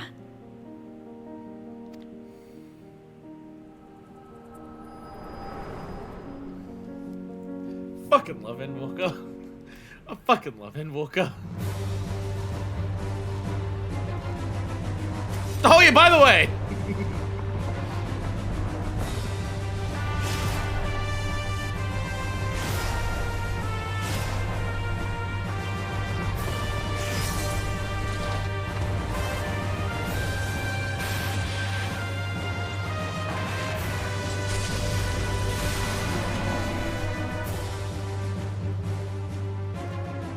We will disperse Zeromus' essence once more. The instant we do, you must call to Ashdaya. We can separate Ashdaya from the Zodiac in the midst of it rejoining. We might be able to save Ashdaya and steal Zeromus away.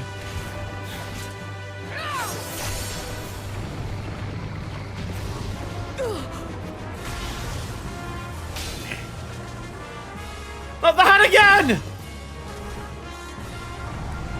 Oh shit. Zero!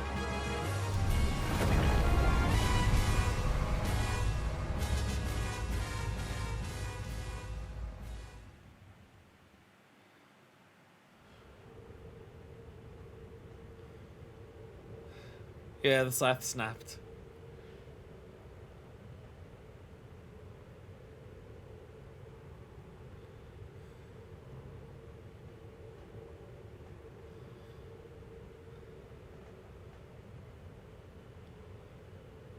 The suffocating darkness, like that of the rift.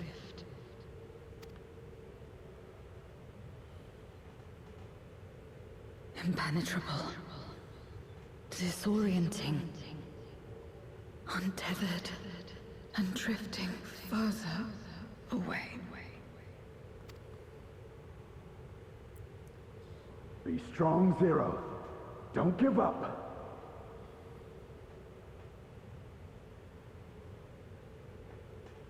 Hold fast to yourself. Look to the light within. Hell yeah. Your place isn't alone in the dark, Zero. Not anymore.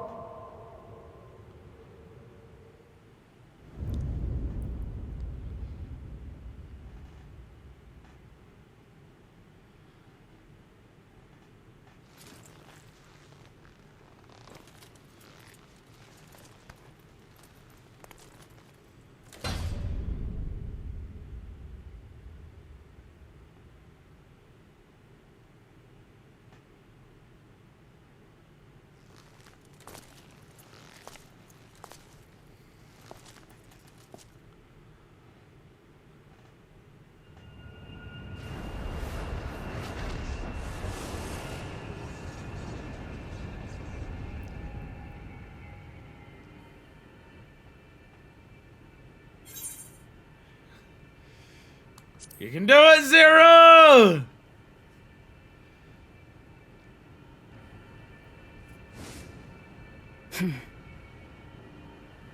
Of course. With this power from beyond the rift, I can do it. I can save everyone. Fuck!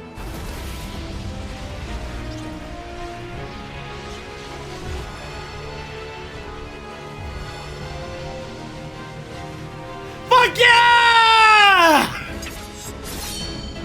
Yeah! Golbez, if you would make amends, then lend me your strength. Zero was the Endwalker all along!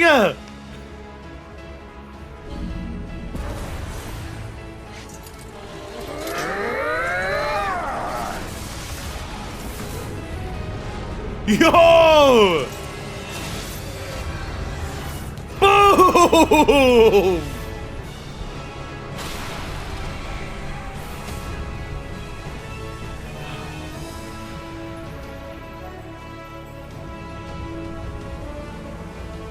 Ashdaya! Ashdaya!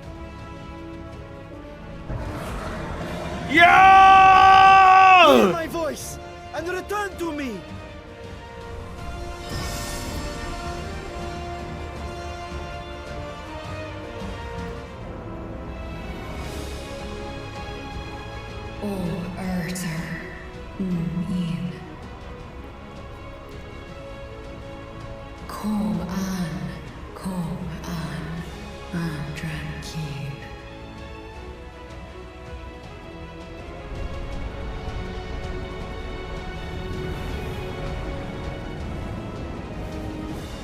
Have care.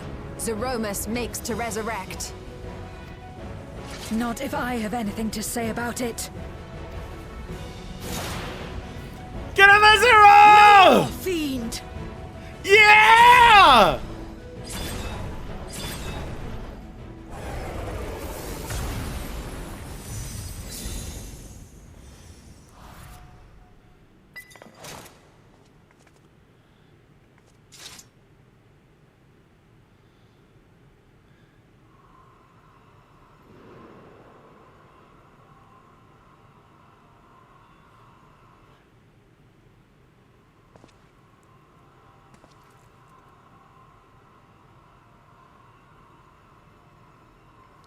You're safe now, Ashdaya. You're safe.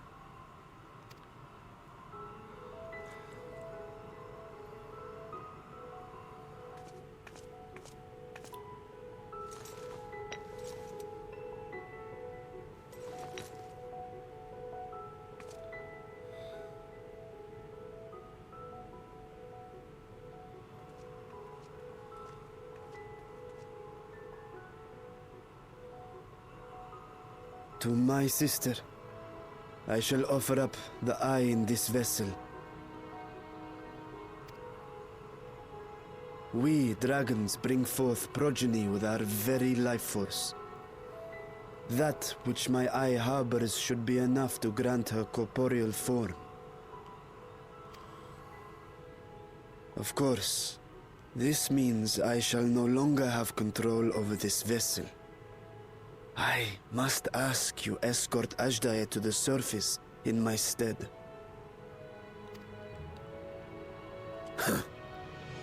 We came to bring her home, and we'll do just that. You have my word.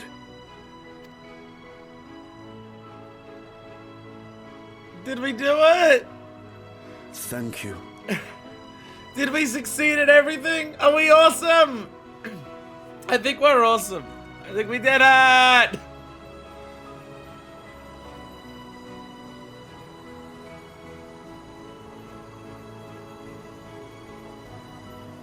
At long last, we shall be together again.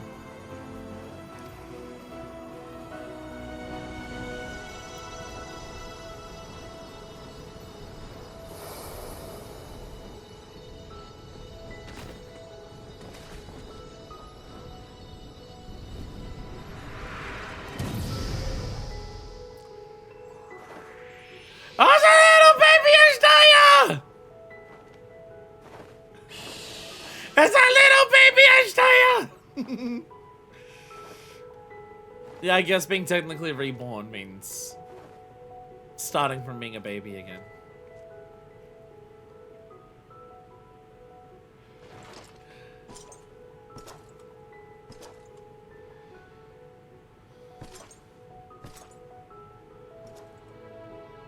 Where are you going? Our world may yet be restored. I thought it an impossible dream once, but having witnessed your miracles, I cannot help but believe. It's the power of hope, Golbez. Nevertheless, I am the villain who wrought this tragedy. And in my misguided crusade, I compounded my sins. My place is not at your side. Do not whine about it. Fix it. Regardless of how you may feel, by lending me your strength, you've made amends. You've earned a new beginning.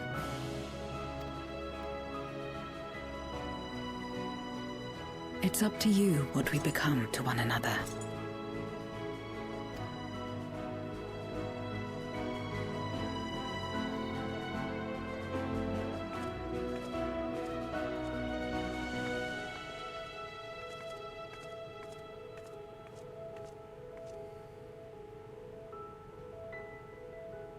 What we couldn't do yesterday, we might still do today. Working together. And should we want for strength, we need only rally more like-minded souls to our cause.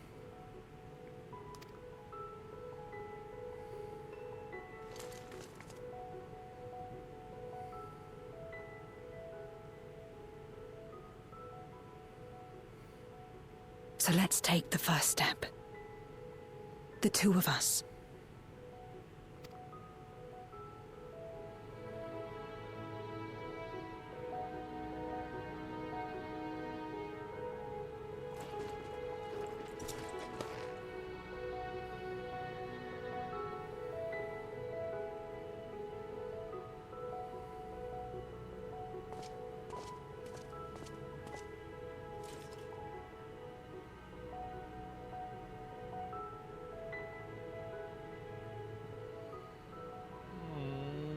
Oh, it's so good!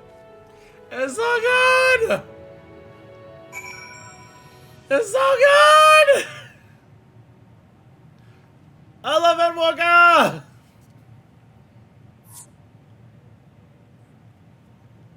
I love Endwalker!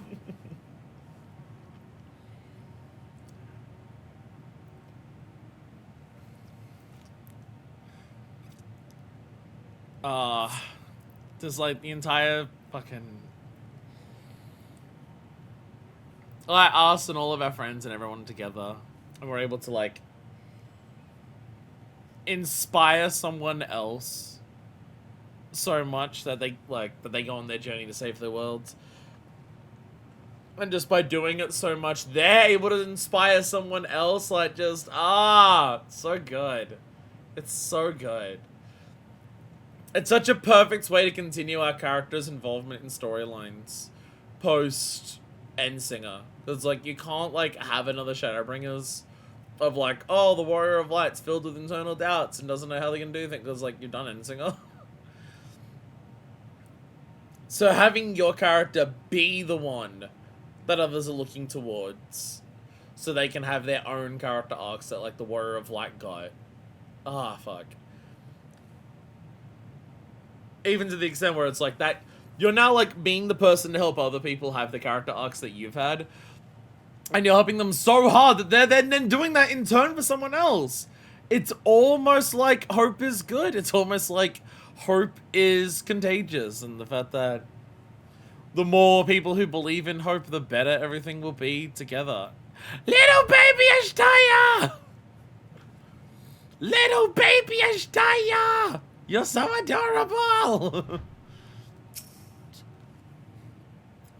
Never again shall we be parted, sister. Never again. That Ashtaya lives is a miracle made possible by the unique nature of the void. Yes. Yeah, the transmitters. I shall live with Zero. They'll be of more use in the 13th than the Source. I've already seen Varshan save the Vitro. Many would be heartbroken if their little brother failed to return home. Never did I imagine that the light I bore could bring about such change. As our domains are shaped by our innermost desires, perhaps this is a reflection of the hope that had quickened in my heart. You came to the 13th to rescue Ashtaya and protect your world. Our meeting was happenstance, and our association one of mutual convenience. Yet you and yours always treated me with kindness, as a friend. And through your friendship, I found a new beginning. I'm forever in your debt. Aww. Here's some Tendori Raptor.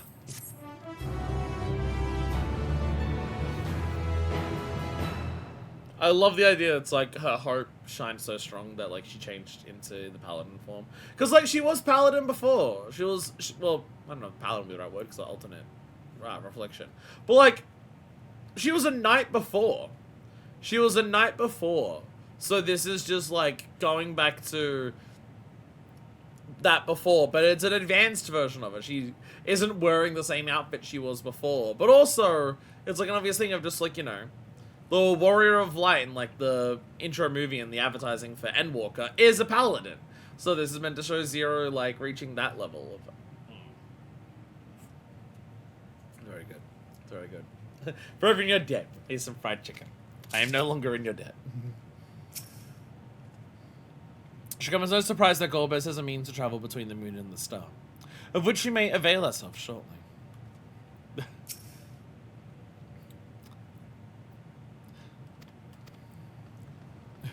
I was about to say, who am I speaking with? I'm speaking with Vitra.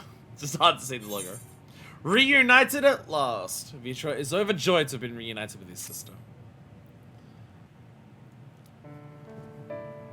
I'm so glad there was a moment at the very end of Endwalker for me to do the thing with the Gunbreaker Gleam. The moment that I, like, beat Endwalker and was, like, thinking about it, and I went to the more casual claim, this idea's been on the back of my mind of just...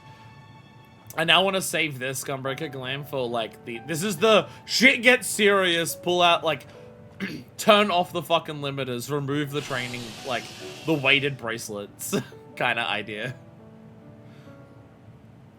Words and Devin will cannot forget well about it. express my relief that we could rescue my sister, nor my gratitude to all of you. We did it! What of him, Golbez? He felt it would be inappropriate for him to be present at your reunion with Ashdaya, and chose to remain down in the chasm. I'm willing to help you and, like, help try to save the Void and restore it to the 13th. But I did torture that dragon for a couple thousand years. I will stay away for this moment. Which, fair. If you wish to hear an apology, however, I should be glad to drag him here. Nay, that shall not be necessary.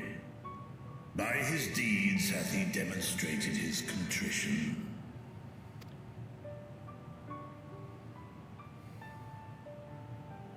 So, what will you do now?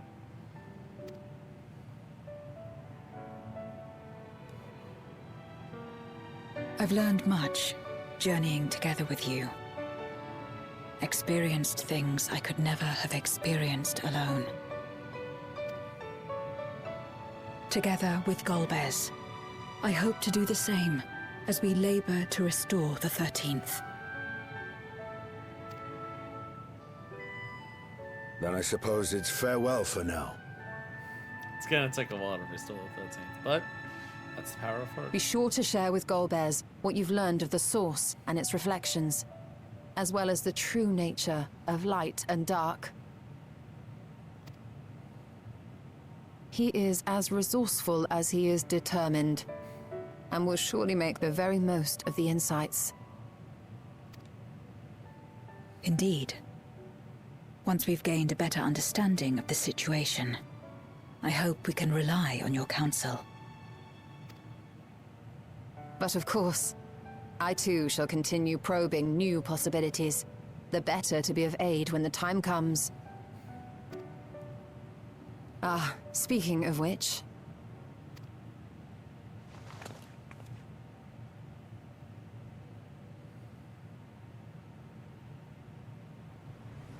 From ocean rise and cloud bank form, from mountain spring and rainfall storm, from river flow and life be born.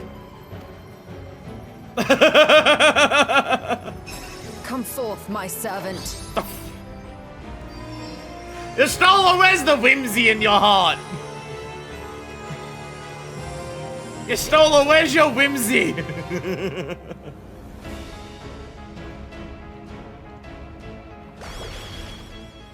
Nixie.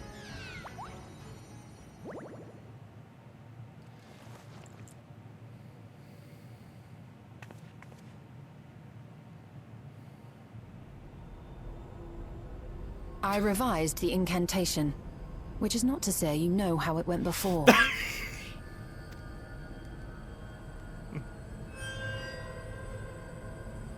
Are we clear?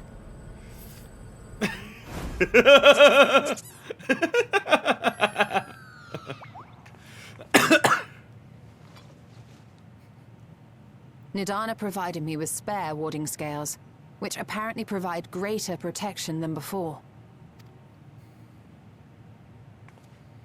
Boink.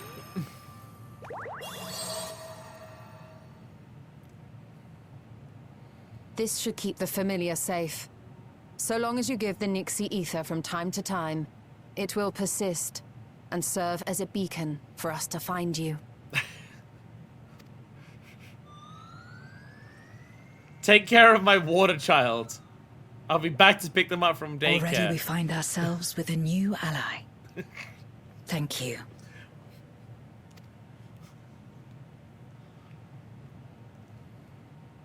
When you have the chance, please thank everyone for me. Those in Razatan, Garlemald, Sharlayan. The first and on the moon. A lengthy list.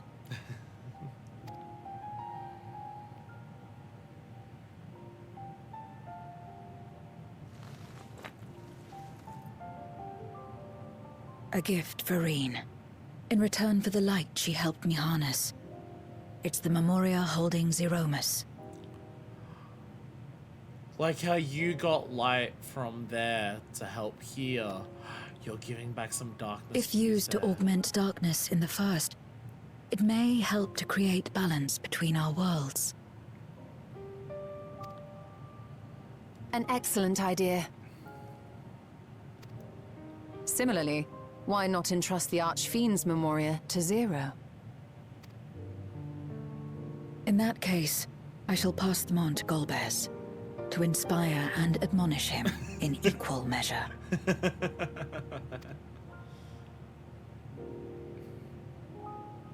Reen, I brought you back a gift. Oh, that's a pretty crystal. Is it like my ice necklace? No, this is a chunk of Zodiac. Manifest, what the fuck?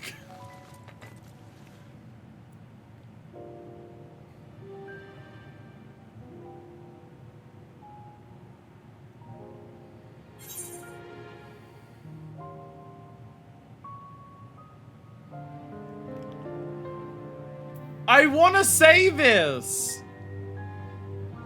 But if I say this, I don't get to say a proper goodbye. I have to say this because it's so important, but I don't get to say a proper goodbye if I mean, I'm gonna say it. Just also, Manifest also says one of the others afterwards. What? There are others from our world who seek to restore it. Yeah, I forgot to introduce you to them while we were on the first. The place they're currently in. It was a little weird. Then please tell them this. Though we are worlds apart, in our shared objective, we walk as one. Like, just have an optional step to the quest. Fuck it. Like, actually just say optional step to the quest that you only get if you, like, have done it. Like, I would prefer that. I know it's a lot to ask, but, like...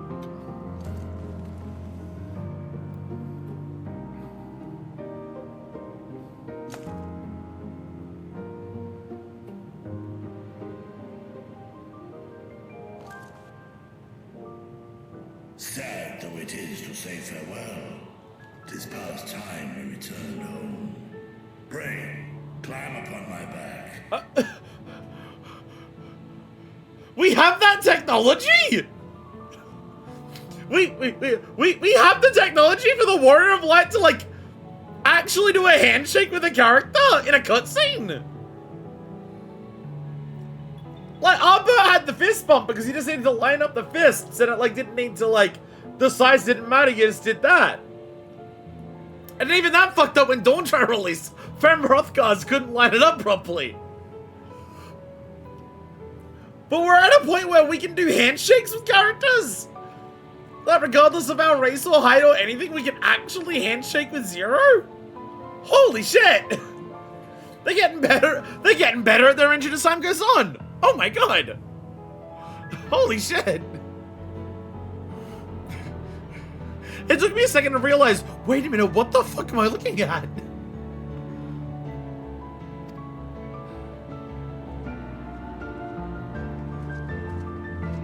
Bye, Zero. Amazing character. Immediately has jumped up to like one of my favorite characters in the entire game. I hope we get to see you in the future, but the idea of a void expansion, considering how many things it combines, I don't know how it will work. I hope we get to see you again. A void expansion sounds like a nightmare. Meet again. But I hope I do get to see you again.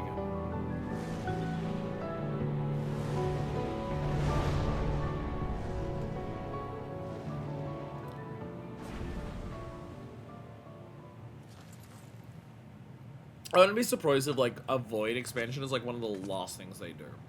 No matter where we are, or how much Just time make it as simple as passes, possible for everyone our to do everything bond that will is endure. required for it to combine.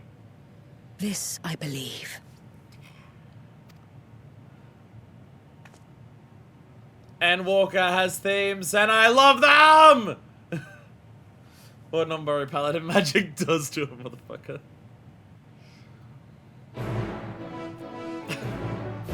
All of that was accepting the quest. All of that was accepting the quest. Ashtaya!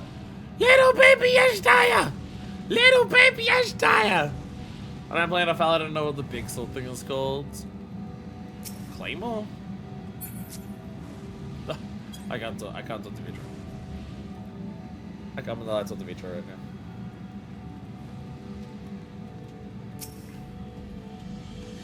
I pity there was no need to employ our combat supporters. Still, everyone is safe and that's all that matters.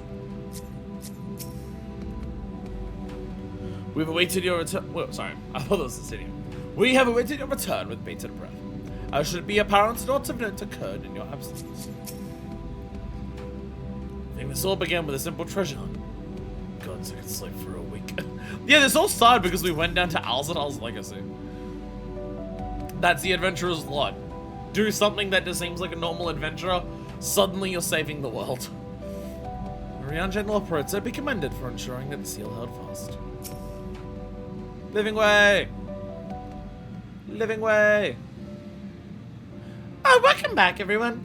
While you're away, a rent in the fabric of reality suddenly appeared. Through it, we could observe you locked in furious battle with Zeromus. By the time it closed up, we had seen your victory. Well done, by the way. We still couldn't breathe easier until we knew for certain you were safe and sound. And here you are, thank heavens. Dare I hope Ashtaya is safe too? And Zero.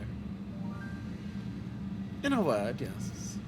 Though we could not return Ashtaya to her original form, Vitra granted her a new vessel using one of his eyes. Her circumstances are unique, but it nevertheless gives me hope that there may be a way to save her Lord sins. Yeah, that's the thing, restoring the void is not just like undoing the flood of darkness and like restoring the world to not be a shattered whole, but it's also just like restoring the void sent to their prior forms, which is, again, as we discussed literally earlier today, it seems to be you can pull people back from corruption to their bodies. Like, from their soul, like, you can pull people back from corruption to their souls as long as it doesn't affect their body. Void Scent are defined by that. Although I guess the hint that Void Scent might work differently and you can bring back Void Scent corruption even if their bodies are corrupted is Zero themselves. Because that's like how this all started. when we first met Zero and also first fought Zero with Xenos. Avatar. You know, Void Scent Avatar. Normal Void Scent Avatar. But with some Heidelin crystal magic, boom.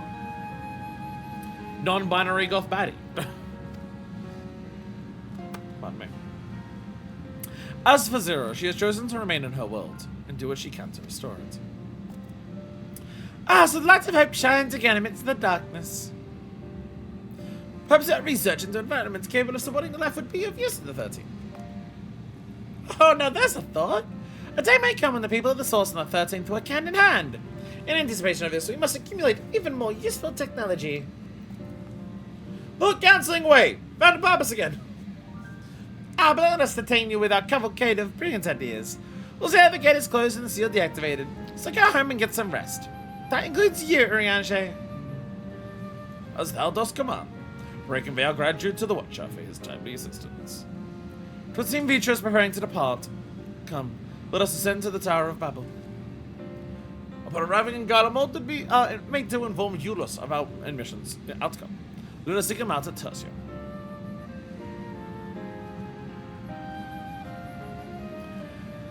Seriously, these 5 patches are basically like a mini expansion, and honestly, even using the word mini feels like a bit of a put down because it's fucking 5 dungeons and 4 trials, which is only slightly smaller than a base expansion anyways. I think it's, like, obviously with how Endwalker ended, because, you know, any Endwalker ending where the actual plot of Endwalker isn't wrapped up till the patches is an Endwalker where base Endwalker doesn't hit as hard, and that's just what it is. I feel like they have utilized the fact that Endwalker is in a very unique scenario of you have 5 patches to dedicate to whatever the fuck you want, because you don't have to worry about an epilogue to the current expansion, and you can also just say, fuck it, the build up to the next one's gonna be towards the end of it anyways. They have utilized that concept so well here. It's similar to A Realm Reborn's patches.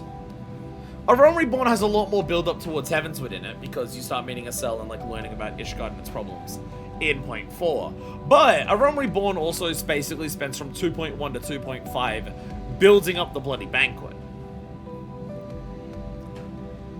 So it's similar to A Realm Reborn in that regard. Obviously, I think this is done better. Because, you know, the Bloody Banquet build-up is to a big shocking moment that's meant to be the impetus of the next expansion. So it's a big dramatic moment when it happens, and I appreciate the Bloody Banquet for what it is and what's been built up to it, but it's very much one of those things where they did that and then realized, well, now we have to resolve this, and for a game that is typically pretty fucking good at resolving most of its plot lines and storylines that it has, Heavensward drops the ball in terms of resolving the Bloody Banquet storyline. It feels like one of the few instances in the game where they made a big moment without actually thinking about how to pay it off, like, after the fact. Because, again, like, the game is so focused on making sure that, hey, anything that came up before, we can bring up again. Everything that's brought up, we're going to give some form of resolution to, or it's going to become relevant again in some way. It's the whole... One of the thesis statements of how they write 14 as a whole is just constantly doing that. And it does feel like the Bloody Banquet is like one of the few instances where they didn't think about that ahead of time, or they did, and what they thought of wasn't good. Like, either what they had plans to wrap up the Bloody Banquet storyline in Heavensward was always the intention for when they wrote that, and it just wasn't good, or they wrote it, did it, and then realized, shit, we need to resolve it, and then did it poorly. One of the two. But yeah, just having, like, an entire storyline based around the Void, something that, like, again, you have the Void, you have, the themes that we deal with here are so similar to Endwalker themes. It has, like, the similarities to Shadowbringers, which obviously Shadowbringers and Endwalker are so, like, tied together. It's a perfect way of just, like, how do we have storylines that involve the Warrior of Light that, like, move past any of their, like, need to have these character arcs because they're done and everything like that. Done so well. Alright, keep pulling over by Connect Crafts! Thank you for being here for Dungeon End Trial. What a fucking badass trial it was, oh my god. Wouldn't it be grand if we can make it possible for people to spend time in the Void without protective talismans? Well, that's hopefully what we can work out. I suppose the rest of the three now voice and soda bots now. A shame. The name just rolls off the tongue, doesn't it? Still, it was a joy to be of aid to the people of Atheris again. I'm gonna go to the workshop. Hell yeah. Can we still see the Void Gate currently? Okay, so it's still there currently. They haven't turned it off just yet. I want to go say hi to the Watcher. I want to see if the Watcher has anything to say. I mean, the whole idea is that we're meant to come back here to teleport to Tertium. We'll teleport back to Babel so we can teleport to Tertium. Hey, Watcher. How's it going? To rekindle lights in the 13th and pave way for its restoration.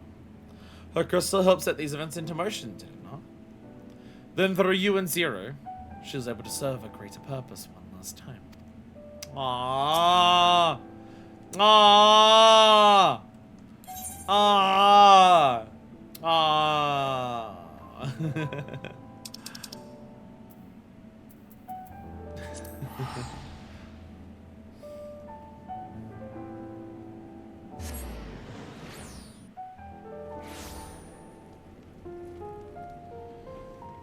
Hey, twins! Had an entire adventure and you went, well, you were there for like part of it. Oh, it is you. What news of your mission in the void? Oh, you come all this way can only mean there's been developments. I'm all ears. Guess she's allowed to say that being an Ellison. I can't make the joke towards her about it, but she can being an Ellison herself. Oh, it's you again. Is everything all right? My tits are freezing, but don't worry, it's fine.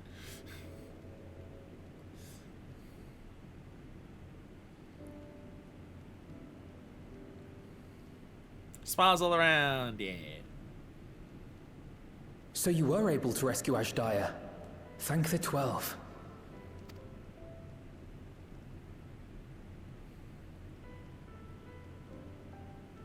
Channeling light from the first was rather ingenious. It may fall short of cross-rift travel, but it's still an impressive achievement in my book. You're too kind. Suffice it to say, though, that I don't intend to rest on these laurels. There's always more to be done. I really have to wonder, like, the future of this story. Because so much of it depends on, like, how many expansions we get in the future. I know they set up the 10-year anniversary that they have, like, ideas for at least another 10 years. But, you know. Popularity of game, state of the world, state of Square Enix. So many things interrupt things. Can be, like, possible. Or just ideas changing as it goes on. Like, to what extent do we get cross-rift travel in, like, the future? Like, does that become something where it just can happen all the time? Does it become something that's, like, really hard to do, but, like, it is possible? Because, like, our cross-rift travel right now is the Void, because the Void is particularly easy for it, because it's already, like, half-shattered, the gap between them. And then the incredibly complicated process of going to the First, which I, and I alone, have now locked into being able to, like, be of both, so I can go between them. Zero stayed in the void, did she? Well, if I had known it would come to that, I would have said a proper farewell.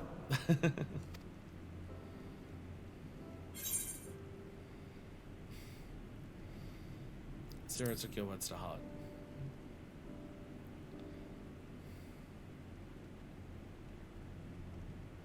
Really?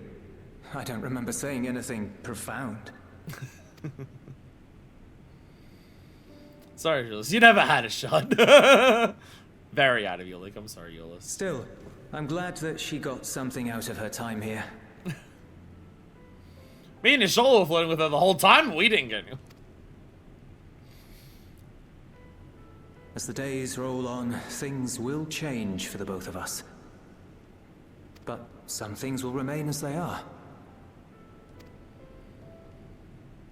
As far as I'm concerned, Zero will always be a friend and comrade. And I will never forget her. Yay! If she's working tirelessly to restore the 13th, it wouldn't do to be outdone here. When next Zero visits, we must see to it that you have a shiny new Garlemald to show her. Indeed. And speaking of rebuilding, there's a matter I'd like to discuss with you and Alphino.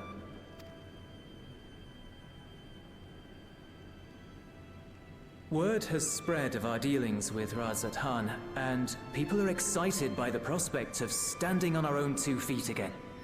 Naturally, it won't be straightforward. It never is. But on the whole, I have a good feeling about things. In other words, it may be time for us to limit our involvement, that Garleans might take the lead.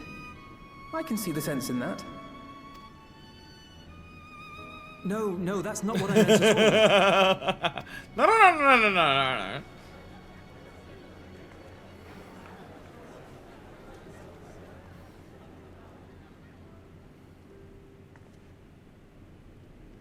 Seeing as things are going well, we want you to take a rest. A proper rest. That's what I wanted to say on everyone's behalf.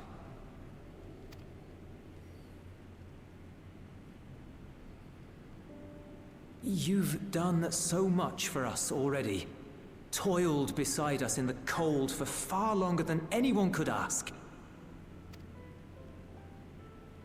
You've earned a reprieve 100 times over. So go on. Step away from here and head wherever you like. But if it were me, I'd choose somewhere warm. Like, say, possibly, oh, I don't know, to run. You two are literally children. Jesus Christ, go to the mall or something.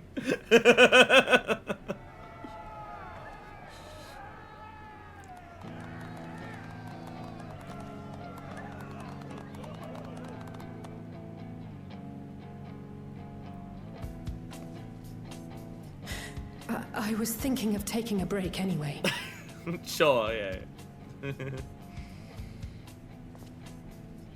Far be it from us to go against such a heartfelt request. Though I would be lying were I to say matters here wouldn't weigh on our minds. We could take a leaf out of Zero's book and roam about for a while.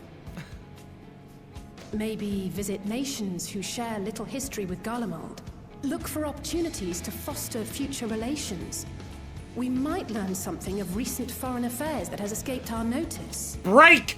Rest! That's it. Have a break! Go on a rest! What you are describing is just long distance work. So cannot help, I can help themselves.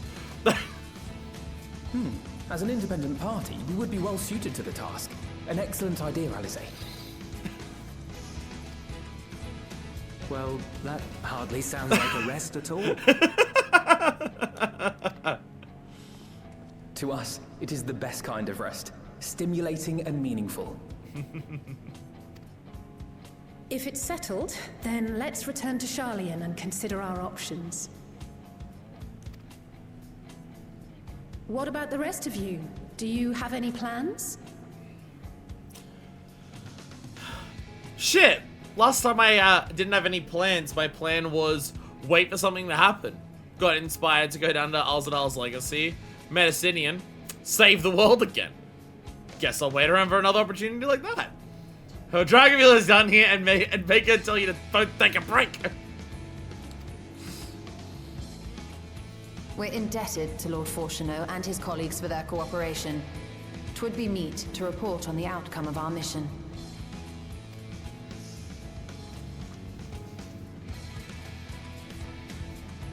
Oh, I thought you meant like long-term, like their plans, not just Then like it what are we seems doing are all now. bound for Sharlayan. Upon arriving, let us seek out Athens Several at the cutscenes, we'll rostrum play it. and have her notify father.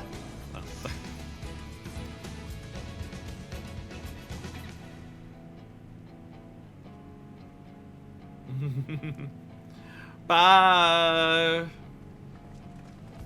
Feels weird that like obviously Endwalker ending was the big end of like the big storyline and everything like that.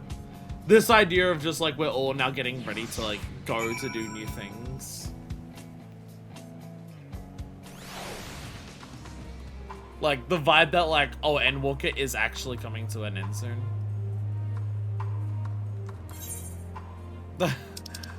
Feels in some capacity, right? In some capacity, because of like how much character stuff like again, just like going through this game as Minifest, right? Now I know the stuff that happens with Minifest as a character. The end of 6.0 is, as like mentioned multiple times, kind of like the end of like the big parts of a character arc. It's not to say that she can't have character growth from this point, or any developments in other directions, but like the primary crux of like Manifest character arc, character growth, and all the things that, you know, we expect her to go through for the story. That all ended with 6.0. The end of 6.0. So because like I view so much of this game through the lens of my character, in some way, I feel like even future expansions past this, in some capacity, will always feel like post-Endwalker. Like, it's not a case of a Rome Reborn, fresh-faced adventurer seeing the world and learning about it and getting a responsibility that ends up, you know, becoming a bit burdensome by the end of it. Or it's never gonna be Heavensward of just like throwing ourselves into the middle of a war and experiencing heavy traumatic loss and finding ways to push through it to like foster peace afterwards.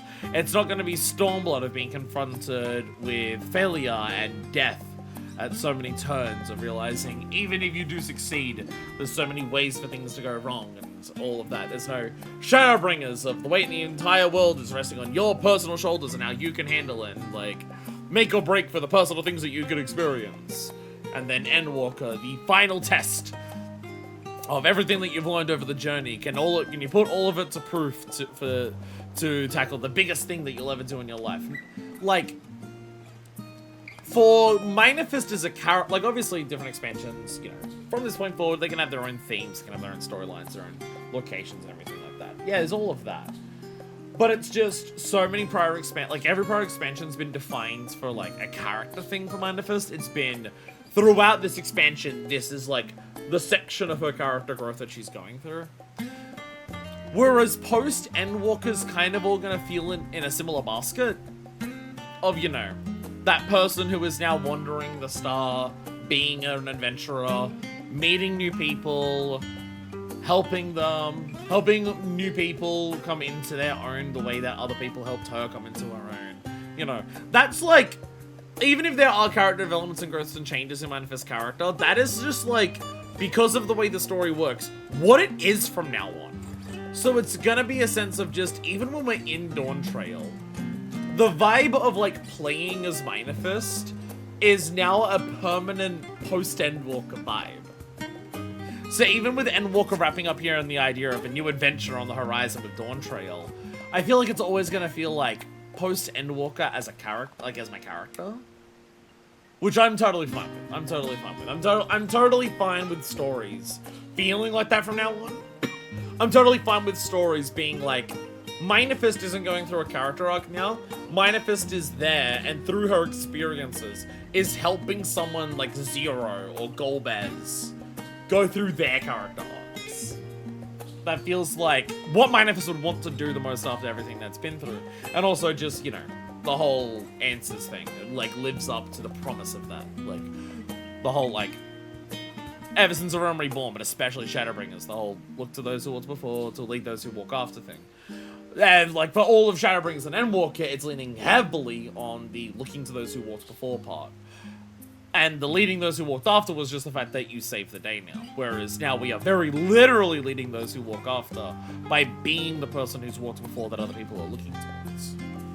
And, you know, I really like that vibe for the character now.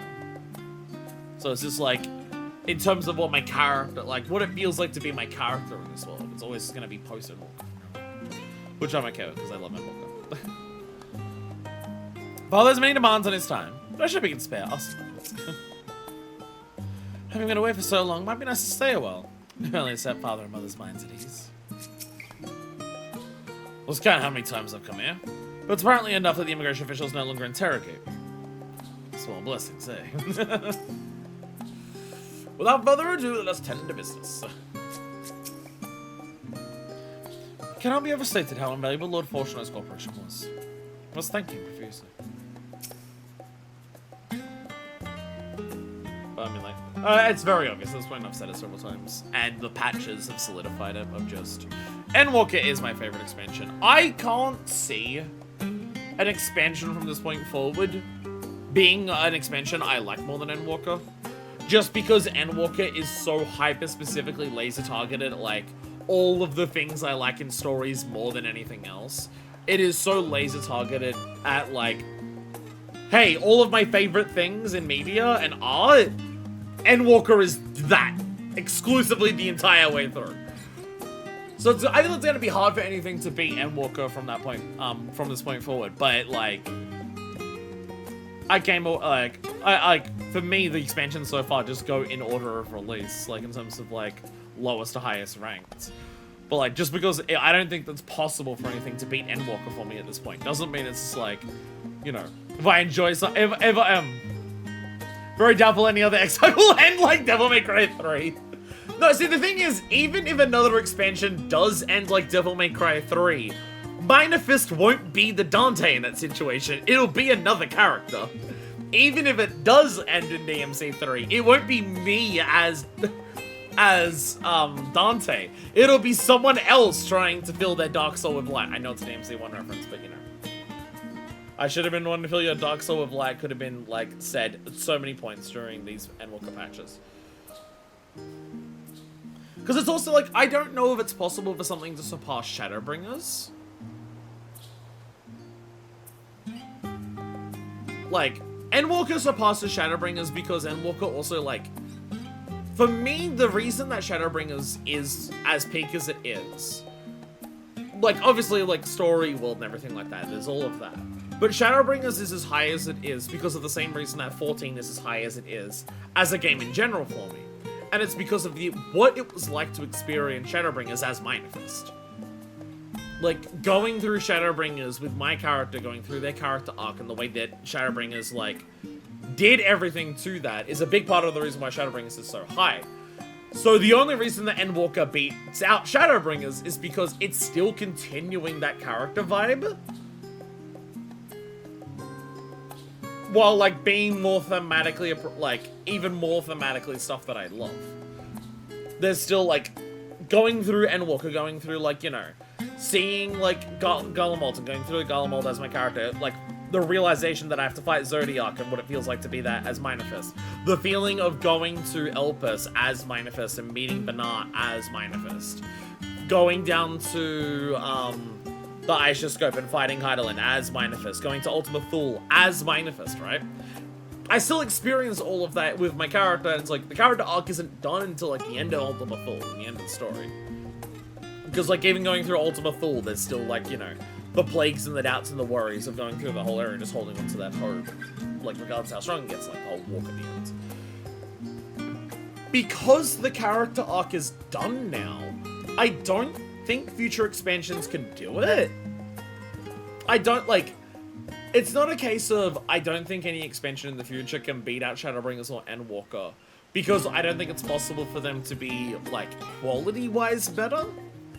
But it's more so, Shadowbringers and Endwalker are at the top because they're in the very unique position of what those storylines do about the player character, who just, for me, happened to line up very effectively with what the story was already doing, and is also just, you know, a very unique experience for me in a video game.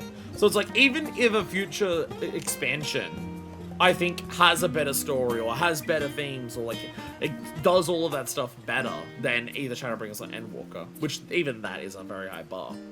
But even if it, like, does those things better, it's still gonna be a case of...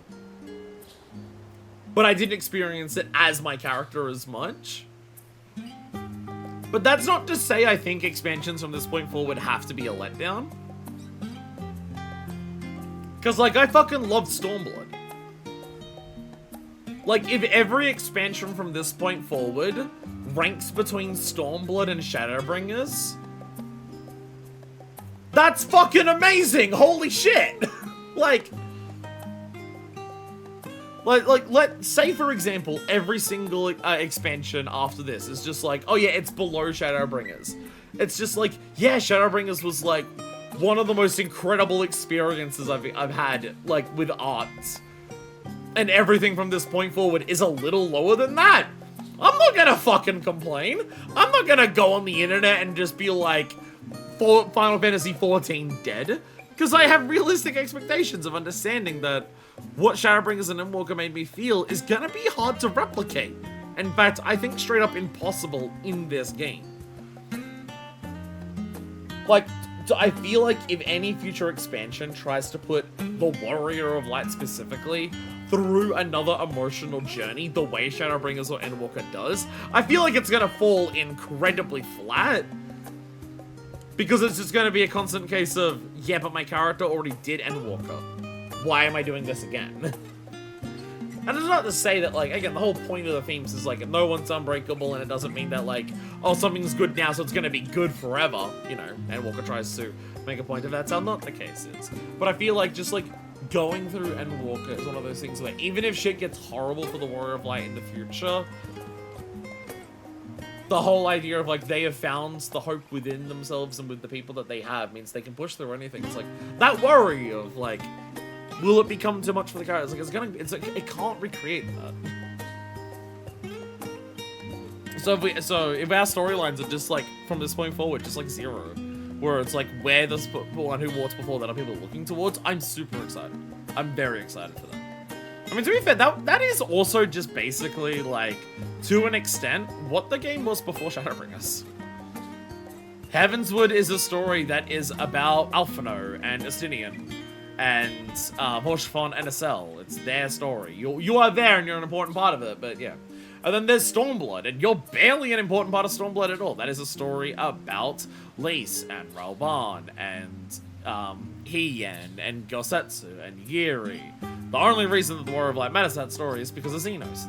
Xenos exemplifies the specific character arc that the Warrior of Light's going through there. But like outside of like that, like the Warrior of Light doesn't fucking matter to the story in Stormblood. And I still enjoyed the hell out of Stormblood, so you know. Wait, aren't you the Scions of the Seventh Dawn? Or what, rather? I understand you've disbanded. Oh, we all just happened to meet up on something and we're all here to speak to Fortuno for different reasons. An audience of Lord Fortuno. You're in luck. For him, it's just this moment of jaunt and he's still inside with the Skulllock. This is why I had to rant for so long. I was waiting for them to adjourn. Please wait here while I inform them of your presence. See, if I asked earlier, it would have been like, can you wait a little bit? Can you all just like talk amongst yourselves about themes for a little bit longer while we wait? Yeah, it's all a coincidence we're here. It's all a coincidence we're here. It's part of my finger that feels bad here. I'm trying to fix it, and it's not fixing. It's very irritating. I fixed Pandemonium, fortunately. You don't have to yell at me now. Yay. Apologies to have kept you. I trust I won't. You want Detective Skulllock Monteshane also attends? No, he's the one out of you two I like. My incorrigible children. Were you not assisting with Garlemald's reconstruction? I host of most insisting that we take a rest. So here we are. But more importantly, manifest this issue would share with you. Hey, so remember how like we needed like your help to like save everyone from the void blowing up? I did it.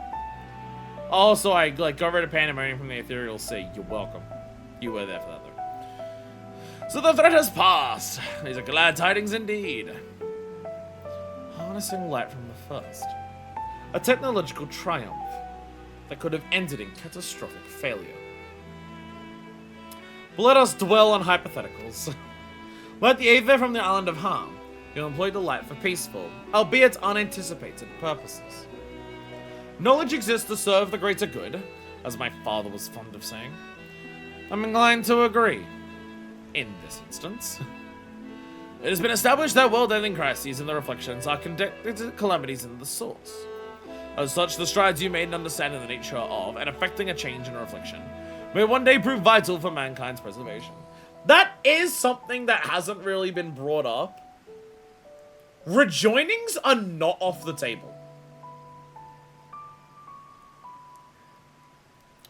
It more so just requires coincidence or a group of people or a certain person understanding the nature of calamities enough and having the ability to orchestrate it. Which, you know, until now we've only known about Asians being able to do that, but nothing is ruling out that the rejoinings are straight up impossible at this point. Or floods, even if it's just like the balance isn't maintained on one of the reflections, just by natural happenstance or just like natural cultural evolution in terms of however the fuck it goes. Another reflection could have a flood that has like nothing to do with an Asian planet, it just happened that way. The forum will be eager to review your accounts thoroughly, for every drop of water serves to swell the great river of knowledge.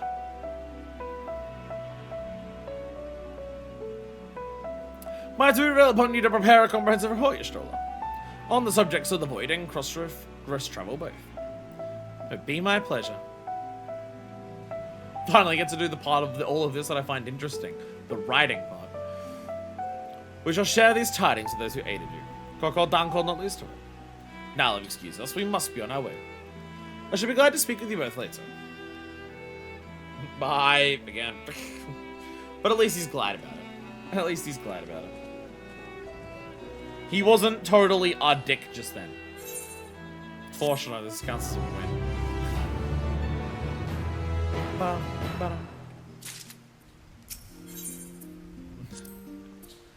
If I correctly, it seems you've saved the world yet again. You do that a lot. You're of course welcome at our home. Mother for will be thrilled to have you. Oh. But I went to see your army if you ever the matter, so it's I look forward to telling my father about Thirteenth Underworld. He'll have Sage Counselor to offer, I'm sure. No, you're the Sage now. You literally took his job stone and armaments. No, actually, he got him back. He got some form of them back because of the Royal Quest. I didn't know, but I'd say Father Dearest is warming to us. I have no interest in sipping tea at the family estate again, though. Drinks at a tavern, on the other hand.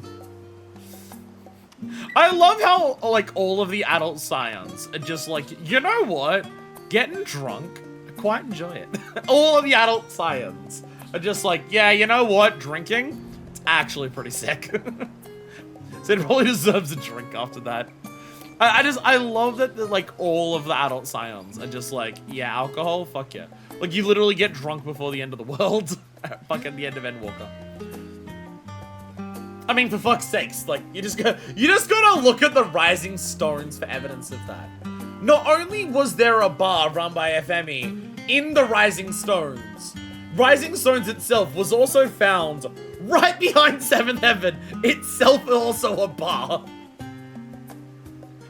For the longest time, the Scion's hideout was a secret bar in the back room of a bar.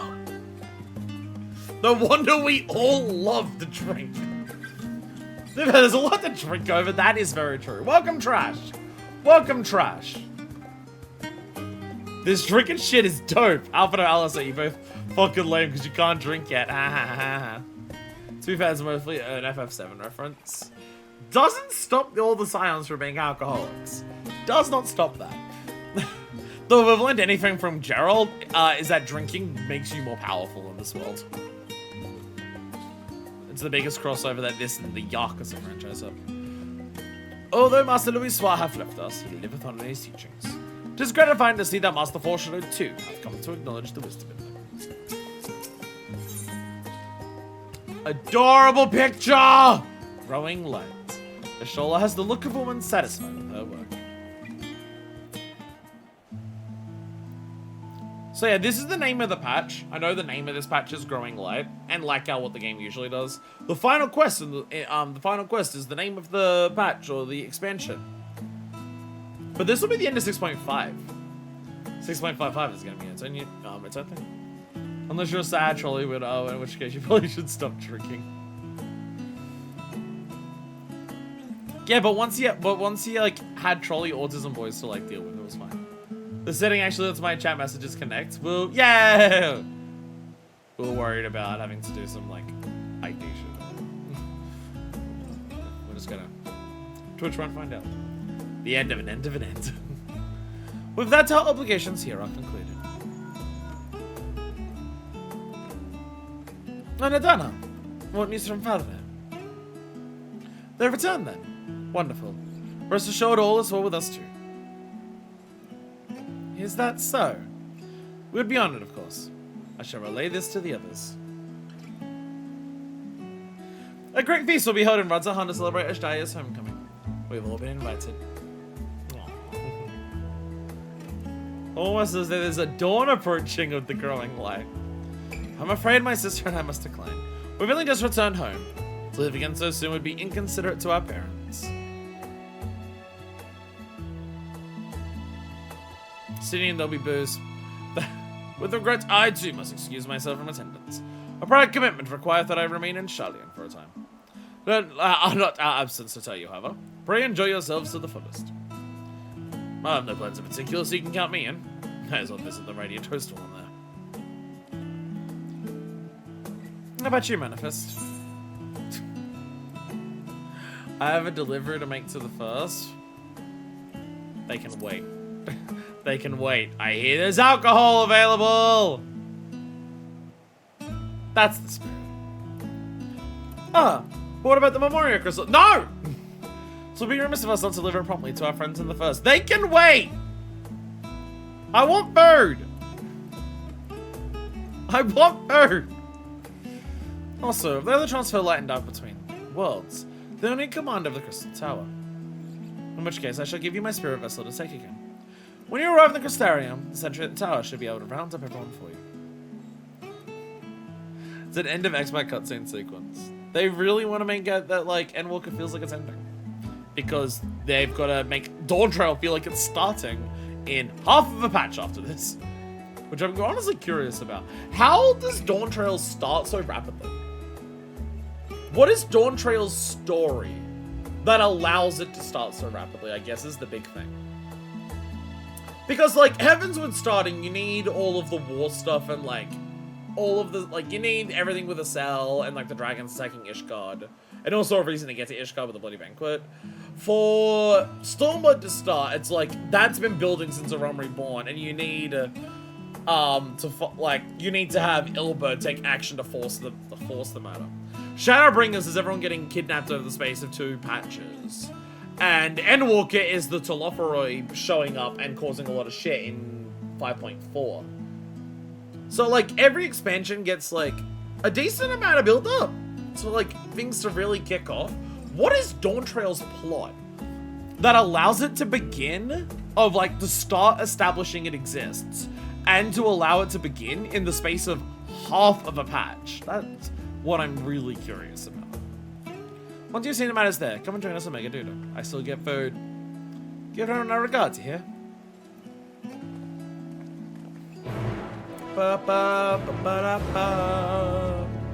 Ba da ba ba ba da da ba. Alright, Dosselgate! To the Crystarium!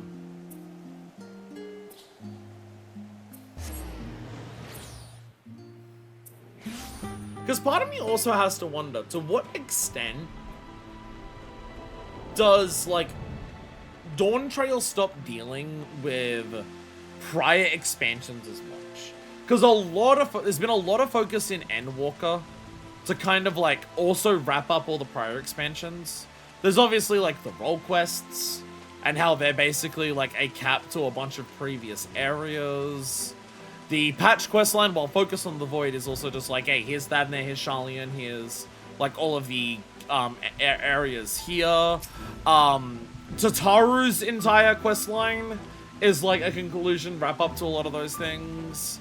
Like, how much of Dawn Trail is just, like, entirely new era? We can still go back to the stuff that previously existed, but instead of constantly bouncing around to it like previous expansions have done, we're only going there if we absolutely need to from this point forward. Everyone else thinking the same thing at the time. Whole patch has been a big format break MSQ-wise. I was praising how well they've done it earlier, after fighting off Zeromus. That just, for the very unique situation this game is in for this patch series, they have handled it so fucking well. Obviously, there's still a lot about this patch series that, like, still is within their, like, standard cycle and their standard wheelhouse. You know, release of raids, alliance raids, every, like, expansion having a trial and a dungeon and everything like that. There's still a lot to it that is just, like, within the normal routine that they do. But I do feel like this patch series proves that story-wise, they don't need to stick to the format of base expansion goes up to point 3 with a big conclusion. Next expansion goes from point 4 into the base expansion up to point 3 again. We don't need to do that as much as before. Welcome back. Mr. Screen's still not here. Will you be joining now? I mean, like, I imagine Dawn Trail's gonna, like, have its big conclusion in point 3, just because Dawn Trail gets the least to it, because it doesn't have 2 patches building up to it beforehand. So I feel like Dawn Trail's probably gonna get, like, a heavy... That might also just be part of it. Like, maybe the patches for Dawn Trail are still heavily focused on Dawn Trail, rather than bouncing around to even prior areas, because Dawn Trail got less focus on it, because it doesn't have 2 patches to build up. So there is also that possibility. But she's in Catalina and back like a box.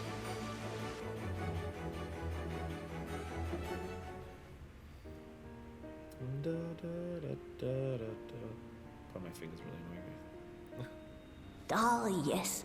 The king has already shared what they glimpsed in the source. The days Thanks, run, Firewall. and the danger past. Thank you, Firewall. Hearing the tidings lifted a great weight from my shoulders. Never before had I taken on such a monumental request. You helped transfer several bodies before. Although I guess the amount of Aether here is more than what our couple of bodies were. Small though it was, we are glad to have played a role in saving the Exarch's home. And yours. Yay! Furthermore, the endeavor served to reaffirm the bond between the peoples of Norvrant. Yeah. Nurturing this bond, we will strive to be an example for the world Zero aspires to restore. Yeah.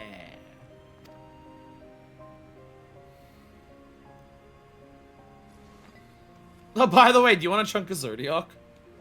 I brought you back a chunk of Zodiac. It's a souvenir. Is that a Memoria crystal? I can feel it. The tremendous darkness within.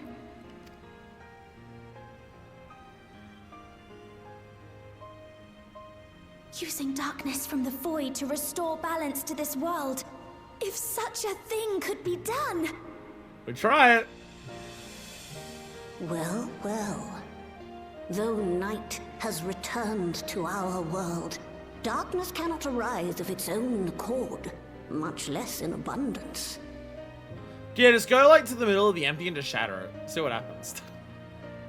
But if it could be brought here in like manner to how we channeled light to the void, it may well be possible to restore the empty in its entirety.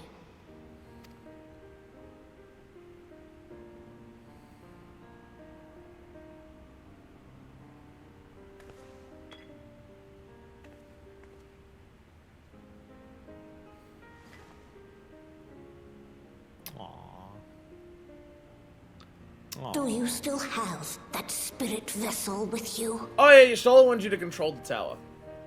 Your Stola wants you to control the tower If with it. so, I beg you loan it to me for a time. I would use it to investigate a way to have the tower receive rather than send energy.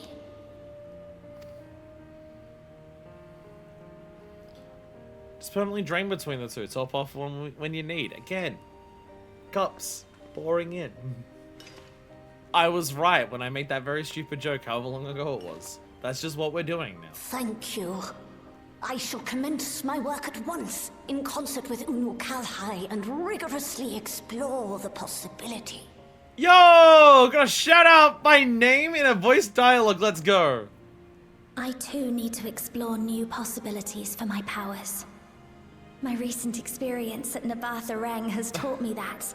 I can help other people absorb light. That seems pretty cool. To that end, I will set aside botany for a time, and focus instead on myself. But coffee biscuits. Knowing Zero is out there, doing her utmost to restore her own world, it inspires me to redouble my efforts.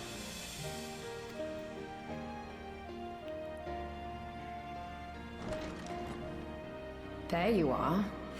Fuck off! No way! Holy shit! I waited, but you never came. What have you been doing here? Oh my god! Gaia! In an actual MSQ cutscene? Holy shit! We can just do this! And I think they should do it more. Just fucking do it! Cut it out for the people who haven't done it! Don't let other people not doing shit take away from other people getting it. Just fucking do it! Fuck it! Fuck it! Yeah, the only time she was voiced in the Eden series was during the fights. None of the cutscenes are voiced, only the fights are. Gaia!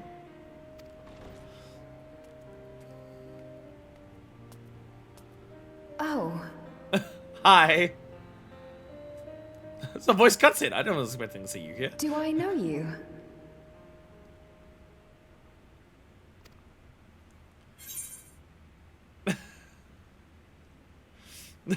We promised to go for coffee biscuits, remember?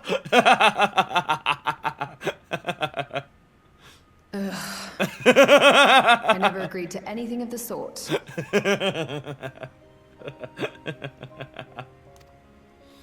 Besides, coffee biscuits are old news. I'd rather try something else.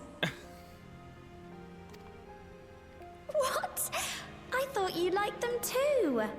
Well, no matter. The second serving has something for every taste. So let's just go.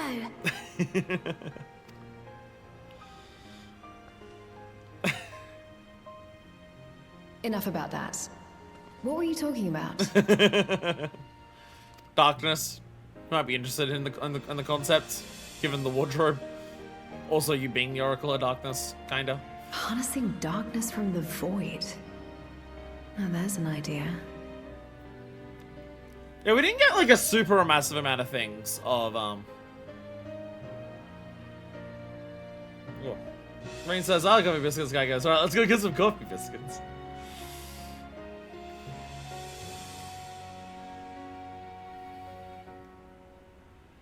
Of course, if you're dealing with darkness, Reen alone won't cut it.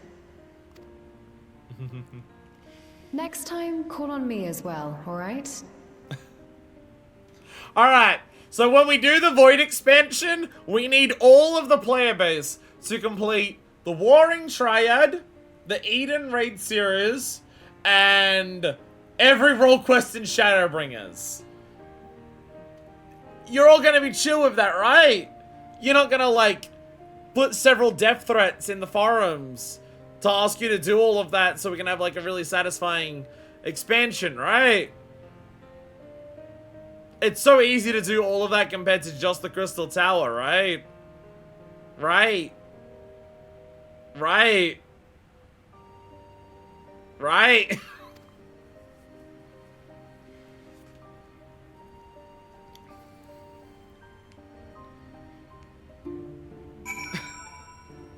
As I said, that's awesome. I love seeing Gaia actually show up at MSQ. Just fucking do it. If other people don't want to play the game to see the stuff in the game for the story to make sense, don't worry about it. Just fucking do it anyways. Just fucking do it anyways. Don't give a shit. Just fucking do it. Back like, shouldn't call Nickel have my name in his cutscene. Too bad that sort of thing doesn't happen more. Back in the day, Yoshi was like, wow, you should do the eat him before the patch drops. One of the few missable voice cutscenes rather than just slightly altered. Again, do it more often. For so long I was left to trust in others, fearful my research being misused again. That it may serve noble ends comes as a relief. I shall spare no effort to restore balance between light and dark. If I had Gaia's help, I wonder if I could take in darkness the same way Zero took in light. Not gonna say it, not gonna say it, not gonna say it, not gonna say it, not gonna say it. Come to speak with Reen, have you? Wasn't keep her for too long. I was planning a trip to Ilmeg, but I heard devious the Faithfolk can be asked her to join me. I also mind visiting Amarot someday. It's been on my mind of late. It'd be interesting to see where those two lived in the time of the Ancients. If only once.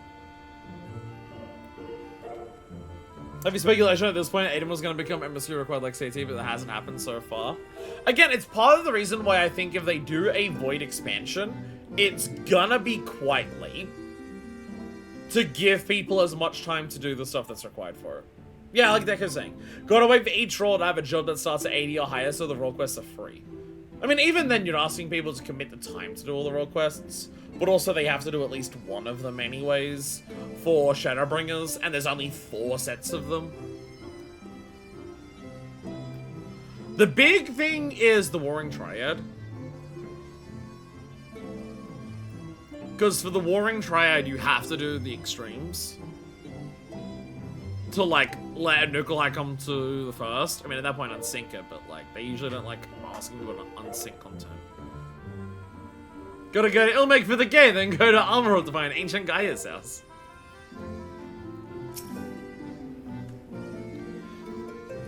Twas a mighty struggle, but I had faith that you would be victorious in the end. And I doubt not that the people of Norvrant would cheer when they learned the Warrior of Darkness managed to save her home. I know you're a busy woman, so don't let us keep you. Rest assured that we'll continue the work we've begun. Crystal Tower's used for research. Maybe prudent the boss's security. There's the X-Lax legacy, and we must spare no effort to keep it safe. Fucking actual Gaia in MSQ. Again, just fucking do it.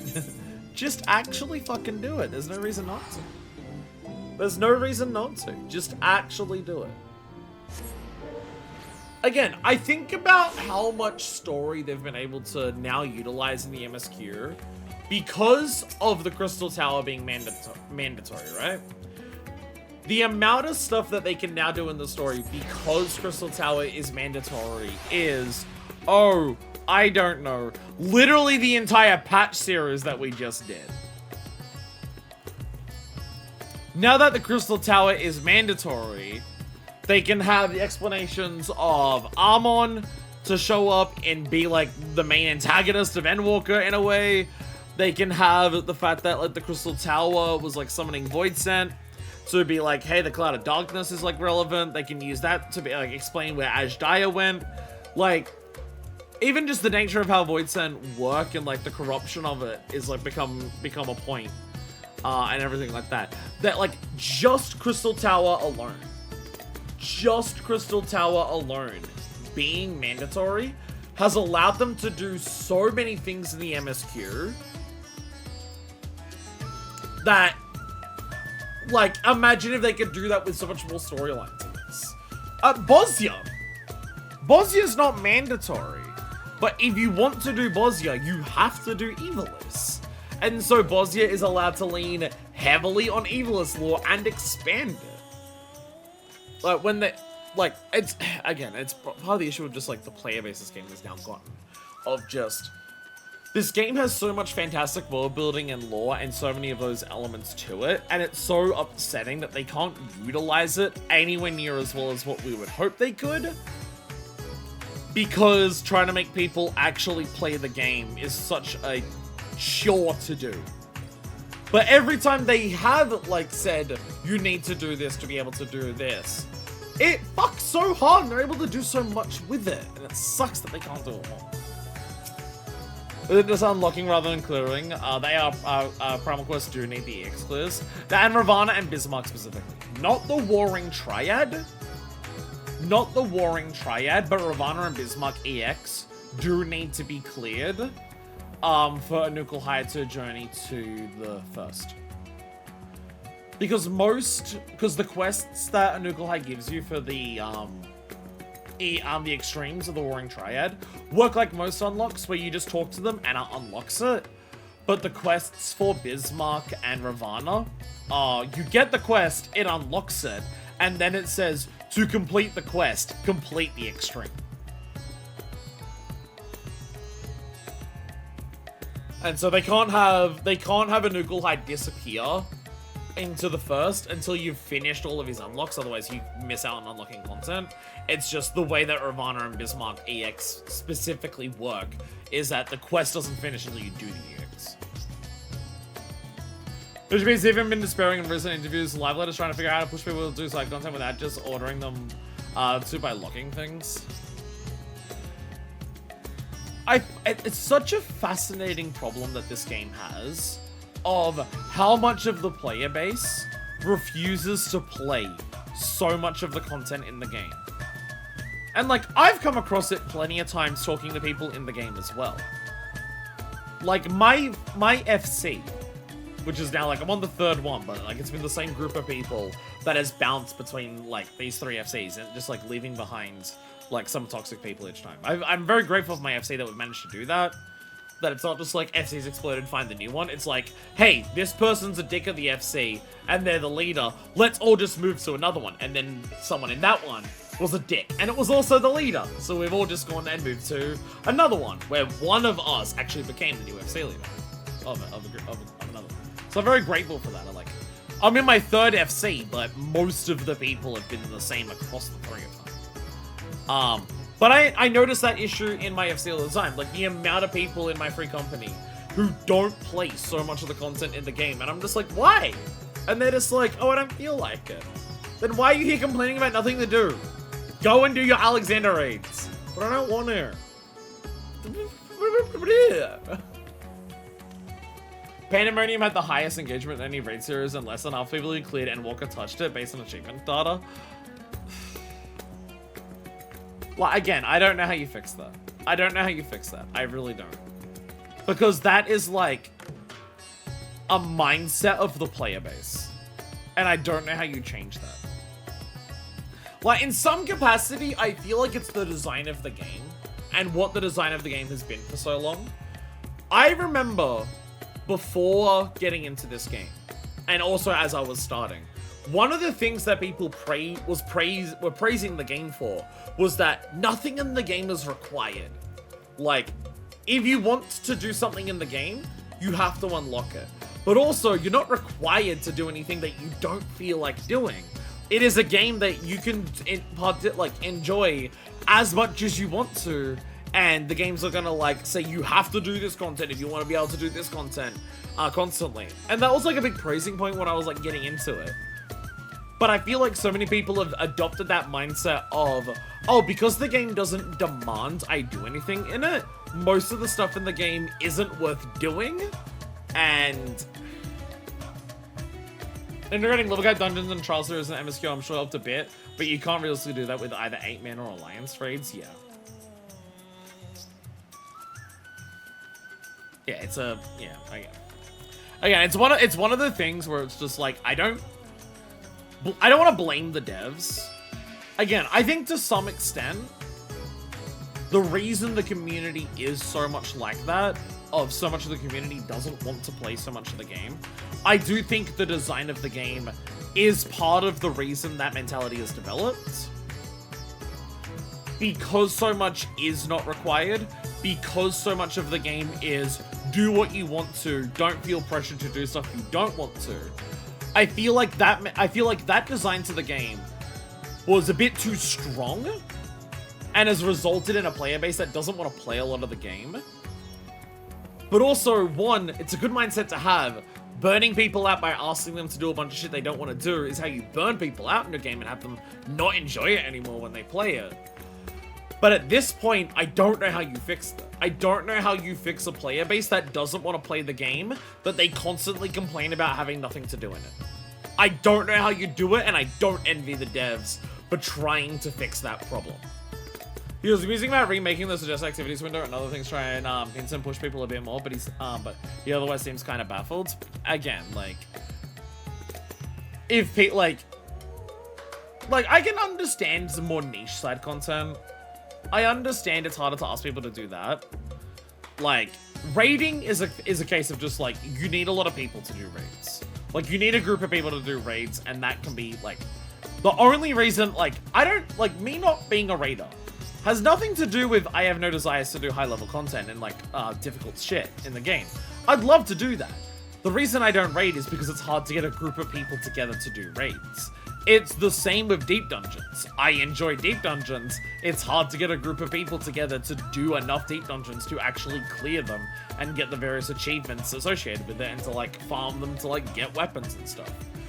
All of the stuff in this game that I don't do is a result of needing a lot of people to do it. So I obviously understand other people who don't want to do that. And I understand the more niche content, like side content, that people may like have a thing for that. I understand people who don't want to do Hildebrands if you just don't care about like a comedy story. I understand like not wanting to do like crafting relics because it's crafting relics, who cares? But like, there are so many people who don't want to do like raids, like just normal raids. And it's just, when an expansion's coming out, every patch has like, the MSQ is the main highlight of, here's why you should play 6.5. It's because of the MSQ. Here is the second reason you should play the patch. It's because of the raid tier. The normal raid tier. And then they'll list off like relic steps, custom delivery societies, and all of like that stuff. I can understand people not wanting to do some of that, but also someone who engages with none of it, and I'm also just confused why you're playing an MMO.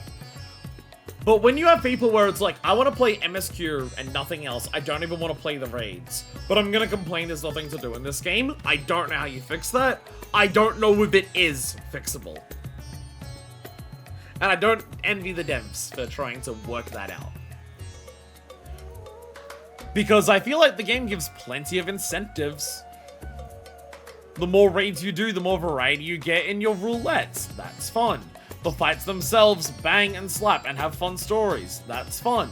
They've got plenty of gear rewards, which like is more glam opportunities. That's fun. They come with mounts and minions and achievements. That's fun. I don't know how you incentivize people beyond that. I really don't. I really don't. Because you can't even just be like, oh, let's put a reward system to more normal content that allows people to like, oh, maybe you can use more normal content to like gear your character a bit more between patches if you don't want to do like savage raids or anything. Or, oh, let's focus on like, maybe there's like rewards that like give you currencies you can use towards mounts and minions and stuff like that. It's just like, that stuff already exists in raids. There's already mounts and minions on reward there. I don't know. I really don't. Mission simple out. You honor us with your presence. Though I am but a humble servant, I offer my heartfelt thanks for restoring the Sartrop's beloved system. Without further ado, the great feast to celebrate this joyous occasion is about to begin. The venue is Mirrod's Mehain and your guest of honor.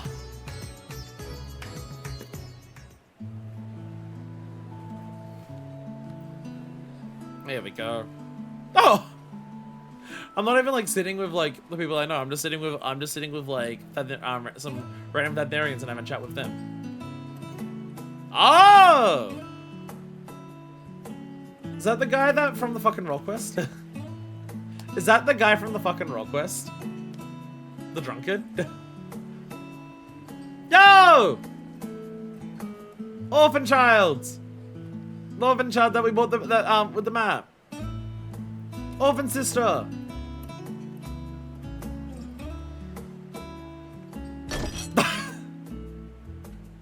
Navdeen, it's okay. It cannot be. Oh, the treasure map. Sorry, yeah. Yeah, the treasure map. Sorry, yeah. We had to get him drunk. Yeah. Oh, Vashan, my darling little brother. To think that I will never see you again. Navdeen! God. The way you carry on, anyone would think he was actually your brother. Save your tears now. His Excellency still has one of his eyes. And he has made it clear he intends to continue using his vessel. You'll see Varshan again. Never fear. Okay, actual question though. Actual question. How long can Vitra leave his body with 0 eyes left? Like if an eye's with Ajdaya and then an eye's with Varshan, how long can Vitra actually leave his body unattended with no eyes? Truly. But will it be the little one? Personally, I prefer the adult vessel. It cuts a gallant figure and has superior functionality besides.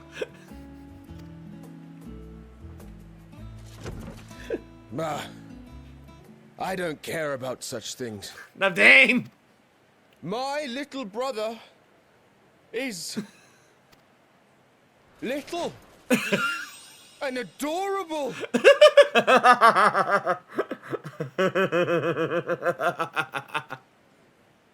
Sisters, give me strength. It is a fine thing being so loved. Hey! Yashtola's got the wine again, let's go. Nidhogg was able to flatter Svilga and bitched him about the Night Skill and Rototaskir and taking both of his eyes. That is true. That is true. Nidhogg was demanding one of the eyes from Svilga and got it. But he was able to get to Svilga in the first place without any eyes, so that is true. That is true.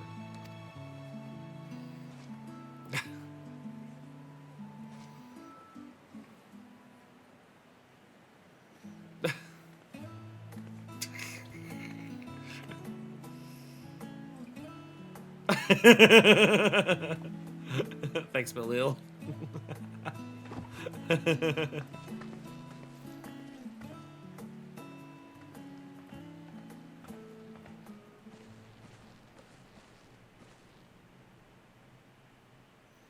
Had enough of the revelry, have you? Hey, Estinian. So, what's next for our hero? Something shall come along.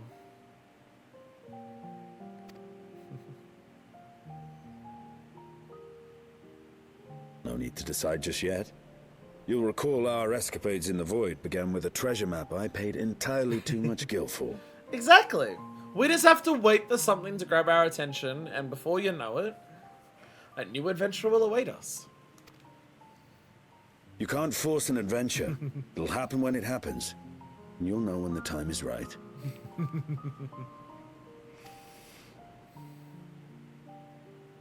Till then, it's good to lend an ear to others and their tales. And speaking of others... Hey, Charlotte.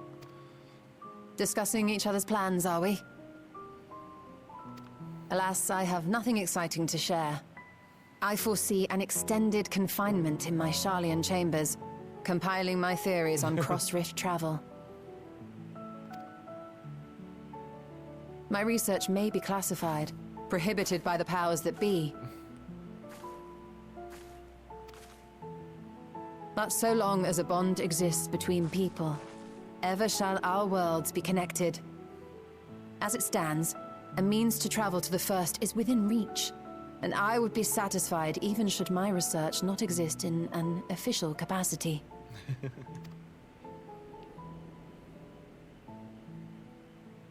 And what of you, Estinian? Have you any plans?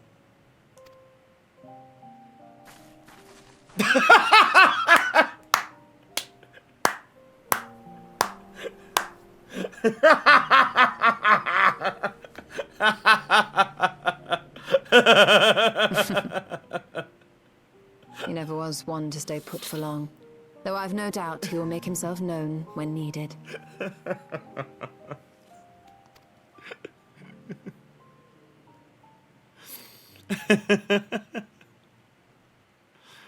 Oh, Jesus. Have I mentioned that I love this game?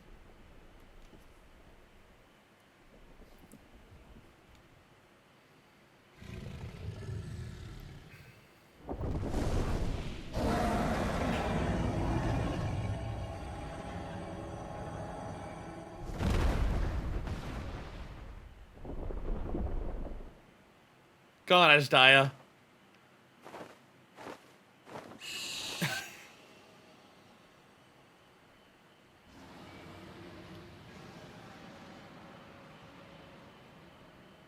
Aww, the others rode back!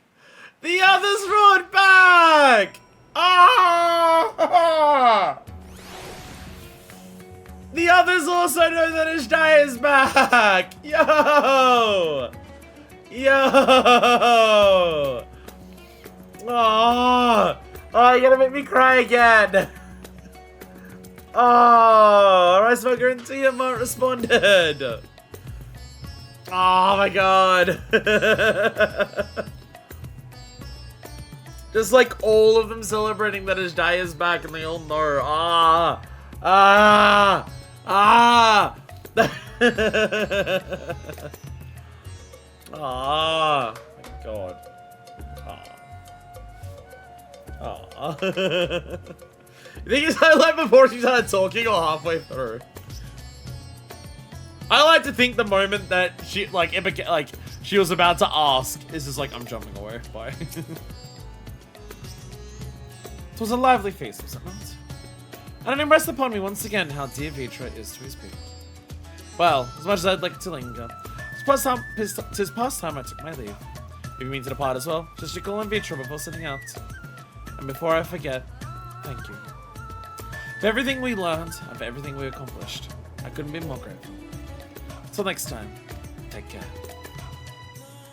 There's official art of all of them meeting back up. You're gonna make me cry again! Cry again. Honestly, the talent that it's people finally casting off that darkness, that overwhelming sorrow. Of course, none of the citizens will forget what we suffered through. Please, while fellow citizens are here, dining on our food, drinking our drinks, they can, for a moment, call better days. Maybe even find hope tomorrow. Aww. Aww. Aww. Megaduda! Megaduda!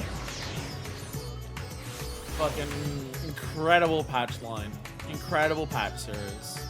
Really is the feelings of basically getting an entire extra fucking, like, plot line, like, expansion. Ashdaya! Features thread. I think the... Ashdaya regards you with keen interest. Manifest. I hope you enjoyed the festivities. To be able to celebrate Ashdaya's return with everyone was moving beyond words. By the way, it's the little one. But I still wonder, I've chosen to use this vessel for now. To better escort my sister around that's at home. This is my true form without an eye, but I do not anticipate having need of it in the immediate future. Long have I dreamed of showing Ashdaya my beautiful city, a glittering jewel born of unity, and I shall relish every moment of it.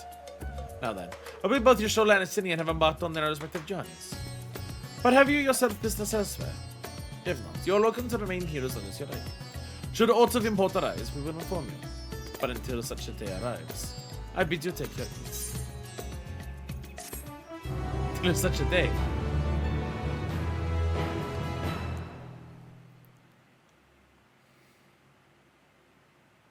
Meanwhile, an old Sharlayan. Will this be the start of a Dawn Trail tease? Everything appears to be in order. I noticed Kryl before this. I went into this room. I couldn't even talk to Kryl. She was standing there, but she wasn't interactable. She was reading a letter. I literally couldn't interact with Kryl at all. She was just standing there reading a letter. Like physically present, but just like when you walk up to her, she just had like a dialogue box appear above her head, just reading a letter.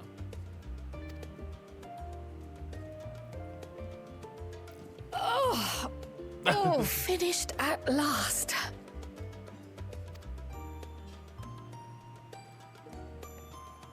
So time-consuming. How nice would it be to have a mammoth to handle such tasks?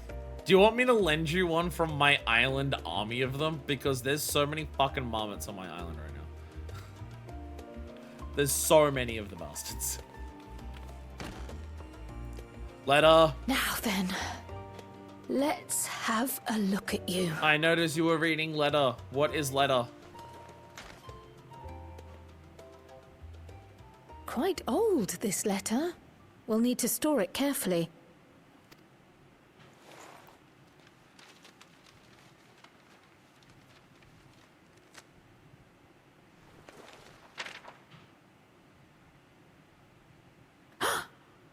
Addressed to Grandfather, and come all the way from Tuliolal, from a Gulu someone. Tuliolal? I assume that's somewhere in Taral.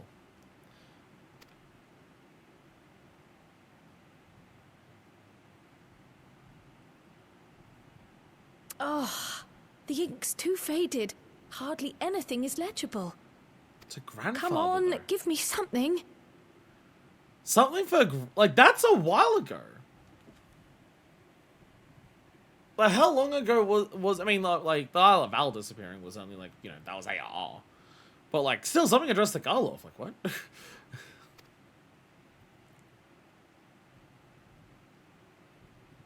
Is that our impetus for Dawn Trailing? A commission to investigate the Golden City in Tural.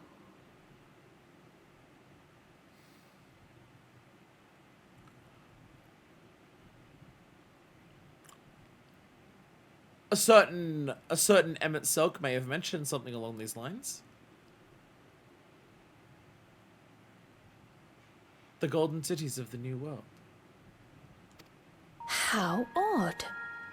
No one ever mentioned such a commission, nor have I seen any records. No one read the letter all this time. Something else in here.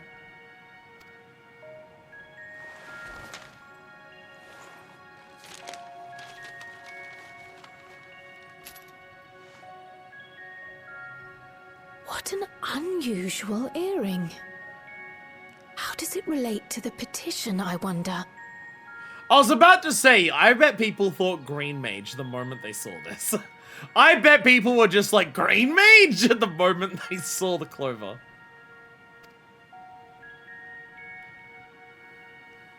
Oh, did you go there, grandfather? To the Golden City in Tural? I can understand people thinking green mage because of this. Even though green mage has only had a clover like once. Okay, so the start of Dawn Trail has begun with Krell having some form of like reason to think her grandfather's gone there. And a commission to her grandfather to go there. So the start of Dawn Trail is like, that goes from there. Erinville!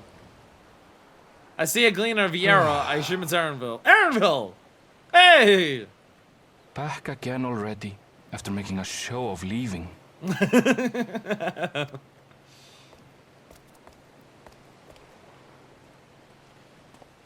Well, this is it, Charlene. Quite a far cry from Tuliolal, yes? Someone from Tural!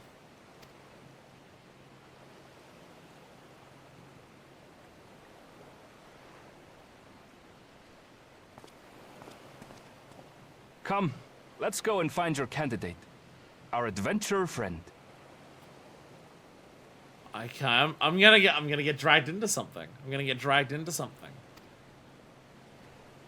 Oh, were they not showing? I was about to say, like, if it's someone from Tural, how the fuck would we know that? I was about to say, if it's for others to follow. Aww. Badass picture of Zero, shit. This was data mined immediately, obviously, and the model is literally just the like smart part on the part of the devs. I was about to say, who could they possibly be hiding? Who could they possibly be hiding if it's someone from Tural? Tuliolal. Who could they be hiding if it's someone from Tuliolal? And why would they be hiding them? How would we know anyone from there? That's not what it is. It's Yugiri. That's a female Hrothgar. That's what it is. That's what it is. It's a Yugiri situation. That's a female Hrothgar. And that's why they're not showing it. Because they ain't confirmed that's a thing at this point. Obviously, me playing this after Dawn Trail's release, knowing that female Hrothgars are added in Dawn Trail, makes that a lot more obvious. Obviously, I am blessed with the gift of knowing female Hrothgars were or indeed added in Dawn Trail, so it makes it a lot more obvious to me. But that's why we can't see who it is. That's why we can't see who it is. All right, so we've got Dawn Trail crumbs. We have Dawn Trail crumbs. There is a candidate of an adventurer, and Kryle's grandfather got a request to go there by Gulu. You know, Gulu. Radzatan. Home. For others to follow! Growing light! Let's go! Yeah. Yeah. We did it! We beat Endwalker! We beat Endwalker! Now it's only a couple of weeks until we beat Endwalker! What have we checked in with Silver and a Nuclear High? Alright, let's go back to Silver and a Nuclear High! We can't just check in with Zero, it sucks. We can't just go and check in with Zero, sadly. Can we check in with Reen and Gaia? I know they love not putting Reen on the map anywhere, and I'm assuming Gaia's not going to be present if Reen's not present.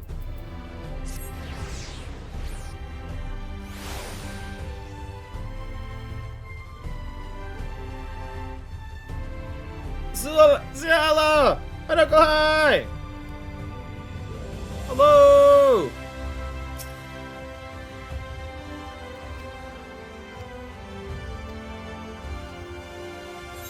Alright, I went to the 13th. I too know the sting of Yassian's deception. 'Tis well that this Golbez now strives to make amends for his transgressions. As for your friend Zero, I struggle to believe she not only journeyed here to the first, but was able to take light into herself. That one might have such strength of spirit, beggars belief. And you didn't introduce us. I don't say Nukulhai and I are not capable in our own right. In fact, I believe it may soon be time to put our plans into motion and return home to the 13th. Yo. Nukulhai. Zeromus. He was a great hero of Eld, beloved by all. Never did I imagine his name would live again after 10,000 years. Fitting that another who bears it might aid us, even if only by way of a memorial crystal. That it should be wielded by this Zero is both reassuring and encouraging. To know that we are not alone in our endeavor makes our work here in the first all the more important. Speaking of which, I've recently spoken with your comrades returned from the empty. Only RNJ could have arrived at a solution as ingenious as primal summoning. Straight up mentioning Eden. Nukulhai straight up bringing up Eden. Let's fucking go. Reen and Gaia are quite a formidable pair, aren't they? Skilled combatants gifted with command over light and dark. Were their strength not crucial to the first restoration? I'd also that they join us when we return to the 13th. I mean, honestly, I'd be okay with, like, Reen and Gaia being, like, part of a main squad to do... that. I'd be super down if Reen and Gaia joined in for a future expansion that took place on the Void. I'd be super down for that. Deep optional content character referencing other optional content. That dialogue is so many layers deep. They're like, a Nukulhai only exists on the first if you do the fucking Warring Triad, then the role quests, and then the follow-up to the role quests. And then he only has that dialogue if you've done Eden and completed it. Again, it's what makes, like, the idea of a Void expansion. Like, if we do a Void expansion and these two characters aren't part of it, it will suck ass. It would be straight up fucking terrible to do an actual Void expansion. Like, what we had just there with Zero, you can have that, right? Because that is, like, Zero's personal journey and then the stopping of, like, something happening to the Source, right? You can have that without these characters, like, being a part of the journey, because part of the whole point of, like, the journey that they're going through is that all of the people who could have helped stop what happened to the 13th got separated or didn't trust each other. That's, like, part of the whole point. Like, Zero and Golbez now working together is, like, part of the point of undoing the rifts that, like, have caused all of these people who could have done something to be mended. So, like, you can have that level of, like, story without having these two. Having a storyline where the result of that storyline is the Void is now fixed has to include these two. It can't not. Because otherwise it makes these two characters come across as complete bitches.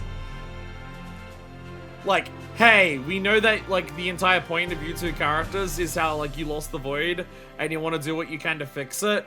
We fixed the entire thing and you weren't involved. It just sucked. Like, you can't do that.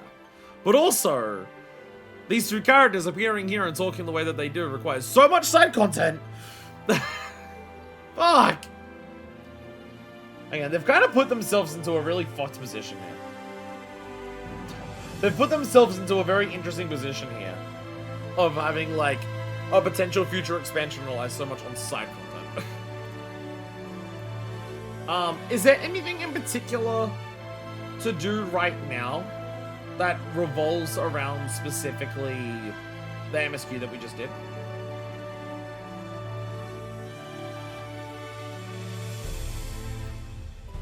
Because if I look at my thing here, we don't have anything to do today other than just, like, checking in with our weeklies and stuff, which is only one society quest and then a lot of Iron Sanctuary. Going much beyond just, like, little people, but I'm not sure who we'd talk to. You know, a lot of characters don't appear on the map right now. These two is the important one. These two are absolutely important. We've got to make sure we get these two.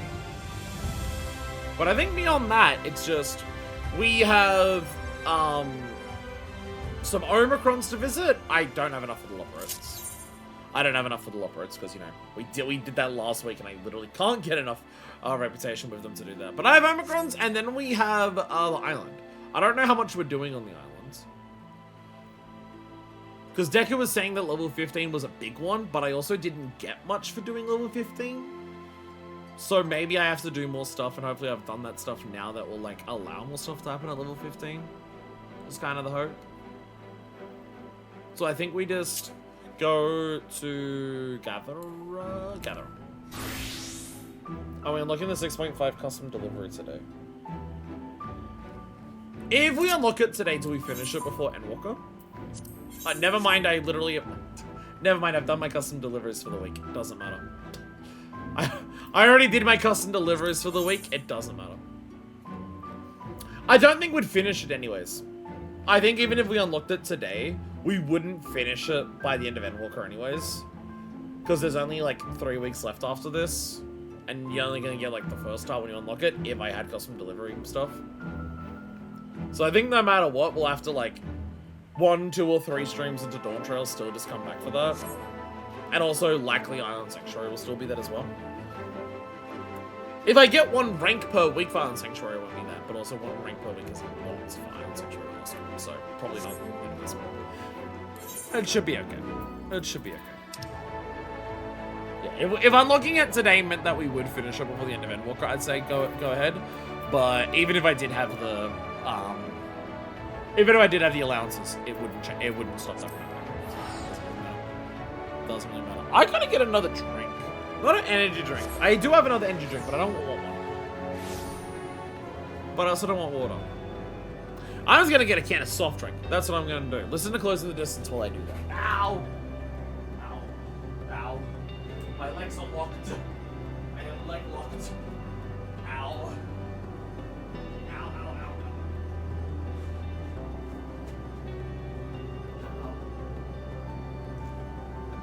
Whispers we drift on the wind, but I hear you. This is like outside of the combined society quest, which I imagine will come here at some point. This is one of the last times we come to Ultimate Fool. I mean, the whole thing I was talking about how a lot of previous areas seem to be wrapping up in some capacity for the possibility of maybe Dawn Trail, like, spends less time focusing on areas and prior expansions compared to what we've had before, because we've wrapped up so much of it in Endwalker. What the fuck could possibly happen in Dawn Trail that would require us going to Ultimate Fool? Like, what could possibly happen in Dawn Trail, even in side content, that requires us going here again? Even in Endwalker, the only side content that brings you here is 1 dungeon and then the follow-up society quests. Nothing else brings you. Oh, no, you don't even come here for the Omega. You go to Mari Lara and Torment for Omega. You don't come here. So we'll be at a point soon where there's like no reasons to come back to Ultimate Fool again, and that's gonna make me sad. I mean, Ultimate Fool's part of the fucking stream layout at this point. So, you know, we'll have plenty of reasons to still see Ultimate Fool here. Ultimate Fool out there with the Tempest, and there's no fucking way they could ever come back with a reason to come back here. Yeah, it's the same with the Tempest. You're not gonna see the Tempest again. Unless, like, you do the thing where Gaia, like, has a reason to go there.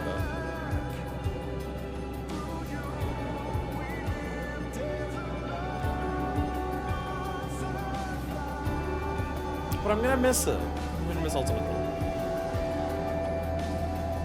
I'll just come here every day and still do my dances. I have been considering, and maybe I'll try to set it up in time for Dawn Trail, of adjusting my the thing that I have here. I am considering adjusting the Ultimate Fool thing that I have here. Not in terms of like changing like what it is, but adding more variety. I notice when I come to Ultimate Fool, depending on the weather, the actual background, the background just seems to be like permanently changing anyways. And like you've got like the blue sections like fading in and out there and everything like that. But also based on the weather. The actual, like right now it's a very pink and purple color palette. Depending on the weather, it can be more of a bluish tinge and stuff like that. So I'm thinking of coming out to Ultima Thule at like different weathers and getting like different sections when it's at different, like, more contrasting colors. And just have like, because at the moment it's very pink and purple like the entire time. So I'm just thinking of like, I might get some like shots of Ultima Thule's like space backgrounds that have like more different variations in the color, just so this varies up more as it goes. I mean, I can also like, this loops, right? This loops these two, but it doesn't loop because I found an in-game loop. It loops because I faded the last 30 seconds with the first 30 seconds. It just slowly crossfades from one to the other. But because of the nature of what it looks like, you can't tell it's doing that. You can't tell that it's crossfading from one to the other when it's that slow, because the stars you see slowly flicker in and out. The gas clouds that move through slowly fade in and out. So when it takes 30 seconds to like fade back from the end to the beginning, you don't notice it. So I could also just like very easily do that with different colors. Hell, if I got enough, I could have it where it's like, hey, here's like when it's more pink. Here's where it's more blue, and it entirely covers that. Here's where it's more purple, and like it entirely goes there. Oh, here's where it's more like a different shade of blue, and it entirely, like, I can have it fading the entire time, just really slowly. Yeah, I want like seeing the different weathers here and how it does affect the sky. I want a bit more variety for the top and bottom, for like the colors. So I might do that. I'll try to get it done for like at like the first episode of Dawn.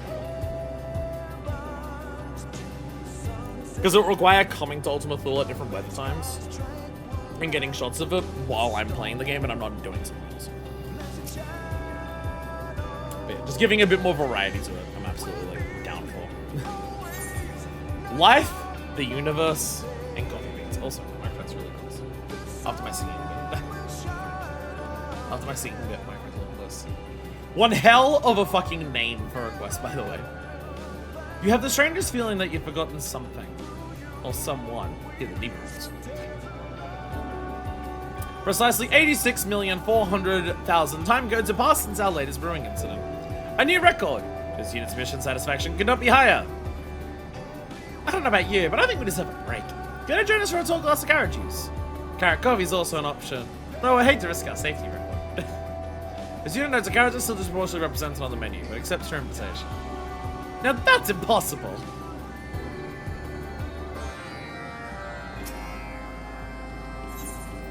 To the lost drugs! To the lost drugs!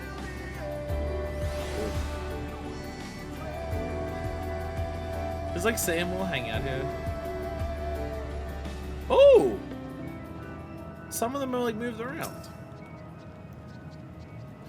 A dragon can dream to reunite. Different is here. For next subject conversation, I was the relaxing round of should the milk go in first or last? Suppose our substance that possesses no consciousness knows us better than we know ourselves. I mean, here's the most important thing though.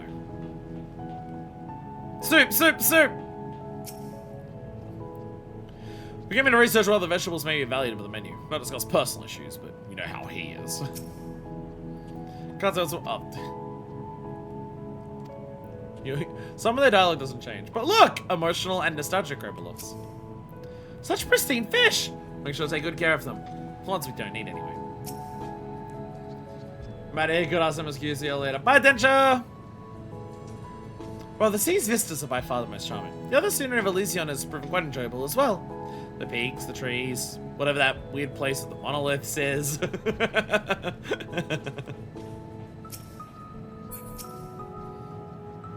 Such a pleasant atmosphere for processing. Zia now understands organic life form's obsession with beverage consumption. Beverage consumption! See, I don't have carrots, but I have something that's the same color as carrots. Last Strike certainly has come a long way. Remember when the counter was dusty and musty? I still don't know what civilization originally built these structures, but I think they'd be happy to see what we've done with the place. Perhaps they ran a cafe of their own long ago. Actually, while you're here, can I drop you a check in with the patrons? As you well know, customer satisfaction is our first priority, and they wouldn't dare fob you off with a platitude. The Grable off chasing the Goobies. Thy consideration is appreciated, hero. For me, 'tis enough to gaze upon the tiny desert and feel the wind of my scales. Indeed, the true winds of Elysion are divine. Yet I find myself drawn to the pastry nonetheless. The sentiment which thou didst created warmeth my heart even now.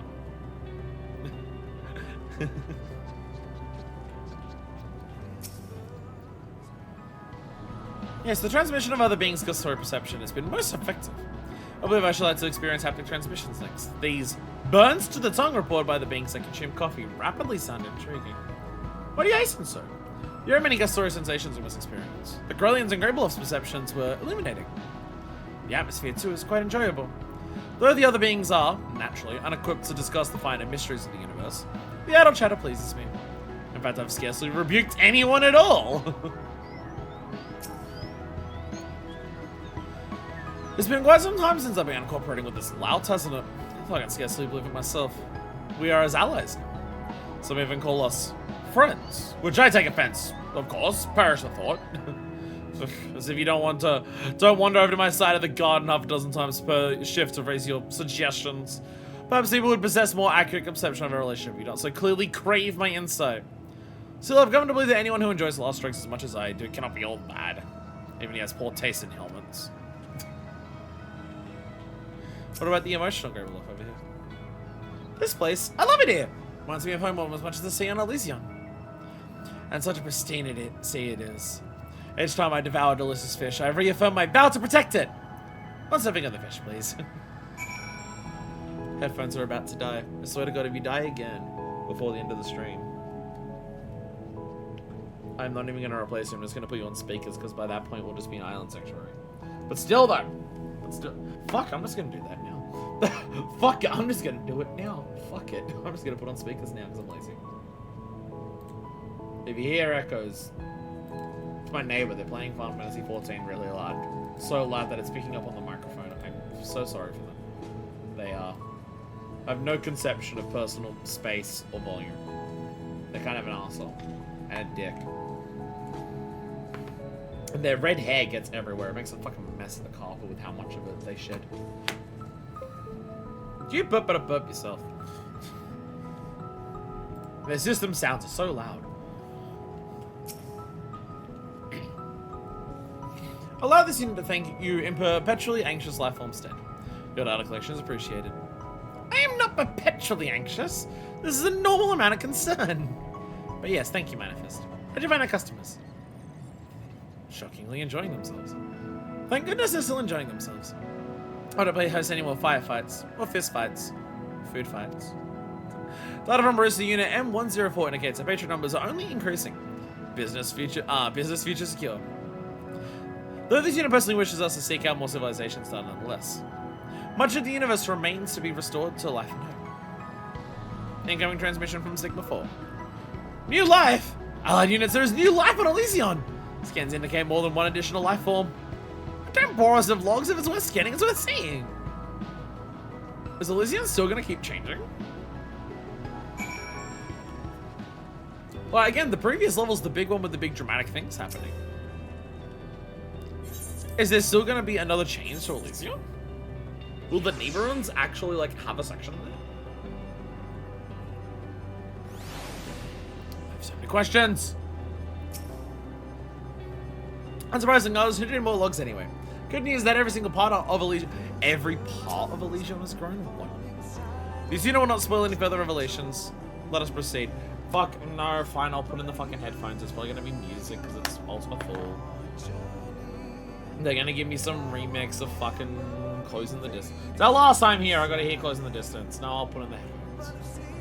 I was at the last raid, so I forgot the music was like, oh yeah, this is Closing the Distance. It's one of my last chances to hear it properly. It's like in the game. Unless I just come here to film alternate stuff. Give me Closing the Distance.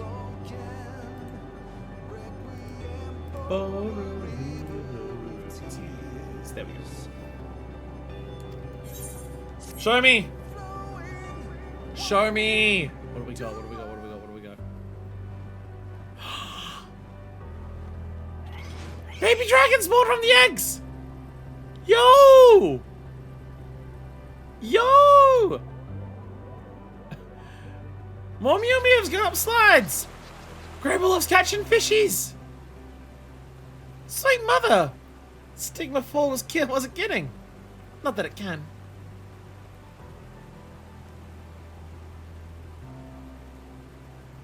Look over there!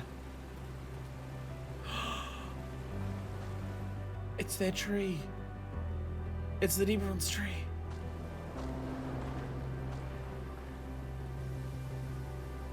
Oh shit. Even the Neberons have found a level of hope. Ah! What are you doing here?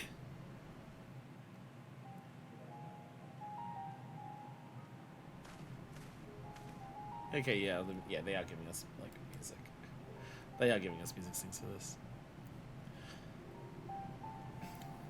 As your companion suggested, we have traversed the dead worlds of Ultima Thule. We have seen its despair. We have seen the tragedy of the forgotten, and the sorrow of those who forget themselves. This is well.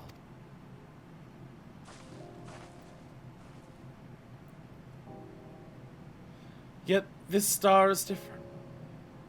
There is life here. There is change.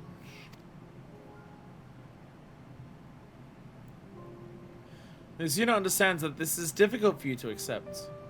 The mission to live is no simple matter. Then why do you grasp for life in a universe that will one day die? Why seek to change that which cannot be changed? Zuna hopes you'll not take this as a personal attack, but it would assert that a broad perspective is required. It is true that each civilization is vulnerable. A single particle of despair, placed in the right code, the right body, the right mind, can spread like a virus. Yet there is more than one civilization in this universe. The disease that kills one spares another. The sorrow that consumes one drives others to seek joy. Together, we survive. Together, we see beyond our limitations. And together, we find reason to hope. So long as we live, and so long as we have even one reason to hope, the Dynamis will change for us. Beyond our despair lies an infinitude of miracles. We need only open our receptors to them. We obtain physical life eternal and complete mental resonance to determine that existence is meaningless. Despite all of that, you say we were wrong? Please refrain from leaving to conclusions. Whether the inherent meaning of life, or lack thereof, can be proven by the existence of miracles remains up for debate.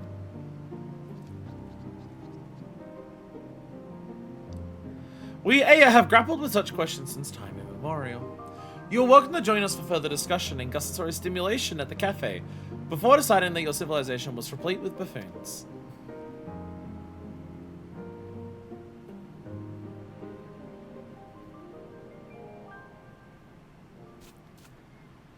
So long as you keep the doom and gloom confined to your conversation with mentally unflappable beings, that should be fine. And who knows, a nice cup of coffee might cheer you up a bit. Zuna can vouch for the utility of our beverages in processing philosophical conundrums. That too! Perhaps we'll even find something new to ponder. It's the little things, as they say. There'll be time enough for all civilizations to find hope for the future, given the proposed eternal opening schedule. The Zuna has set reminders to look out for the end of the universe, in case additional menu items are required. That's what I like to hear. Less fatalism, more carrots of happiness!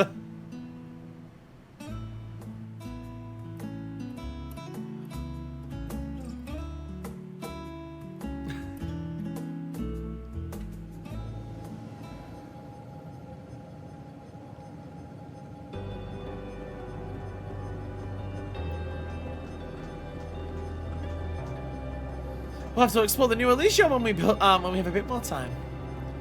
These developments are pleasing, but when did they originate? Changes occurred soon after Manifest asked our customers reflect on their experience at the cafe, no? Perhaps realizing how happy they are increased their faith in a brighter future.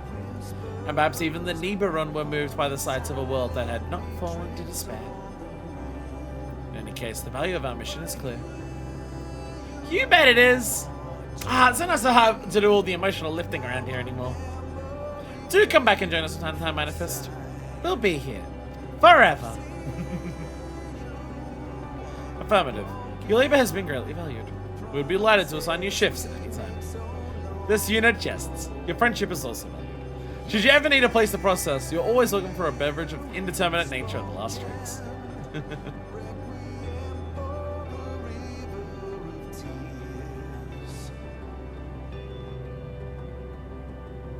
Everyone's there.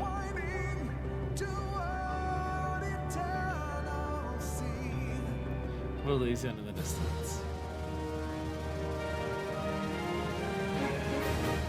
And thus closes out one of the best quest lines in literally the entire game. Straight up one of the best quest lines in the entire game.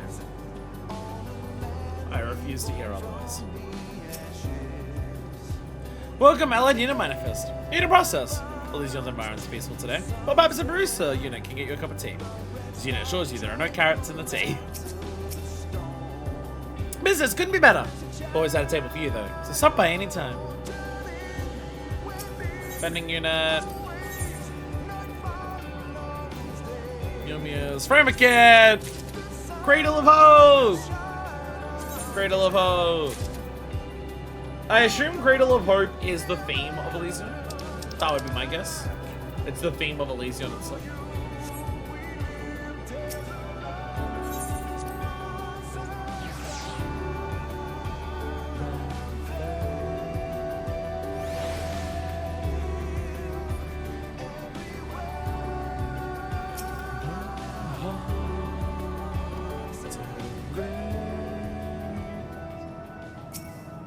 Waiter, another please. They didn't get rid of the soup line, did they? No, you've got fish now. The soup line's gone. Never mind. Fuck. Don't. Never finish this quest line. Never mind. Fuck it. Never finish this quest line. Soup disappears. Unless every time you come here it changes. Like who's talking to who? What's happening? Or don't register. He once had a casino.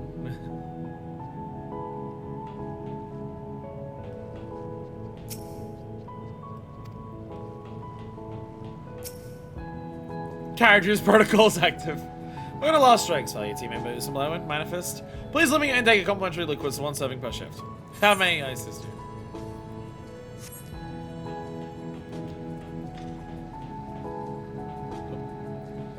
Dragons. The boldness of youth. This as well. Dragons. Grew these with my own 2 hands. As to all individuals, we seek only to be part of something more. Yet we have come to consider that it's not perfect understanding we require, merely the shared experience of a pleasant meal.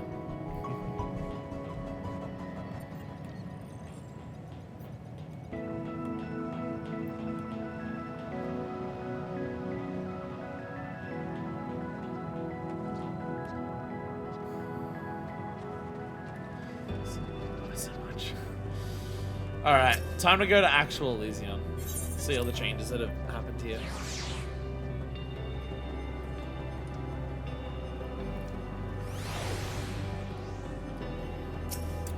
Portal de Elysium.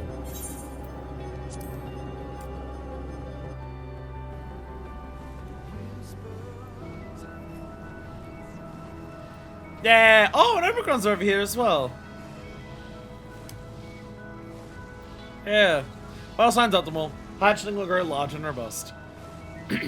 Dragon's actually interacting with the Omicrons. That's awesome. Hell yeah. They're growing a whole bunch of stuff over here.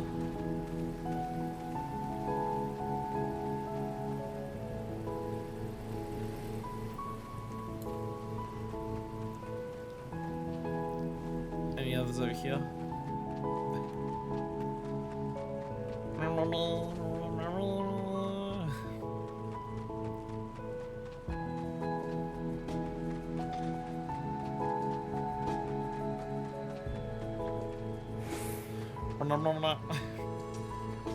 My little Mew Mews and all their adorableness.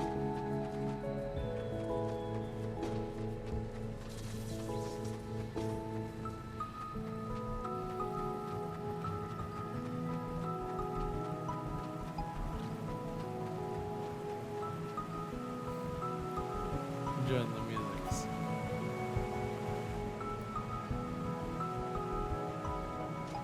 I don't know you. Pretty shells. Come down here and do some farming for some of the society quests here. God, this place is so fucking pretty. God, this place is so fucking pretty.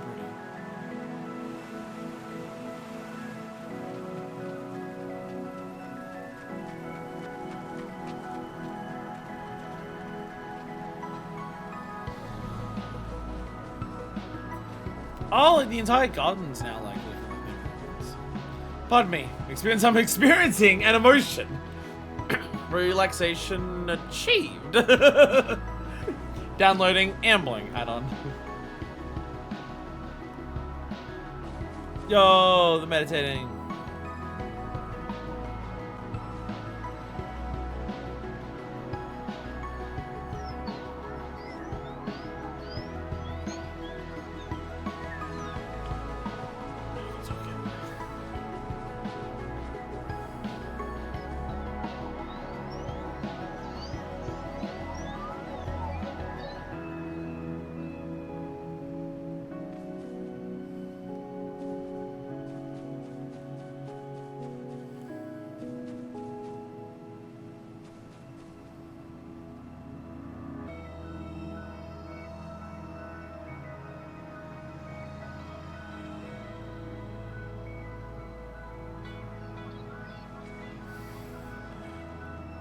I thought they had more dialogue and I kept cutting it off. They don't. Never mind. Floor identification requested. Tree. Let's look at our carrot drinking table. It represents the world. Thus its leaves. It's connected units. As we are! No carrot drinking table, no soup. Final upgrade sucks actually. Perhaps Ra'Laz is not the only blessing.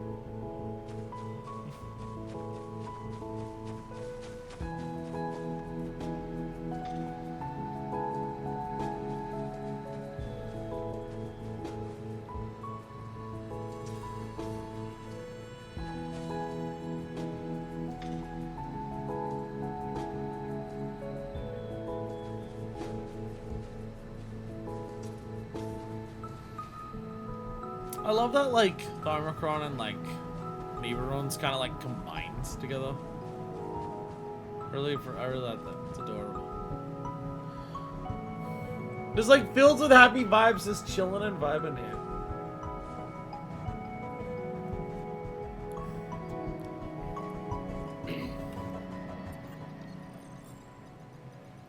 Again, straight up one of the best quest lines in the entire. Like, it's undeniable, I think.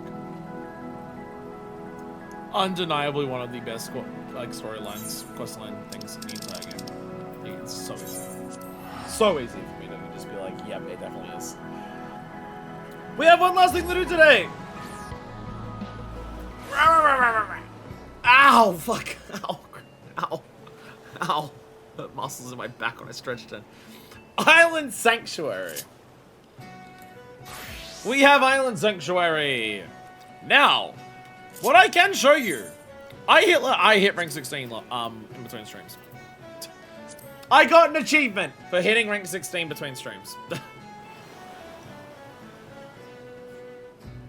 So we got access to the, like, that last location that let us build the, what's it called?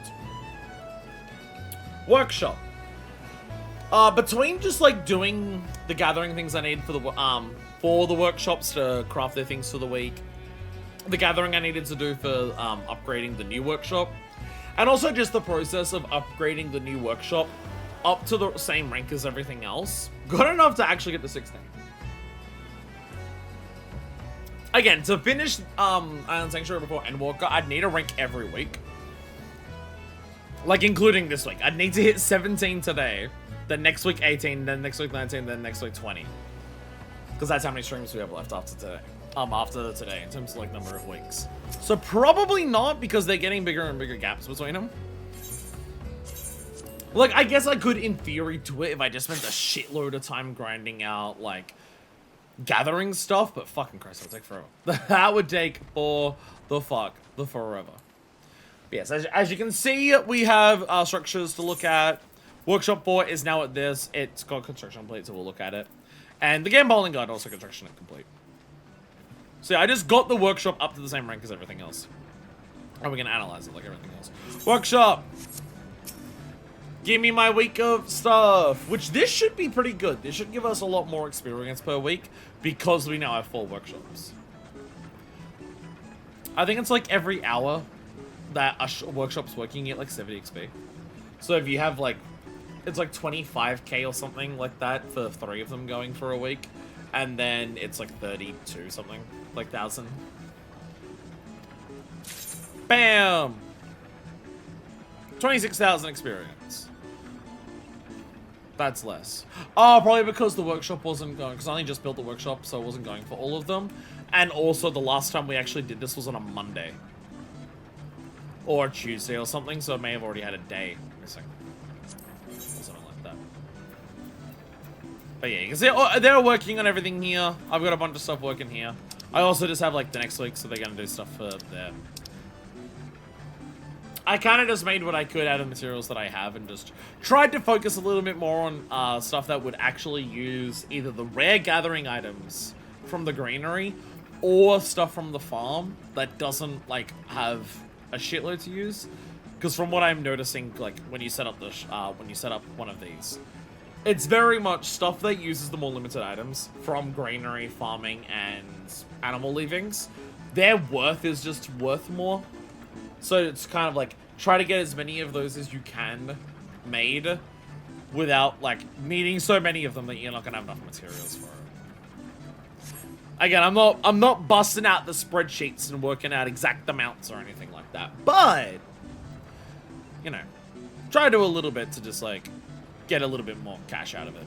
The amount of carries that you get out of it doesn't affect experience though. So it only affects carries, which affects how much I can like buy stuff. And also the fact that there's the achievements for getting like a certain amount a week. Artesia, welcome to the island. Welcome to the island. If we go up here, if I grab my crab, if I grab crab, I can come up here. We run all the way up, run all the way here, and there's 2 structures done over here. There we go. Oh, hey, you got here quickly. We have another workshop! This is just another level 4 workshop. So yeah, I got this one up to the same rank as everything else. Just, you know, the specific, this is now at the same rank as everything else. Cutscene is on stream. Ta-da! Another workshop. Renovation complete. Ba-ba-ba-ba-ba-ba-ba. There we go. 5,000 experience. Get a little bit for the upgrades. Not a ton, but a little bit. And then the Gambowling Garden. Parkour Island, let's go. It's a little thing you can run around on. Yeah, isn't it adorable?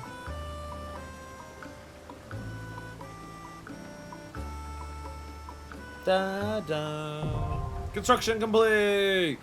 Yay. There we go. 4,500 for that. Yeah, so now we can run around. It's not as exciting as Ephemerix. I'm so tall. I'm so tall compared to everything on here. It's not as exciting. Well, look, there's even like a little tunnel you can go in. There's a little tunnel you can go in. And then you can go up here and just be like, oh, look, I'm up here. It's very much like this feels like a play area designed for Lalafels and Marmot specifically. Like, look at the Femro scraping her head on the upper decks, just standing here. Oh my god, you have a... Isn't that... You have Athena's hair. I've just now noticed you have Athena's hair.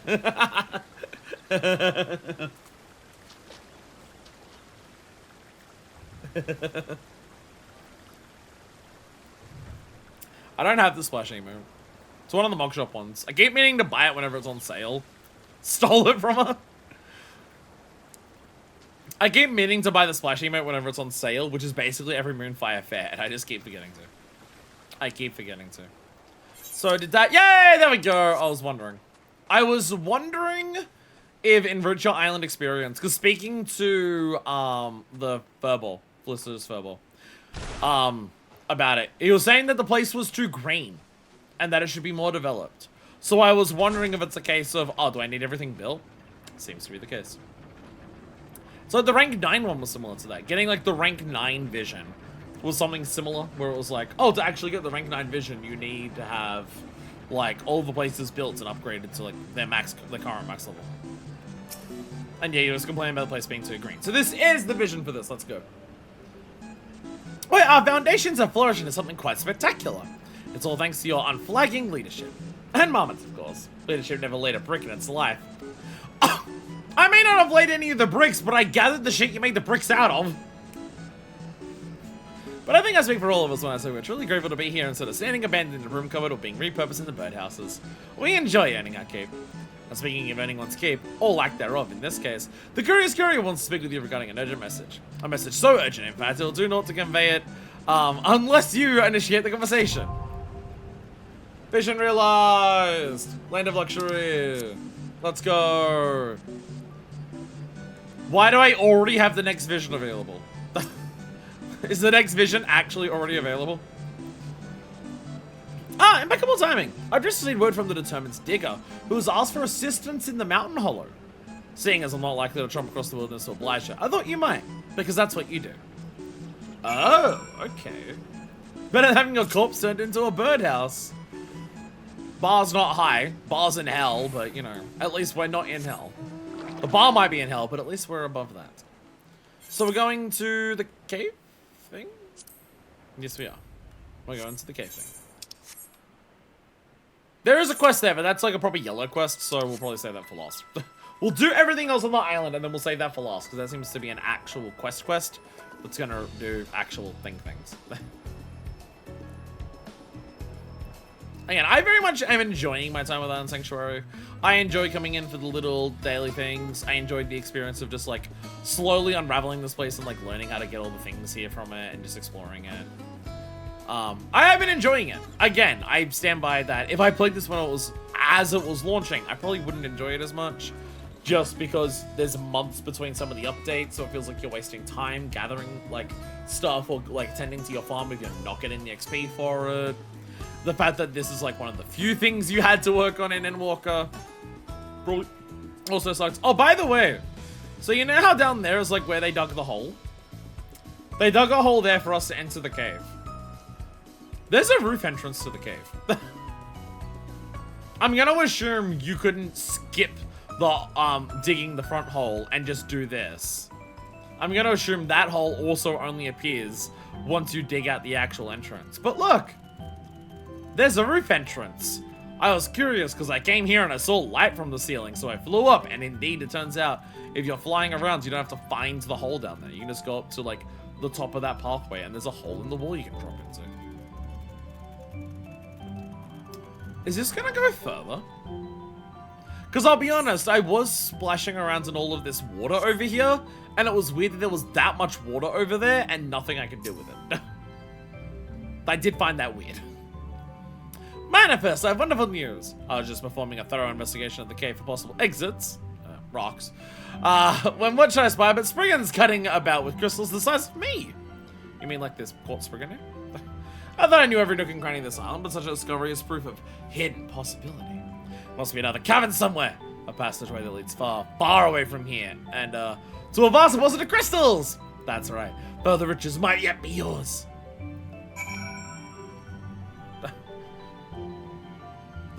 I must investigate. Okay.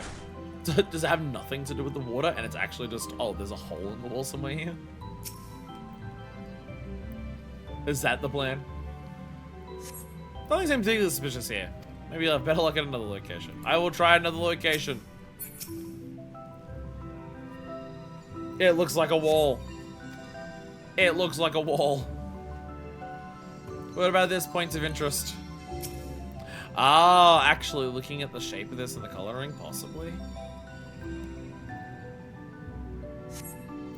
Rapping your knuckles against the rock wall yields a hollow sound. Perhaps a secret cavern lies beyond. Toby Niggle undoubtedly wish to hear of this. It actually has nothing to do with the water. There's just another cave over there. Yeah, we had so much of like the beginning section of it just being like, we've explored the entire island. So how do we find more of it? Oh, open up the mountain. A hollow wall? I mean, yes, definitely. Worthy of further inspection. The rock in this cavern is quite thick. We need better tools if we have any hope of bursting through the wall to the crystals that lie beyond. Come find once you finish making the tools. I'll be waiting here, forever if need be. The splendiferous marmot-sized plunking tools recipe has been added to the sanctuary crafting log. We have a new crafting tools for Mammoth. Alright, we must make splendiferous tools. How the fuck did I get so much XP? Where the fuck did all that XP come from? Where the fuck did that all come from? Splendiferous! What do I need for it? A lot of stuff I have a lot of things of. I think we should be fine. Let's go! Never mind, I did get to rank 17 today. Let's go!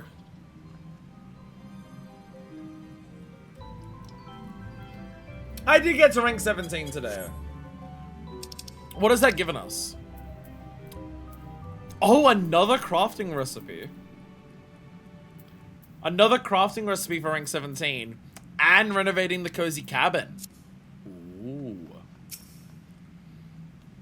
Perfect! These tools are perfect! Just say the word and we'll topple this rope before you can shout for liberty! Tear down this wall. Oh, I will manifest, I will. Stand back and prepare to witness our moment of destiny!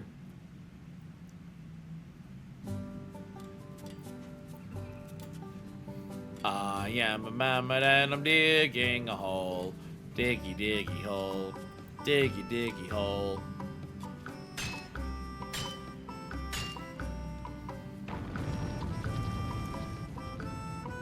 Sounds like you blew it up at the end, I'm not gonna lie.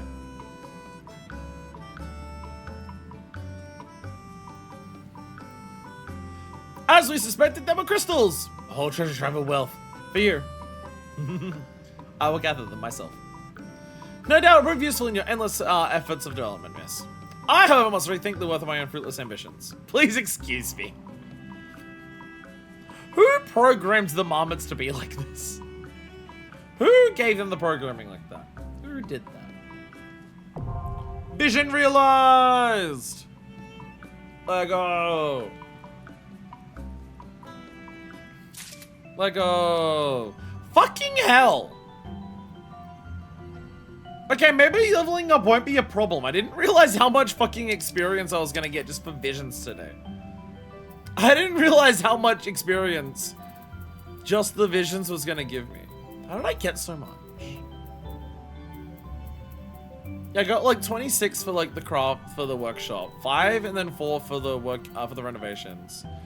1,500 was for the one that gave us the quest.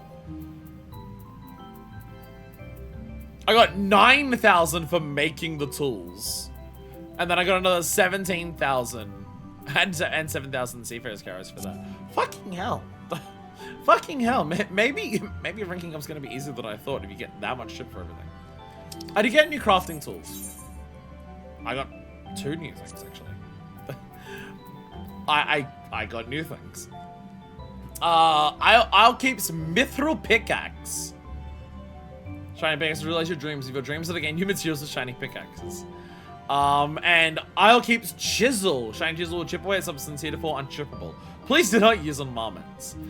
Okay, so Hawk's Eye Sand I'll probably get from what I'm about to go into. And then I imagine Goldorm and Jurium Sand either from what I'm about to do or from the mithril pickaxe. Okay. Hawkeye Sand, and we can get some other things. Mountain Hollow. Hello, the jump onion. Oh my god, crystals everywhere. Crystals everywhere. Mother load. Mother load. Ooh, that's pretty. That's very pretty. I like it. I like the look of the prettiness. I like how pretty this water looks with all the glowing crystals everywhere. I like being able to see these caves in the distance. And all these little nooks and crannies that go everywhere. Doing a lot of grinding here for mats. So this feels like the top of the mountain. This feels like the top of the mountain of this is designed to just be a perfect loop. You fly to the top of the mountain, it's a perfect loop that's easy to do, and you come here and this is also another perfect loop that's easy to do. A lot of other areas you gotta like jump long distance, big distances between stuff. Yellowish rock and island crystal cluster. So these are all new ones. Yeah, none of this is stuff that we've already had. This is all brand new shit.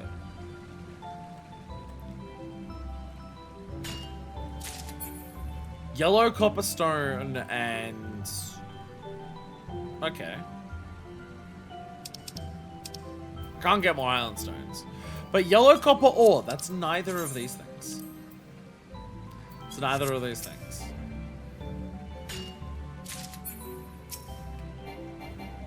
You're blue.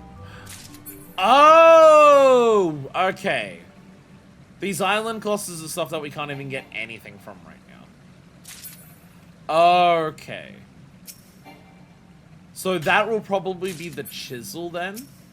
Because it says heretofore on, like, chippable stuff. So that's gonna be this.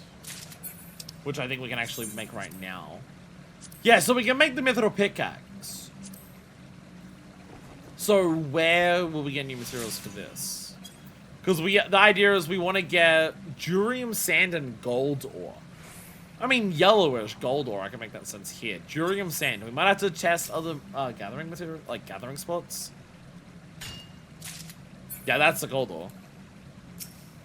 I assume this is still going to be hand gathering. Yeah, it's still Hawkeye. Yeah, that's still Hawkeye sand. That, I assume, is the chisel.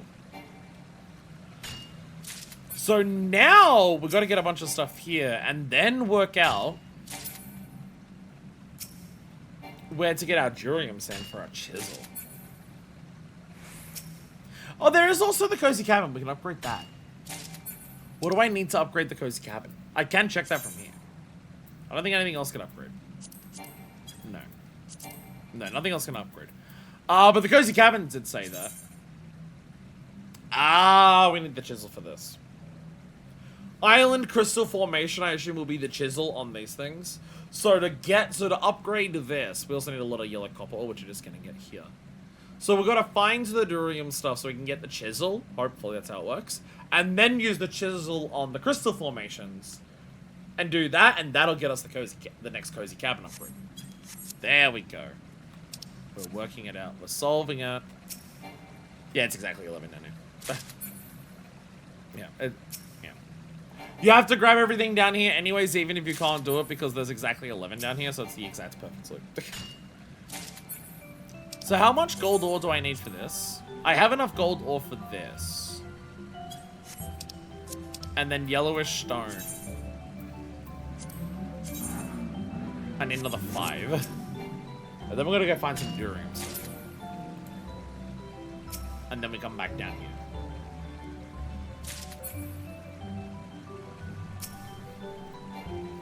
So about to say, we're gonna hit 18 today? Idyllic Island is our next vision, so no idea what we're gonna do for that.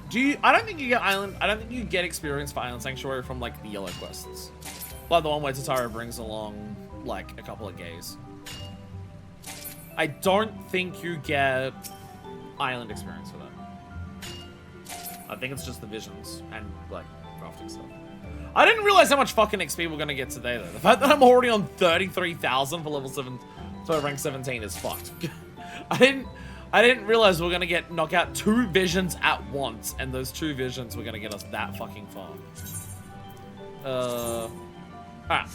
We're gonna go find Durium. There's a lot of spots it could be. There's a lot of spots it could be.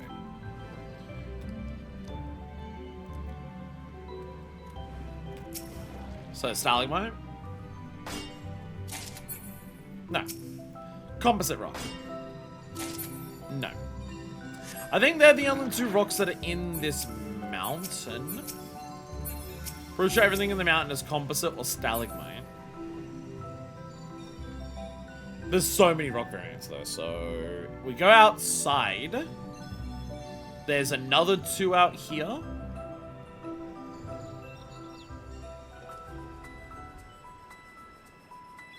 Actually, there's three out here. Because there's also quartz. I wouldn't be surprised if it's mithril, just to look, but... Durium sand! Never mind, it's the iron stuff. It's, yeah. It's still worth trying on every rock that we can find, just to see if there's anything new for any of the other rocks. Just in case. It's still worth checking. Because even if it's like, oh, it doesn't help us with this upgrade. It might help us with a different upgrade, or maybe it doesn't help with any upgrades, but it's required for making some workshop items that are worth some money.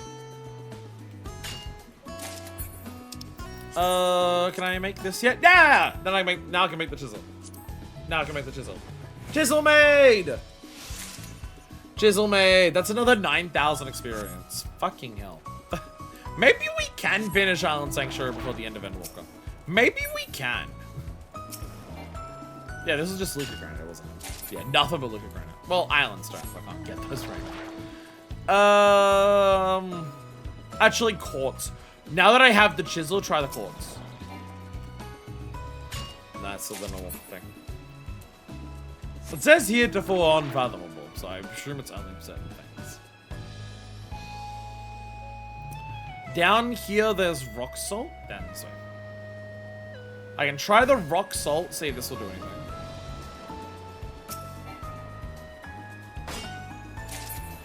Island rock salt is still island rock salt. And then I believe back on this section on the island should be some mithril. Should be some mithril over here. Whereabouts? Further around. Further around to be mithril. Yeah, there was a point where like the tools started upgrading, and I was kind of thinking, oh, every single material that's speckled. I already know what that one is. And I was kind of thinking, oh, that's gonna be what it is. Every tool's gonna upgrade, so you go back to the same points to gather stuff, and they'll give you even more things. Based on what I can tell, I don't think it's literally every gathering point will have a better tool for it. They upgrade a lot of the early ones. Like the logs will, like most trees now give you 3 things that you get from it. And you get like a couple different pickaxes to get 3 from a couple of things there, but yeah. It's not a case of just literally every tool gets a major upgrade. So every single gathering spot gives you even more stuff.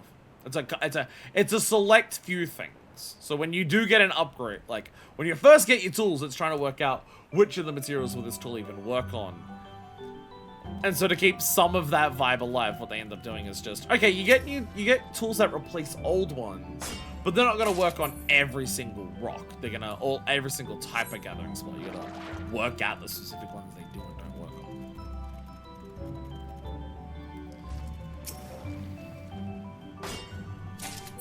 Yeah, still just spectrating water for that one.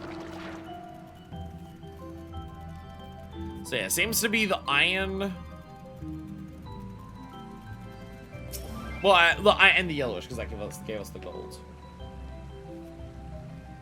So let's go to... How many do I need for this? I need 15 crystal formations, so... These are the only spots with crystal formations, it seems, so I need to just do it all anyways. We're just gonna do, like, 3 laps or so of this to get the 15, and then we can upgrade the cozy cabin. There's the chisel. Completely unique animation. There we go. And yeah, when you gather something for the first time, you can do that. Motherlode grinding. Well, yeah, there's the motherlode grinding down here, and then there's stuff on the top of the mountain grinding. Which that will also, like, that one's also got an extra addition because there's iron up the top there. So it does mean that the top of the mountain is now also durium sandstone. Whereas this is Hawkeye sands, crystal formations, yellow rocks. Oh, yeah, sorry, yellow copper ore and gold ore. Bang. So that give us 5? 4. Okay, never mind. There's only 4 crystal formations down here. If you want crystal formations, you need to do quite a lot down here then. On a rotation of 11 gathering spots, there's only 4 of the crystal formations. That's kind of mean. And they're the only 4 on the entire map, it seems. I mean, the other rocks that are down here, this is also the only spot they exist in. But at least there's 7 of them.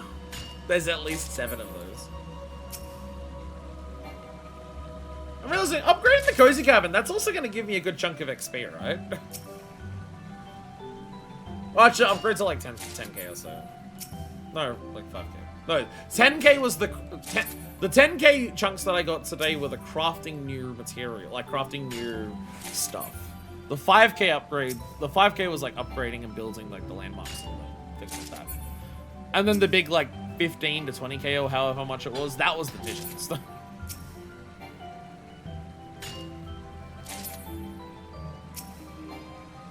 But I mean, like, this at a bare minimum means I will hit rank 18 next week. Just because, well, the workshop's gonna get a bare minimum of like 30k. Well, we check it exactly week to week, and I do have the entire workshop doing the entire thing the entire time. Then that's like guaranteed 5 days, which I think is guaranteed like at least 30k. It's like 30 something. So next week at a bare minimum, I'm guaranteed to hit 18. I guess it just depends on like how many visions and stuff there are. I guess it also depends on how many I gotta actually, once I finish this, I gotta check how many like tools, like how many more tools and how many more gathering spots exist. Because if you go to your inventory, it does have a list of like everything that you're missing. It doesn't tell you what it is. But it will have a spot if you've never gotten something before.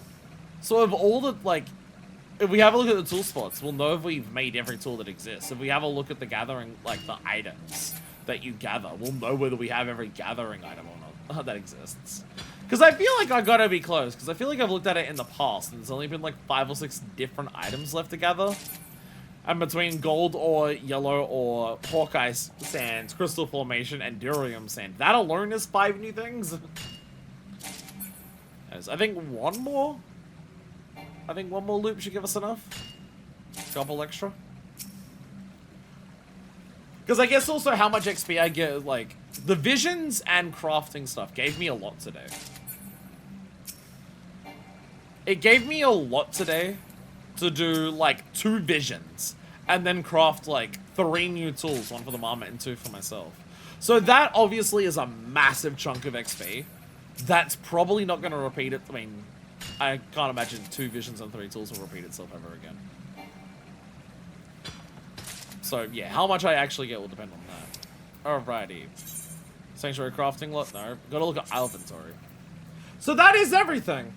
That is everything for materials. The materials page is filled out. Produce still has some seeds left to get. I currently have zucchinis planted, so I will get some zucchinis. I'll get zucchinis, like, in 2.5 hours from now, roughly, when my farm is ready. So there is still some seeds that I gotta buy from the seed vendor. I don't know if I can currently buy anymore. Pretty sure I checked recently. And I don't think I'll upgrade to level 17 so we can buy new seeds. Stock saws, there's more restraints? I've never actually noticed that one. Did not realize there is more restraints possible. Interesting. That is every tool, though. That is every tool. So that kind of implies expansion is done now.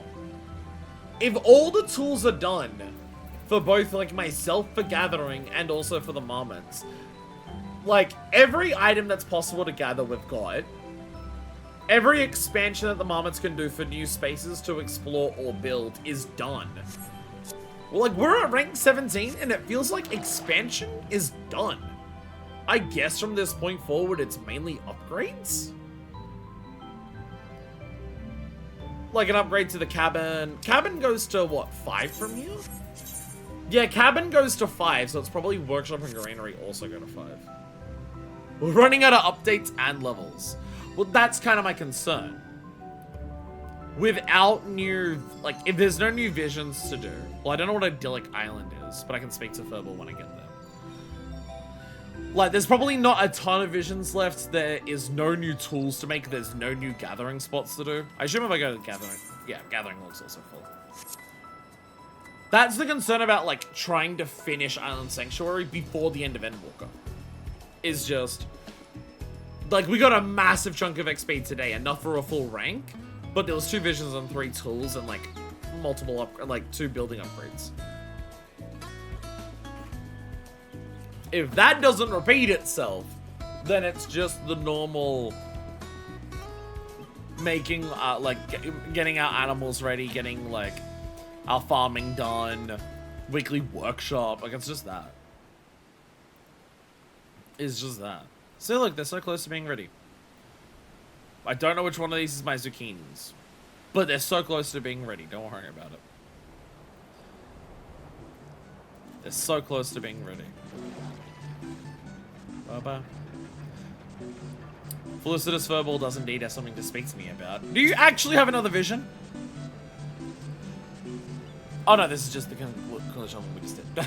Excellent work, Manifest. The determined diggers told me all. The thing at cavern replete with gleaming, glittering crystals was right under our noses. Such a precious resource could be used any number of ways. Like making this cozy cabin a touch cozier for your moments. Give it some thought, won't you? You just want me to upgrade the cabin. Renovate, renovate, renovate! The key to efficiency is ensuring all facilities are in prime condition, and I fear the hideaway is running dreadfully inefficiently. Upgrade the buildings, got it. Fucking the shop. I haven't checked the shop. Let me upgrade the cabin. This first in case this upgrades the shop. I forget how and when the shop upgrades. Dumb. Because renovation on this is instant for the cabin.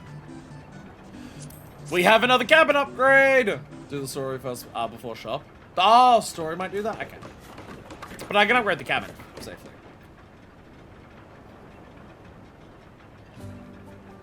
Oh my god.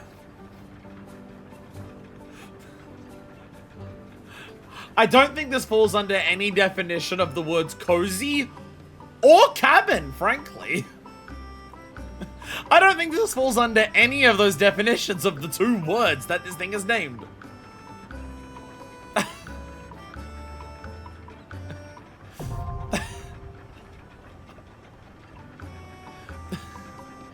Put 11 up.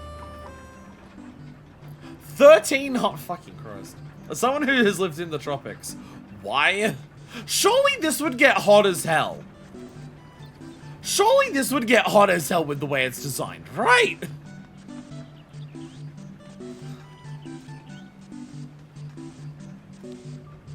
Got a little bookshelf here.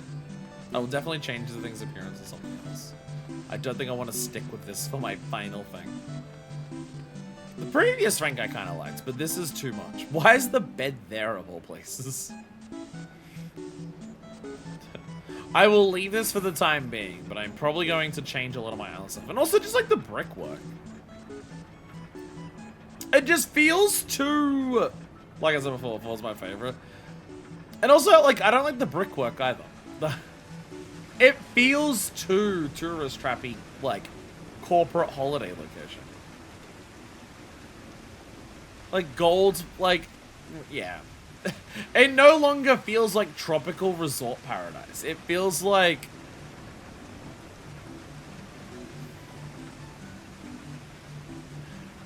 Is bad weather ever gonna happen? Like... The last 2 times we've done quests here, the weather's been shit. Are we ever gonna have one of these quests where we do it when the weather's not shit? I'm tempted to wait the in-game hours it takes to fix the weather, because what the fuck? I'm tempted to wait it out. Because I want one of these cutscenes to be in good fucking weather. I swear to God. It pisses me off so much. It's just like magically held in place. A little table here. There's not even like any seats or anything. And then we have our fancy table at the top here. With our fancy little balcony. I can hear the winds howling. Not cozy, not cabin.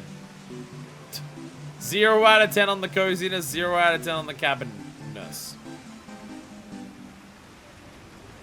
How long does it take for in-game weather to change?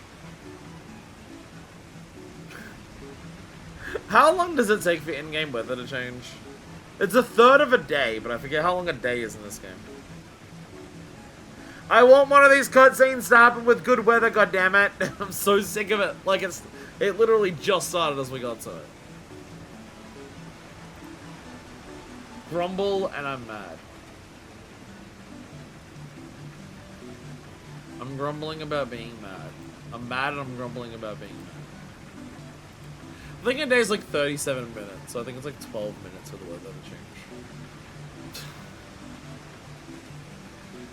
Deku, how do we kill 12 minutes?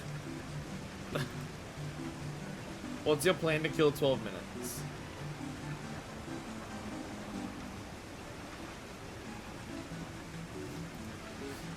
Side quest jail. Look at a picture of Rain and Zero looking at a bunch of people locked in side quest jail.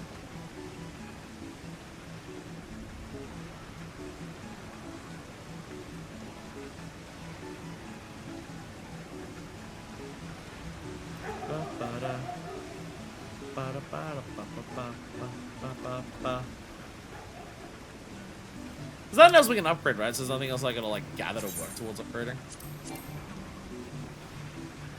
Renovated to max level. So 5's gonna... So it's now saying max level. These things aren't saying max level. So 5's gonna be the max. So renovate, renovate, renovate. The next vision's going to be for renovating all of the workshops and granaries to max, which I presume will also be 5. But currently we currently can't renovate either of them. Oh yeah, cultivate your hideaway to its very limits. So it's probably the final vision. That's probably the final vision, so you probably can't complete it until like you get a high enough level to actually upgrade the renovate these things. Want to do some yellows?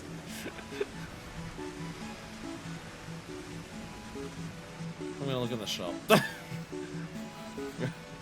I'm gonna look in the shop. I know it makes more sense to wait, but let's look in the shop. You can tell me what's added afterwards. Look! They got alligators and buffaloes in here. They're so expensive compared to what I have. On all the Mandragora, various things. Felicitous Fuzzball minion. Posha Otter. There's so many things in it. Like, even once I'm done, like, maxing out all the ranks and everything for the Iron Sanctuary, I'm gonna be here a while just to get enough calories to get everything here. Because also, if you have a look at it all, you'll notice it does say unique untradeable, so you have to get it from me. You can't just buy it. Buffalo, one of the movies, girls is new for 16. Ah. Subterranean Sanctuary, probably that one for 16. Felicitous Furball cards. I've not bought most of this stuff. I just bought the Felicitous Furball card.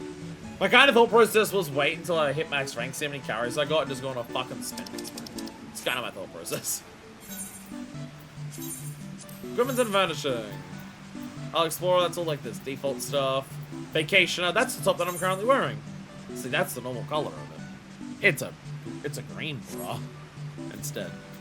And there's also this cutoff version, which this version makes your boobs bigger, I swear to God. Like, if you see how much Minifest boobs stick out on this version, I swear to God that this version actually slims down the boob size. Or is it the other way around? I think this one, actually, I think it might be this one makes the boobs bigger, but it hides them away. Yeah, I think it's that way, because these boobs look way bigger than these boobs.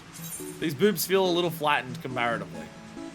But they're actually, like, hanging out. And the wrist hooks, they're similar to what I'm currently wearing, but they have fingernails. Oh, there's new stuff! There's new gear! Island Straw Hat! Oh, hell yeah! Oh, hell yeah! I am so chillax right now. It's very similar to the hat that I currently have, just this comes with a pair of shades. I am so relaxed right now. Hell yeah. Results also 16. Ah. Tied off shirt that's meant to be like buttoned up. Fancy shirt, but this one's just tied off. Resort wristwatch. You can visor the shades. And my thing is, if I visor the shades, then the hat just looks like what I'm currently wearing. I like how you just get like a little leather strap on that side. But on that one, it's like, here's the actual watch. Yeah, the thing is, like, visoring the shades on this just looks like my current hat. Outside of, like, the color. Like, compare this hat without the shades to this hat. They're not that different. They're not that different. Real ass modern watch. Oh my god, it is. Do they still refer to her as bells? Do they still refer to time as bells? Like for an hour and how many bells pass? Island Resort slacks.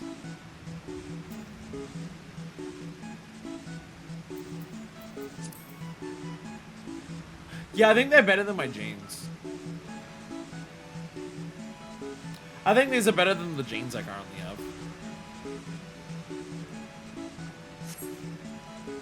And loop sandals. Mind if it's entering dad era? That's the whole point. The whole point, like, when I got this shirt, I'm just like, I need to look like an American tourist on vacation. And I think I've nailed it. I think I've nailed it. I look like an American father on vacation to the tropics. Hell yeah! Hell yeah! I fit the vibes perfectly. And it still follows my glam rules. It's different sets. Look. Isle Explorer, Isle Vacationer, Summer Sunset, Isle Resort, Isle Shepherd. It still fits my criteria of I can't have two pieces from the same set. I'm just now full dad era. I'm now just full dressed like a dad on holiday era. Fuck yeah. Fuck yeah. How much longer until the rain goes away? One of my headphones do.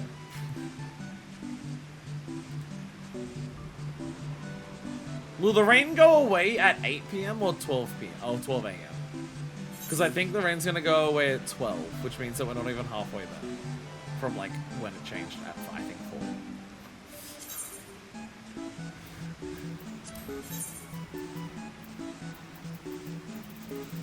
Nothing else there.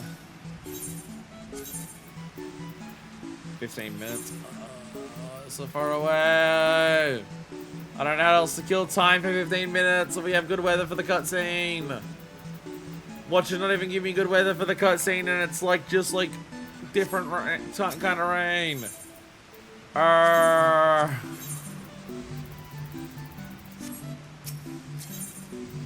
Items for permits.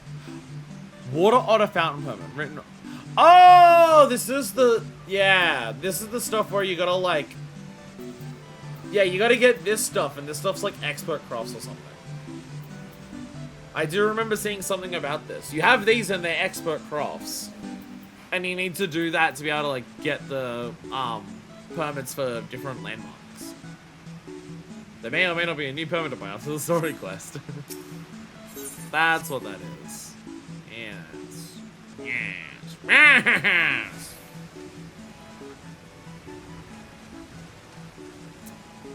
I'm gonna go to the bathroom. I'm gonna go to the bathroom. I will cut back, not when I get back from the bathroom.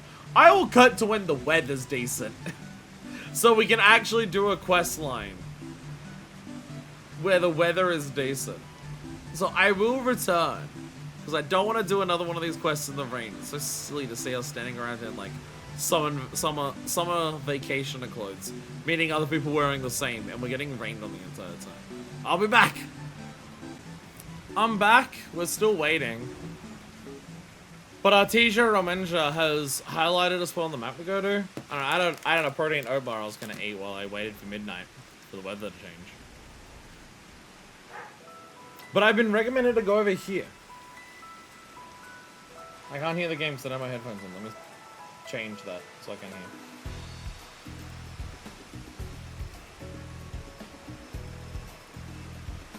I don't know where I'm going. I'm just going. I've been told to go, and so I must go. More like goat.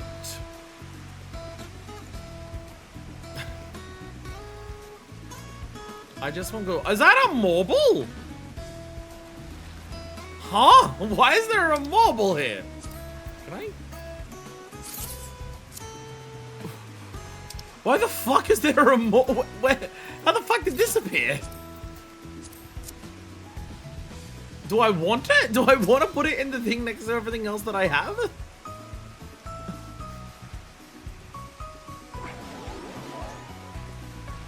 Blissfully unaware despite evading the trap. Do I want one of these here? Hey! Because it's raining rare animal. Oh, do animals have certain ways they spawn? Is there certain spawn conditions for rare animals? I kind of figured they're just completely random. I didn't realize they spawned like under specific conditions. You know what island that is.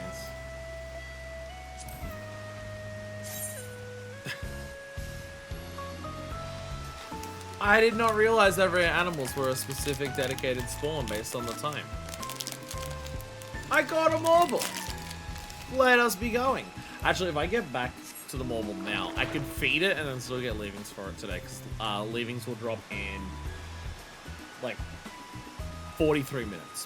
What am I I'm literally island myself. My apple and cinnamon oats are calling to me. I grabbed these so I could eat it while I was waiting.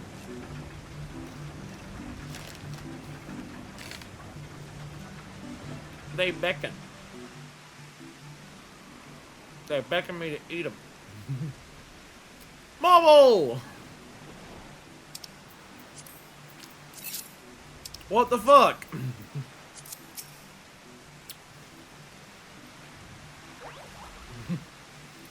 What? I don't know if I should have that next to everything else here. Some rare ones are time-based, some are weather-based, some are time and weather-based. Oh, Jesus. Well, that's terrifying. That's terrifying.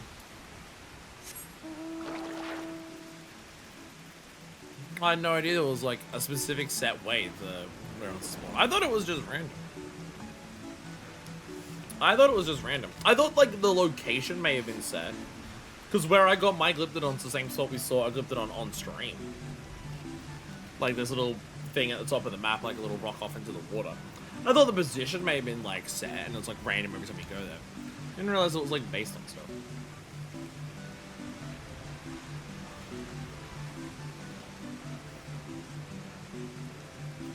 I'm finished my oat bar. 10 in-game minutes. I don't know if I can finish this chew in that time, honestly. Look, it's been a long stream. 8 hours at this point. We're just at 8 hours. But also I was streaming for like 2 hours before. I'm hungry.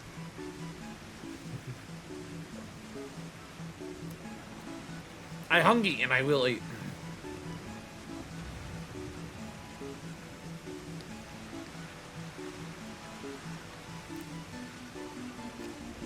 Again, not sure of a mobiles thing I want to keep next to all my other animals.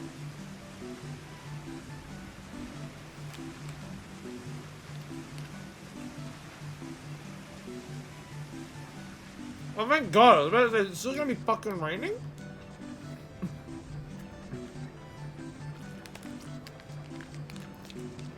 I was really worried it was still gonna be rain. I mean, it is fucking midnight, so it's not like it's sunshiny weather. But at least it's not fucking raining. Which gays are we gonna talk to today?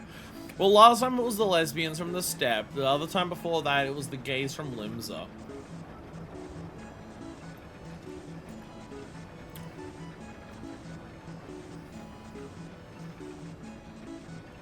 So now we need Ishgardian, guys.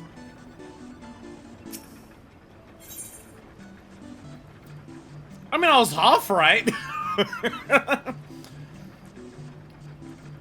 I was half right. I was half right of it being the Guardian gaze. One of them is. It's the limbs are gay again. The Curious Courier is beeping wildly. Contact! Contact from Mistress Tataru! There's been a most regrettable overbooking and our guest is soon to arrive. Oh dear, oh dear. Parties remote. Each guy lives Windsor will be here any moment. Really must go and welcome them out the Western Inlet and be sure not to play favorites. As you know, the guest situation would over almost eventually. Sure, they totally didn't time this so they both arrived here at the same time on purpose. Totally. The quest is called an ideal marriage. The quest is fucking called an ideal marriage.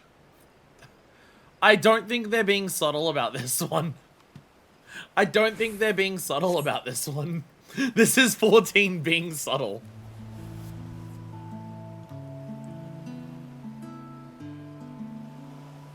Manifest, lovely to see you as always. I trust we find you well.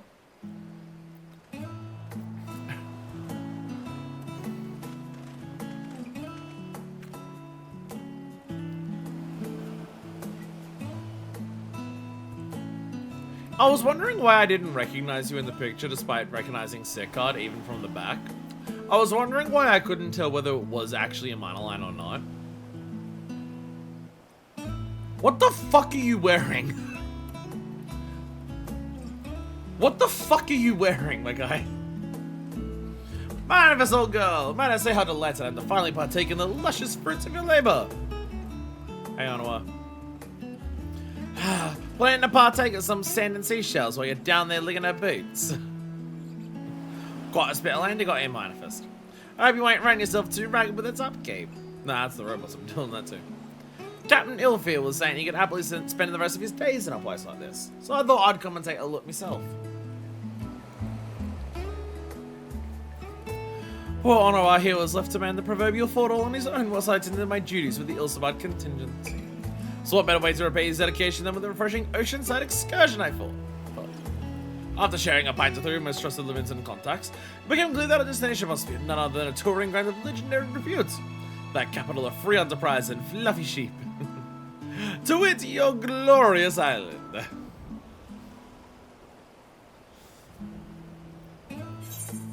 But here's what we aim for. Nothing says free enterprise like free labor. I said that loud. The sheep here are quite fluffy. The sheep here are quite fluffy. The sheep here are quite fluffy. Well, in any case, it doesn't surprise me that your settlement is the talk of the town, especially since it was named as an example of pioneering excellence during the midterm review of Mel's pet project. And with Storm Marshal Sliferson's personal and glowing endorsement, no less. I've already missed it. So how could I, seeker of luxuries near and far, possibly forego the opportunity to visit? Indeed, I have come up to turn my cuffs in and have the grand tour, from sea to shining sea. And then to turn up if he didn't say some such ridiculous dress in the first place. Just looking is enough to give a man sunstroke. This, I'll have you know, is the latest in Guardian traveling fashion. It was designed by the most talented of Skysteel manufacturing artisans. It is both durable and stain resistant, and most importantly, I cut a rather dashing figure in it. What, my lord, were you not lamenting the heat on the boat right over?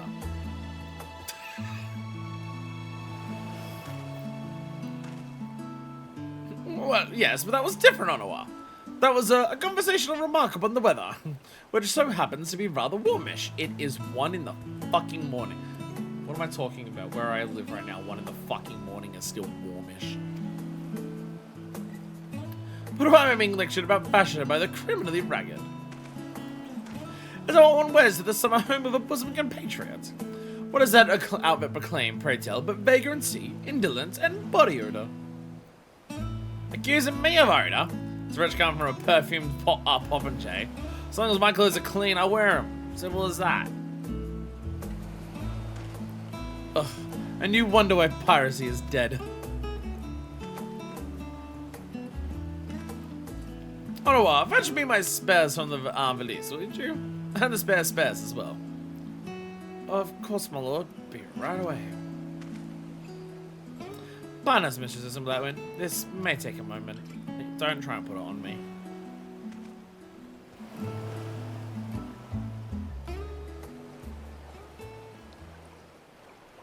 Thank God. Now this is the proper way to summer.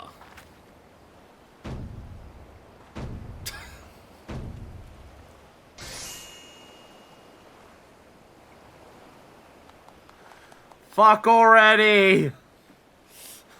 Fuck already! There, you've had your fun. Happy? Let's go on with this tour already. Why might be so bold, Mr. Satoru? I think you submitted a comprehensive report detailing your intentions for this island when positioning for its acquisition. Whilst this island's facilities would no doubt prove educational, I should rather like to seek your guidance regarding the composition of official documents. I might better assist Lord Manala in his various endeavors. My honor, I'd be delighted. Grandmaster Satoru shall teach you everything you need to know about collation and persuasion. Go on, show Lord Manala and got around my fist. We'll catch up in due time.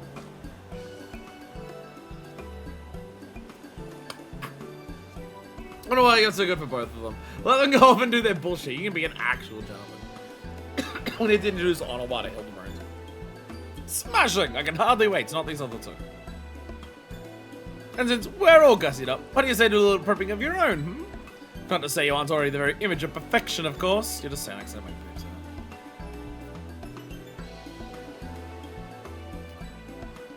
Imanalan's face glows with boyish excitement. He seems very keen to dress up together, so why not match his island attire with a relaxing outfit of your own? Battle will not be required of you during this quest.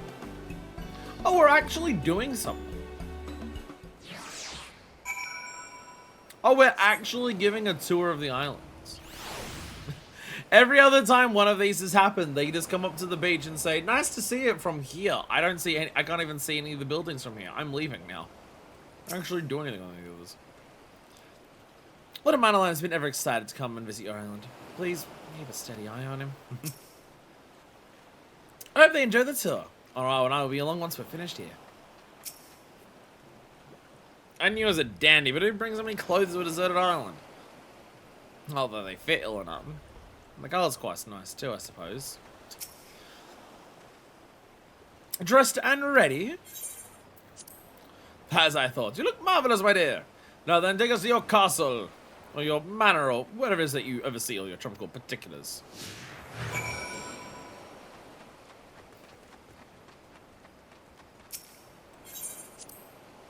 Didn't you know? We four tomboys are regulars that are experts at the old kick and float. The weather in Carthus was still rather fair when I was a youngling, so the family would go down to Clearwater Lake in the summer. Eventually we're there to hunt or track or fulfill some other undoubtedly crucial milestone of young nobility, but mostly we spent our time splashing about. Oh, and if you could have seen Orchifant, he quite liked it. Swimming. Anyway, so to say that I'm quite possibly the most buoyant member of the High Houses you're likely to meet. Did I tell you about the time I took a dip in the Goblet's Night Pool? Glorious. First time that a monoline has said Orchifant's name in how long? Pardon me. Sea bathing. Suppose some folk enjoy it, but jumping into the drink on purpose ain't never struck me as diverting. Watching other folk get tossed in, on the other hand, that can make for a mighty good laugh. We see it all the time from this Asleisha. Players getting slugged off the pier in a fight, drunk stepping straightways into the brine. Once even saw that Edelweiss rogue faffing about at the harbour hearing. Grog giggling apologies over a stolen sandwich. Endless entertainment, I tell you. It's fucking jacking for Kev getting in the argument about finger sandwiches again.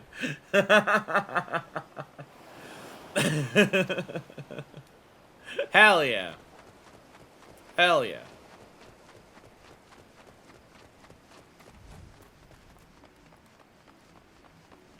Anyways, if you follow this brick road up here, as it goes all the way around, look! I have an island. I have an island. Look at how island it is. So you got this lovely place all by the sweat of your brow, did you? Marvelous, old girl. Simply marvelous. Well, now, this is right impressive. Far greater from the Chevrolet lean to I was half expecting anyway. You built this all by yourself. I have moments. Moments, eh? Sounds like makings of a mighty fine crew. I find as any captain could hope for. So then, Captain Minerfist, don't. Can only get so hard. We'll see in your cabin. But how's the rest of the ship, eh? Take us to your crow's nest. Show us the view. Oh god, there are so many dialogue spots.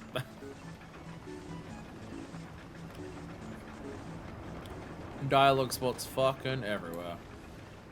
Teleports to mist. Here's me crow's nest. Oh, you actually called it the crow's nest. It's just because the air getting a bit thin. We're up one flight of stairs. This goes up so much further. Too much for your delicate sensibilities. It's not too late to turn back and join Orion Tataru. And you'll finally learn your letters. My, how terribly funny of you. Just happens I'm already quite proficient at penning persuasive prose. More so even than my erudite older brother. So, ha. Wrecked. Say, I didn't make you drag Captain Ilfie all this way, did he? He'll supposed to be having words with his face if he's pushing the captain too hard. Such tender words for such distant comrades. Are you not moved by my present struggles as I push the bounds of my reasonable physicality for the sake of your proverbial crow's nest? Or do you expect me you're in for a luxurious letter ride? Mind if it's a businesswoman, not a miracle worker? I don't run this place as a business.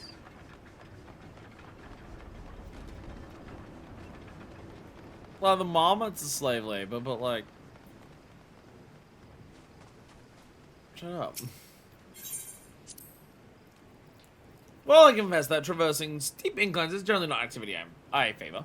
I am invigorated by the verdant aroma and bracing ocean air.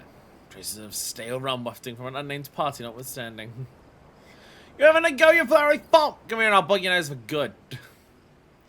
As if I would stoop to your level. On second thought, you do contribute to an overall rusticity of the scene. Fetching.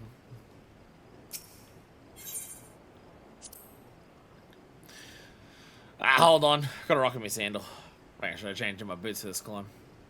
Really? Boots with those trousers? What would the other pirates think? I don't give a rat what's asked what they think. I meant to change my whole outfit anyway.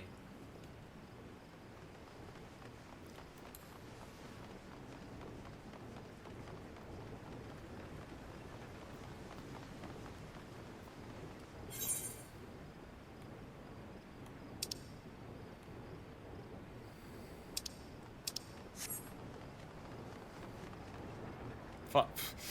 Which way? I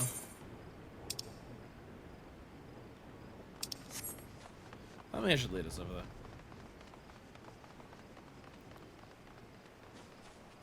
Yeah, I was getting confused. I couldn't work out whether going up there was like the soul that's going up there or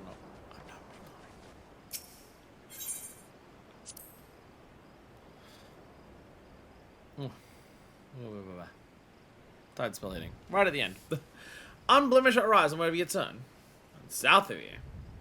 Oh, I know the southern continents. Where? Don't be thick, you can't see it from here. It's part of what makes it worth sailing for.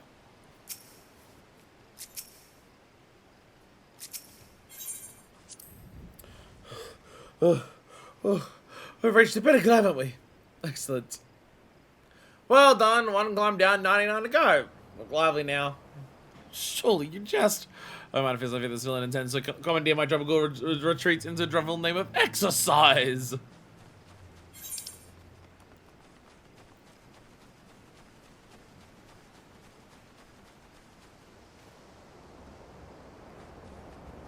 There it is.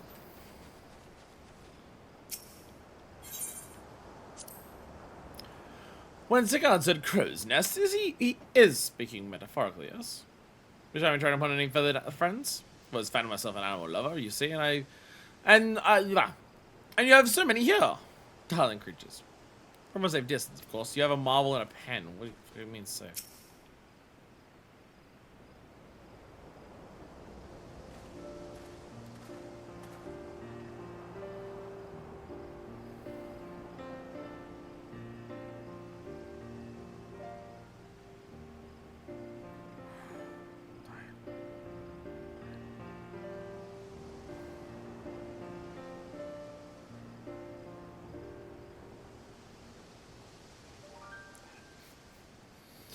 Now this is a view.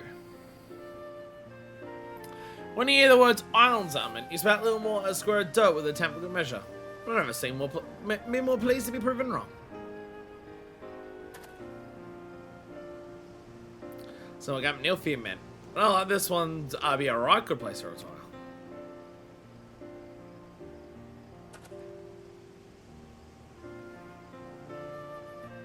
And suppose that day does arrive, will that make you feel the real captain of the Blood Executioners?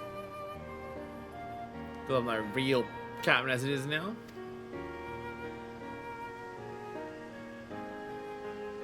Tell me something I don't know. Yeah, he chose me. To show the others what it means to be a new breed of pirate. Easier said than done.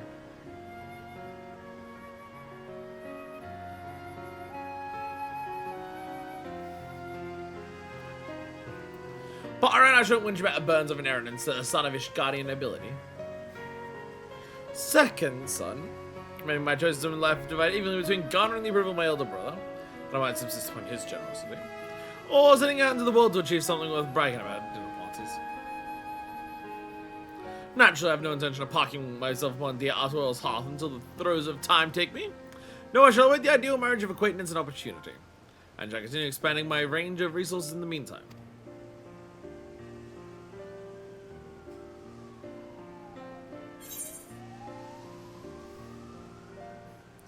Right at the end, then I'm just like, every line dialogue is like a little opportunity to have a little sleep.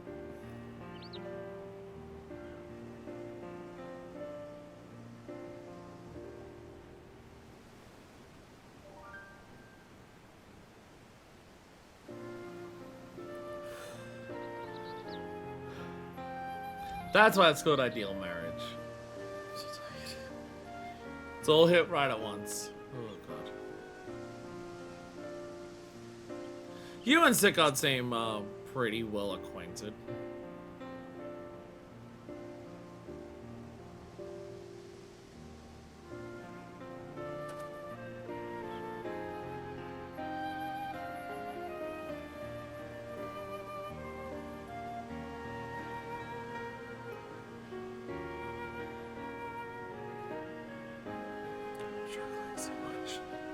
Struggling so much to actually stay awake in these last like little bits of the stream. Meaning the opportunity to be had. Joining hands with a pirate. And not just any pirates. One tasked with the reformation of piracy itself. Yes, I dare say I'm beginning to see it. You and your motley crew would ship the Wiblums and Watsits, which I, your fearless leader, would acquire via my extensive social network. We could revolutionize commerce. Or what have you. Bloody bleak future, if you ask me. I believe in nothing at all. But it's not negotiable.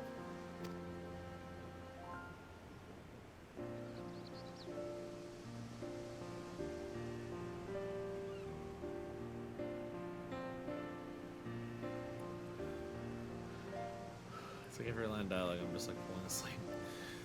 But enough of that. No sense in gabbing on about tomorrow when we're in paradise today. I'm sure I don't want to say we'll be joining us shortly. I have on good authority that there's only so much textual information a brain can hold before it starts to melt. Should I continue exploration, or would you rather be part of the tropical ambience? I choose one we can do both.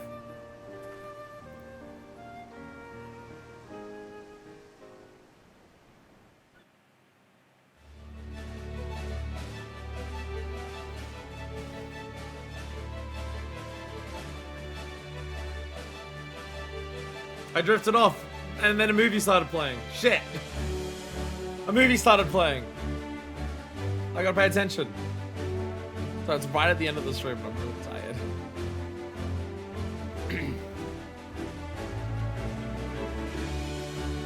Yeah! Island Sanctuary is my favorite sports anime. Yeah! It's the same thing from Hildebrand.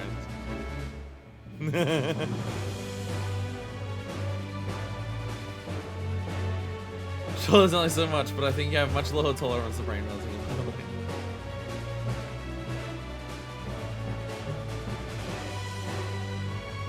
This one's a lot more high effort than the other ones. The other ones are just like someone shows up.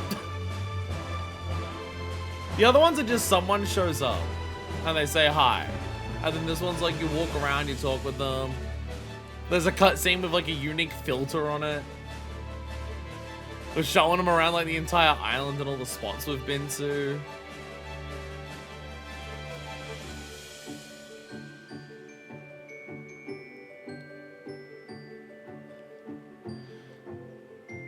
So much more high effort than every other cutscene that we've had for this.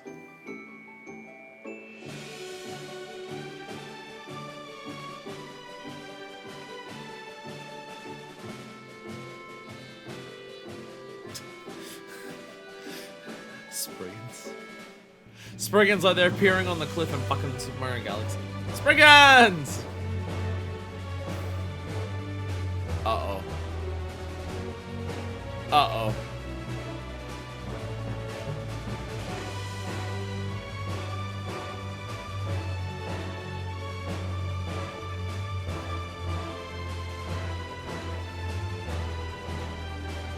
And they were never seen or heard from again.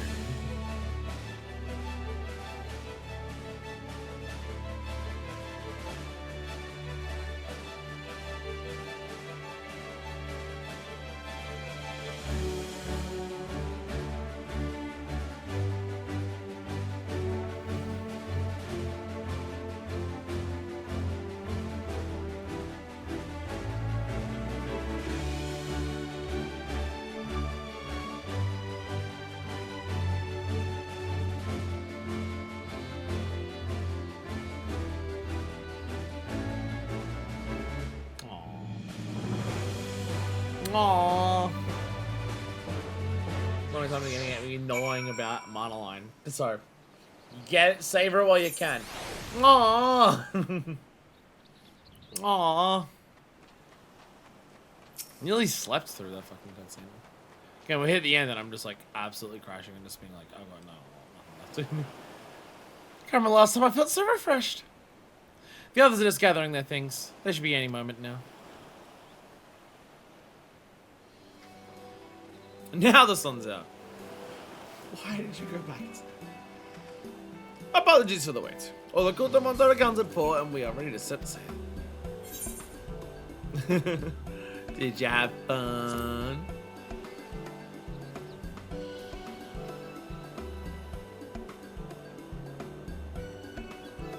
More than I have in an age, my friend. You've cultivated a perfect balance between civilization and nature here. Sea doesn't offer this sort of refreshing diversion, and the wilderness is woefully lacking in refreshments. A fine island indeed.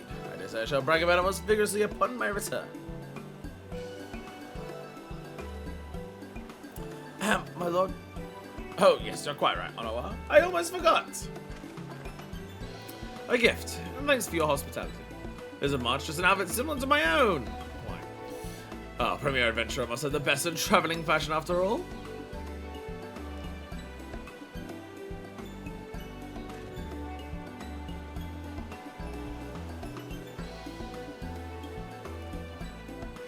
You done a ruddy good job here, Manifest. Get out, good work. I understand the people haven't done the Latin Waves of company, but give us a call if you're ever feeling lonely, eh? The bloody execution is always happy for an excuse to make merry, and we bring our own ale to boot.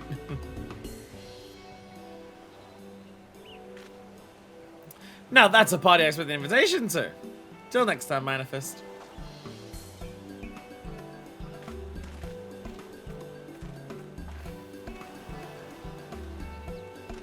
Enjoy yourselves. Bye, gay men who are in love with each other. Baronial hat, jacket, wrist wraps, culottes, and longboots. None of it's island something like some of the last bits were.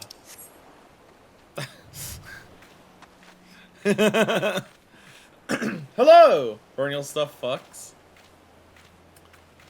I feel like it's a set where when you put the whole thing on at once, it looks over the top and ridiculous. But I can see a possibility of individual pieces of this work. Like, I can imagine this working really well with something. Oh, interesting gloves there.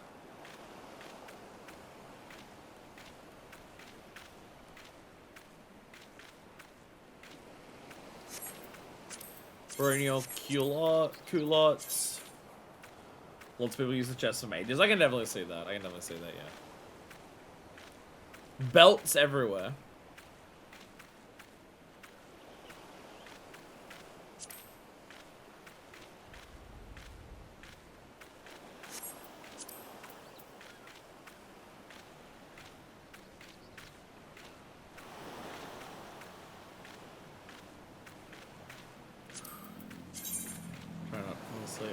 The boots I could also see, a lot of stuff here is like, I feel like you could make it work with other stuff. You could definitely make some of this stuff work with other things. You just gotta be like pretty specific about it.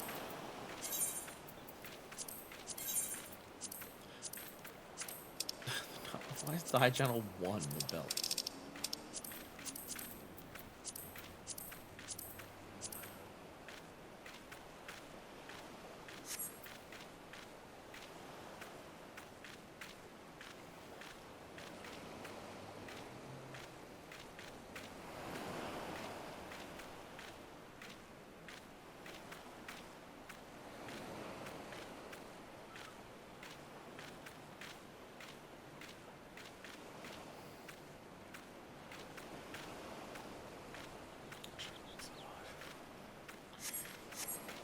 Is there anything else here to check out?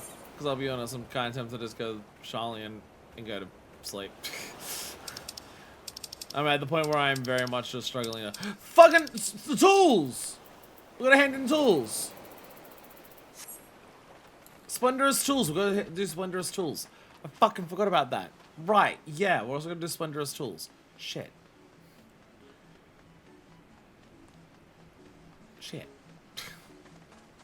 Kinda have to do Splendorous tools each week, otherwise I will be sucked. I'm so tired.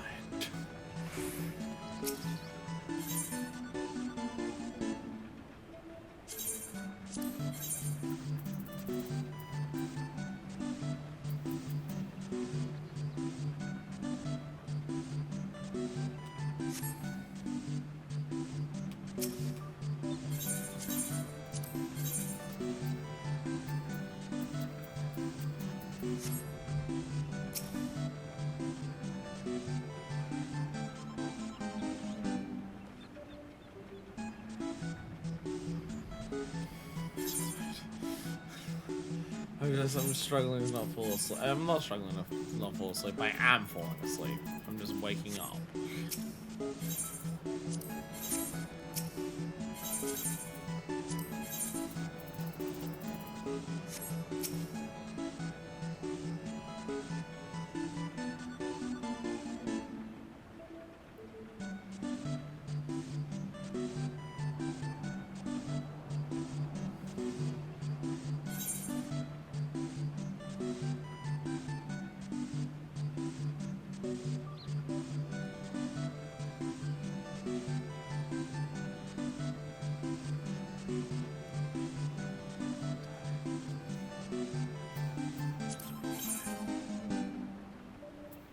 Uncharted course. It's the garden, but even more exploration based. Teleport on the Crystarium. Teleport on the Crystarium. I am actively falling asleep. I need to do a thing to get myself awake. So I completely forgot that we was like, oh yeah, Splendor Stills were also like wood. Totally fucking forgot. You know what I need? I need a brick of. I need some. Ah, I'm very hurting. No protein.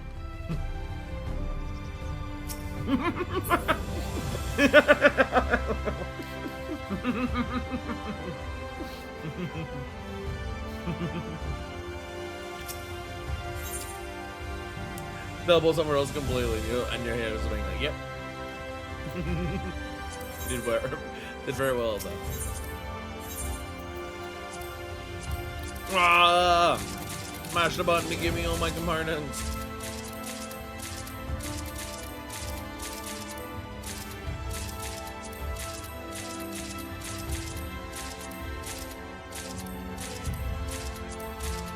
Hey!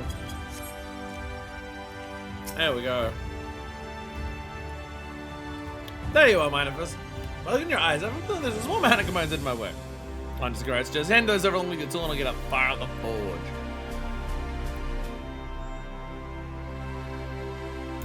I have no idea how you managed to carry all this at once. But I suppose that's a conversation for another day. Very sure that your hard-earned materials are in good hands. I may need to take a few of those deep breaths, Master Girl, I mentioned before I get started. But I can do this. I can. Did I miss anything to the movie that we saw? First part of the movie that I saw was like it zooming in on like the beach. Where they did a volleyball. But I'm like constantly falling asleep now. I've just absolutely hit my limit. And I'm just pushing through it because I'm dumb. But I don't want to miss cool stuff because of it. I figured it was Island Sanctuary. Wouldn't be like I wouldn't be missing anything. And then it's like, oh shit, unique type of cutscene for it. The volleyball and then they're in the cave. Okay, I did say that at least. Well, I'll be an Ondo's uncle. I had a feeling Mrs. Keshi Trow wasn't your average collector. His components are good quality. I can say that about a great many things. This all goes well, and I'm sure it will. You're gonna be wielding a bleeding miracle of it all, I tell you. I suppose it's time we pay a visit to the Facet of Fortune. Sit tight, my Manifest. You'll have a new and improved tool in no time. Yeah, but we have to do this, so we have to get the next step.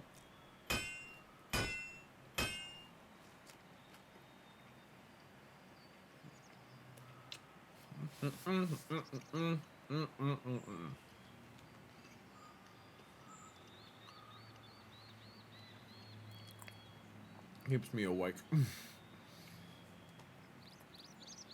Now to apply the coat of oil. Then one last finishing touch, just like you taught me, Master Granite. Here goes nothing.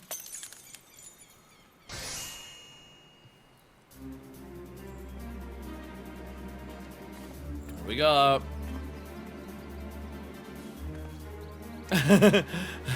Apologies for the wait. Your tool is finally complete. And alright, fine tool it is. You worked that finishing coat of oil damn near perfectly. You could have done it better yourself.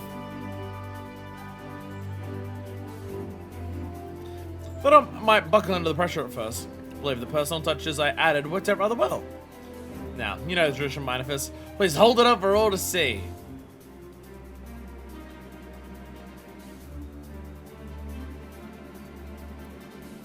Is there, like, the extra little part, like the picture of the saw?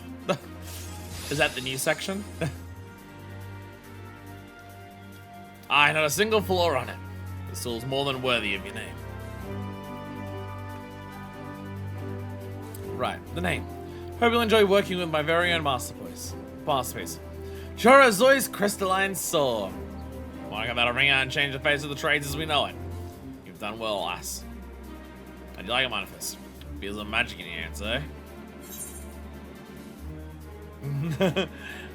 Feels more like Shorozoi's hard work to me. Yeah, it's an honor to hear you say that. But I won't stop here. I must keep improving my craft with the aim to be the change Mr. Smallwood wants to see in the world. And I've come this far, cannot but reflect on where I started. When I was but a girl, my chance spun a kettle crafted by Master Gretel. The moment I lays on it, decided right then and there I wanted to be an artisan. Simply through the simple that the design was, the maker's mark carved upon it exuded a sense of dignity and passion I'd never felt before. It was as if it spoke to me. But the kettle itself had a fervent wish to be of use to those who hated it upon their hearths. I think it's mainly the colors. I feel like, because like a lot of relics end up changing shape a lot.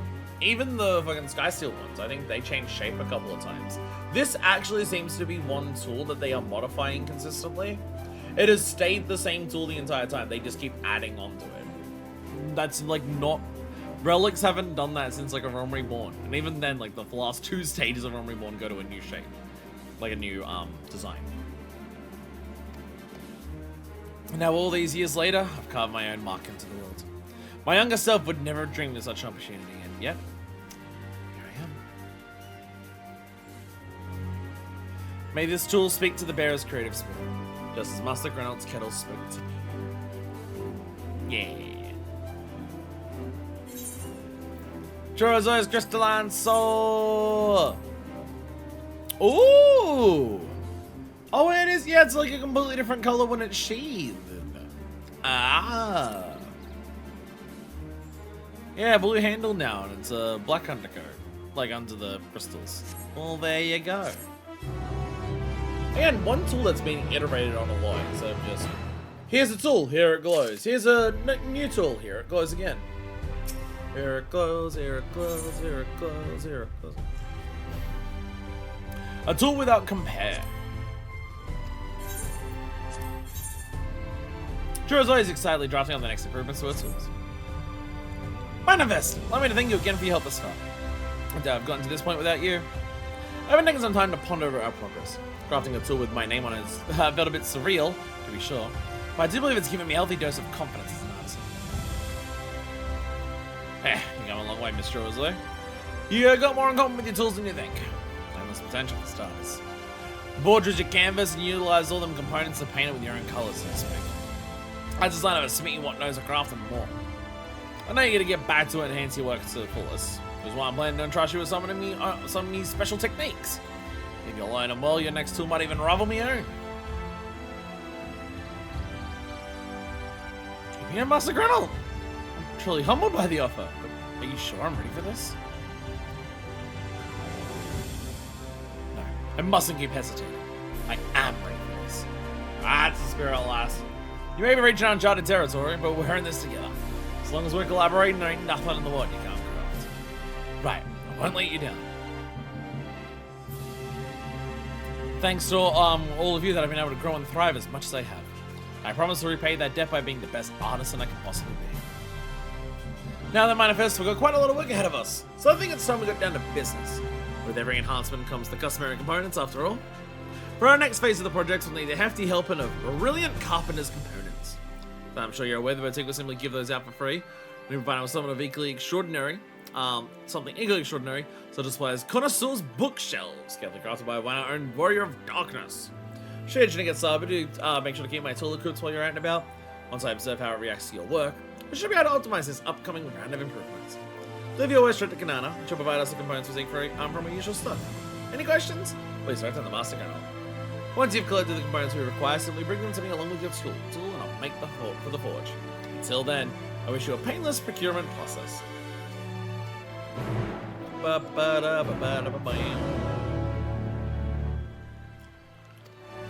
We're gonna make special fancy things. Our tool is here. Boom, boom, boom.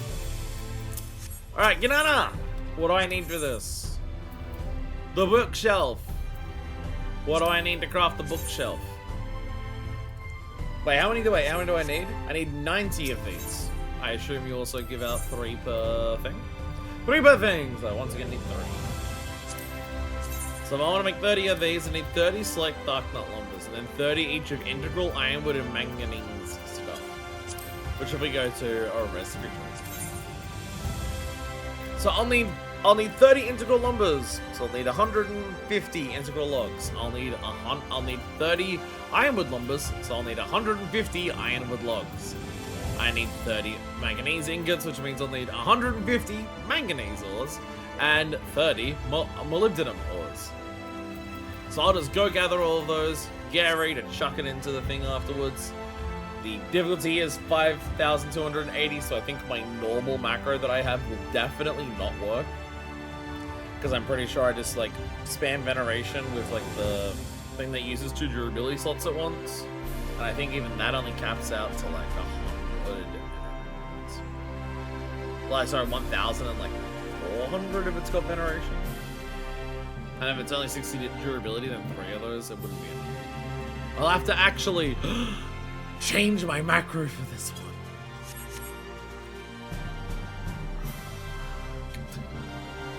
Anyways, I think that's it for today. By that I mean I'm teleporting back to Charlene and I'm going to sleep. I was about to say I'm going to go for dinner, but honestly, I may want to sleep before I eat food. I am so tired. I mean, stream today's hit nearly 9 hours. I did also stream, what's it called? Kirby for like 2 hours before it. So, you know. Long day for me. Long day for, again, just add on like, may just be like, well, a lot of your recent streams. Someone passed out.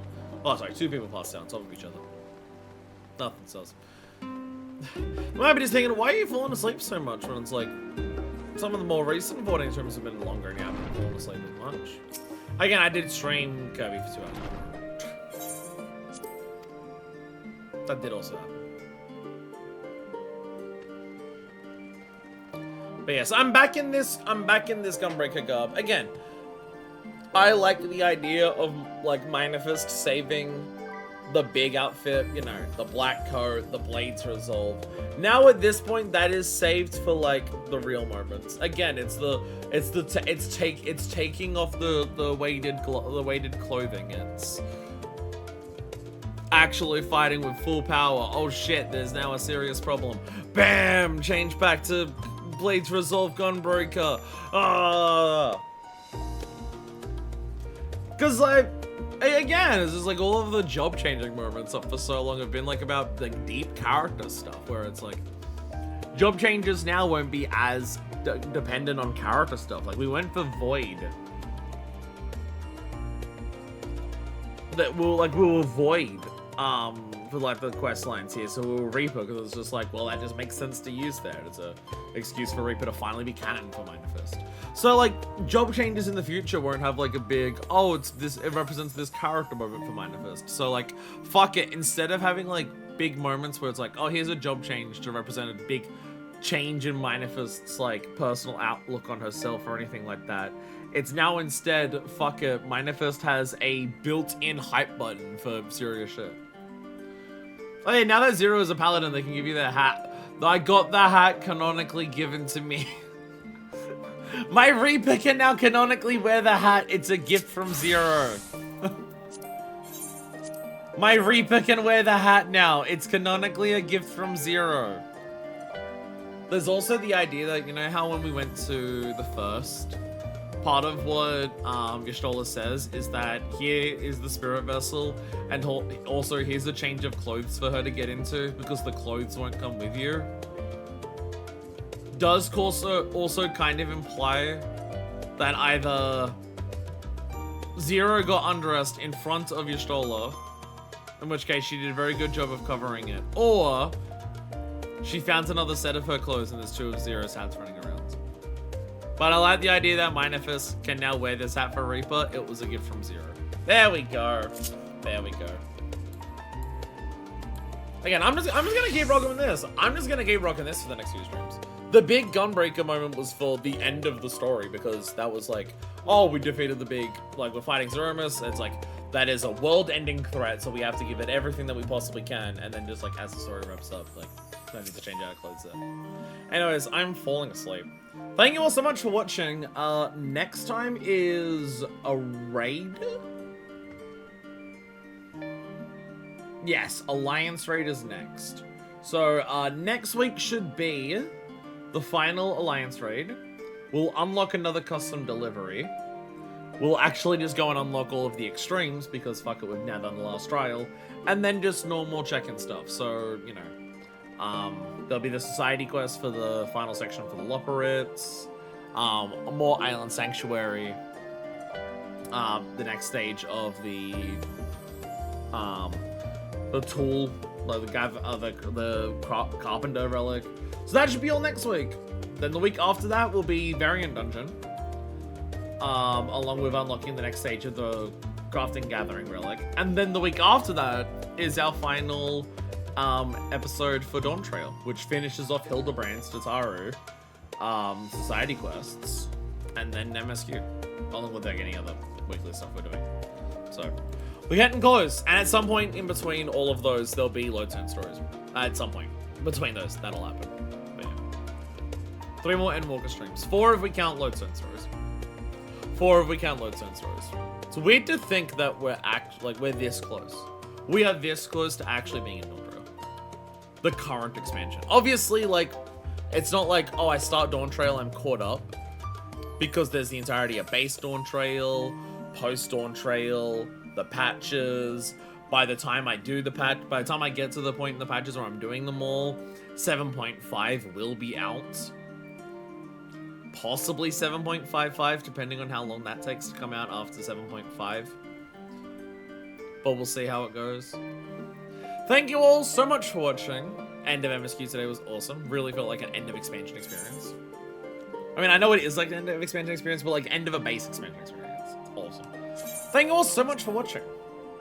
I'm very tired. And until next time, this is version 2, signing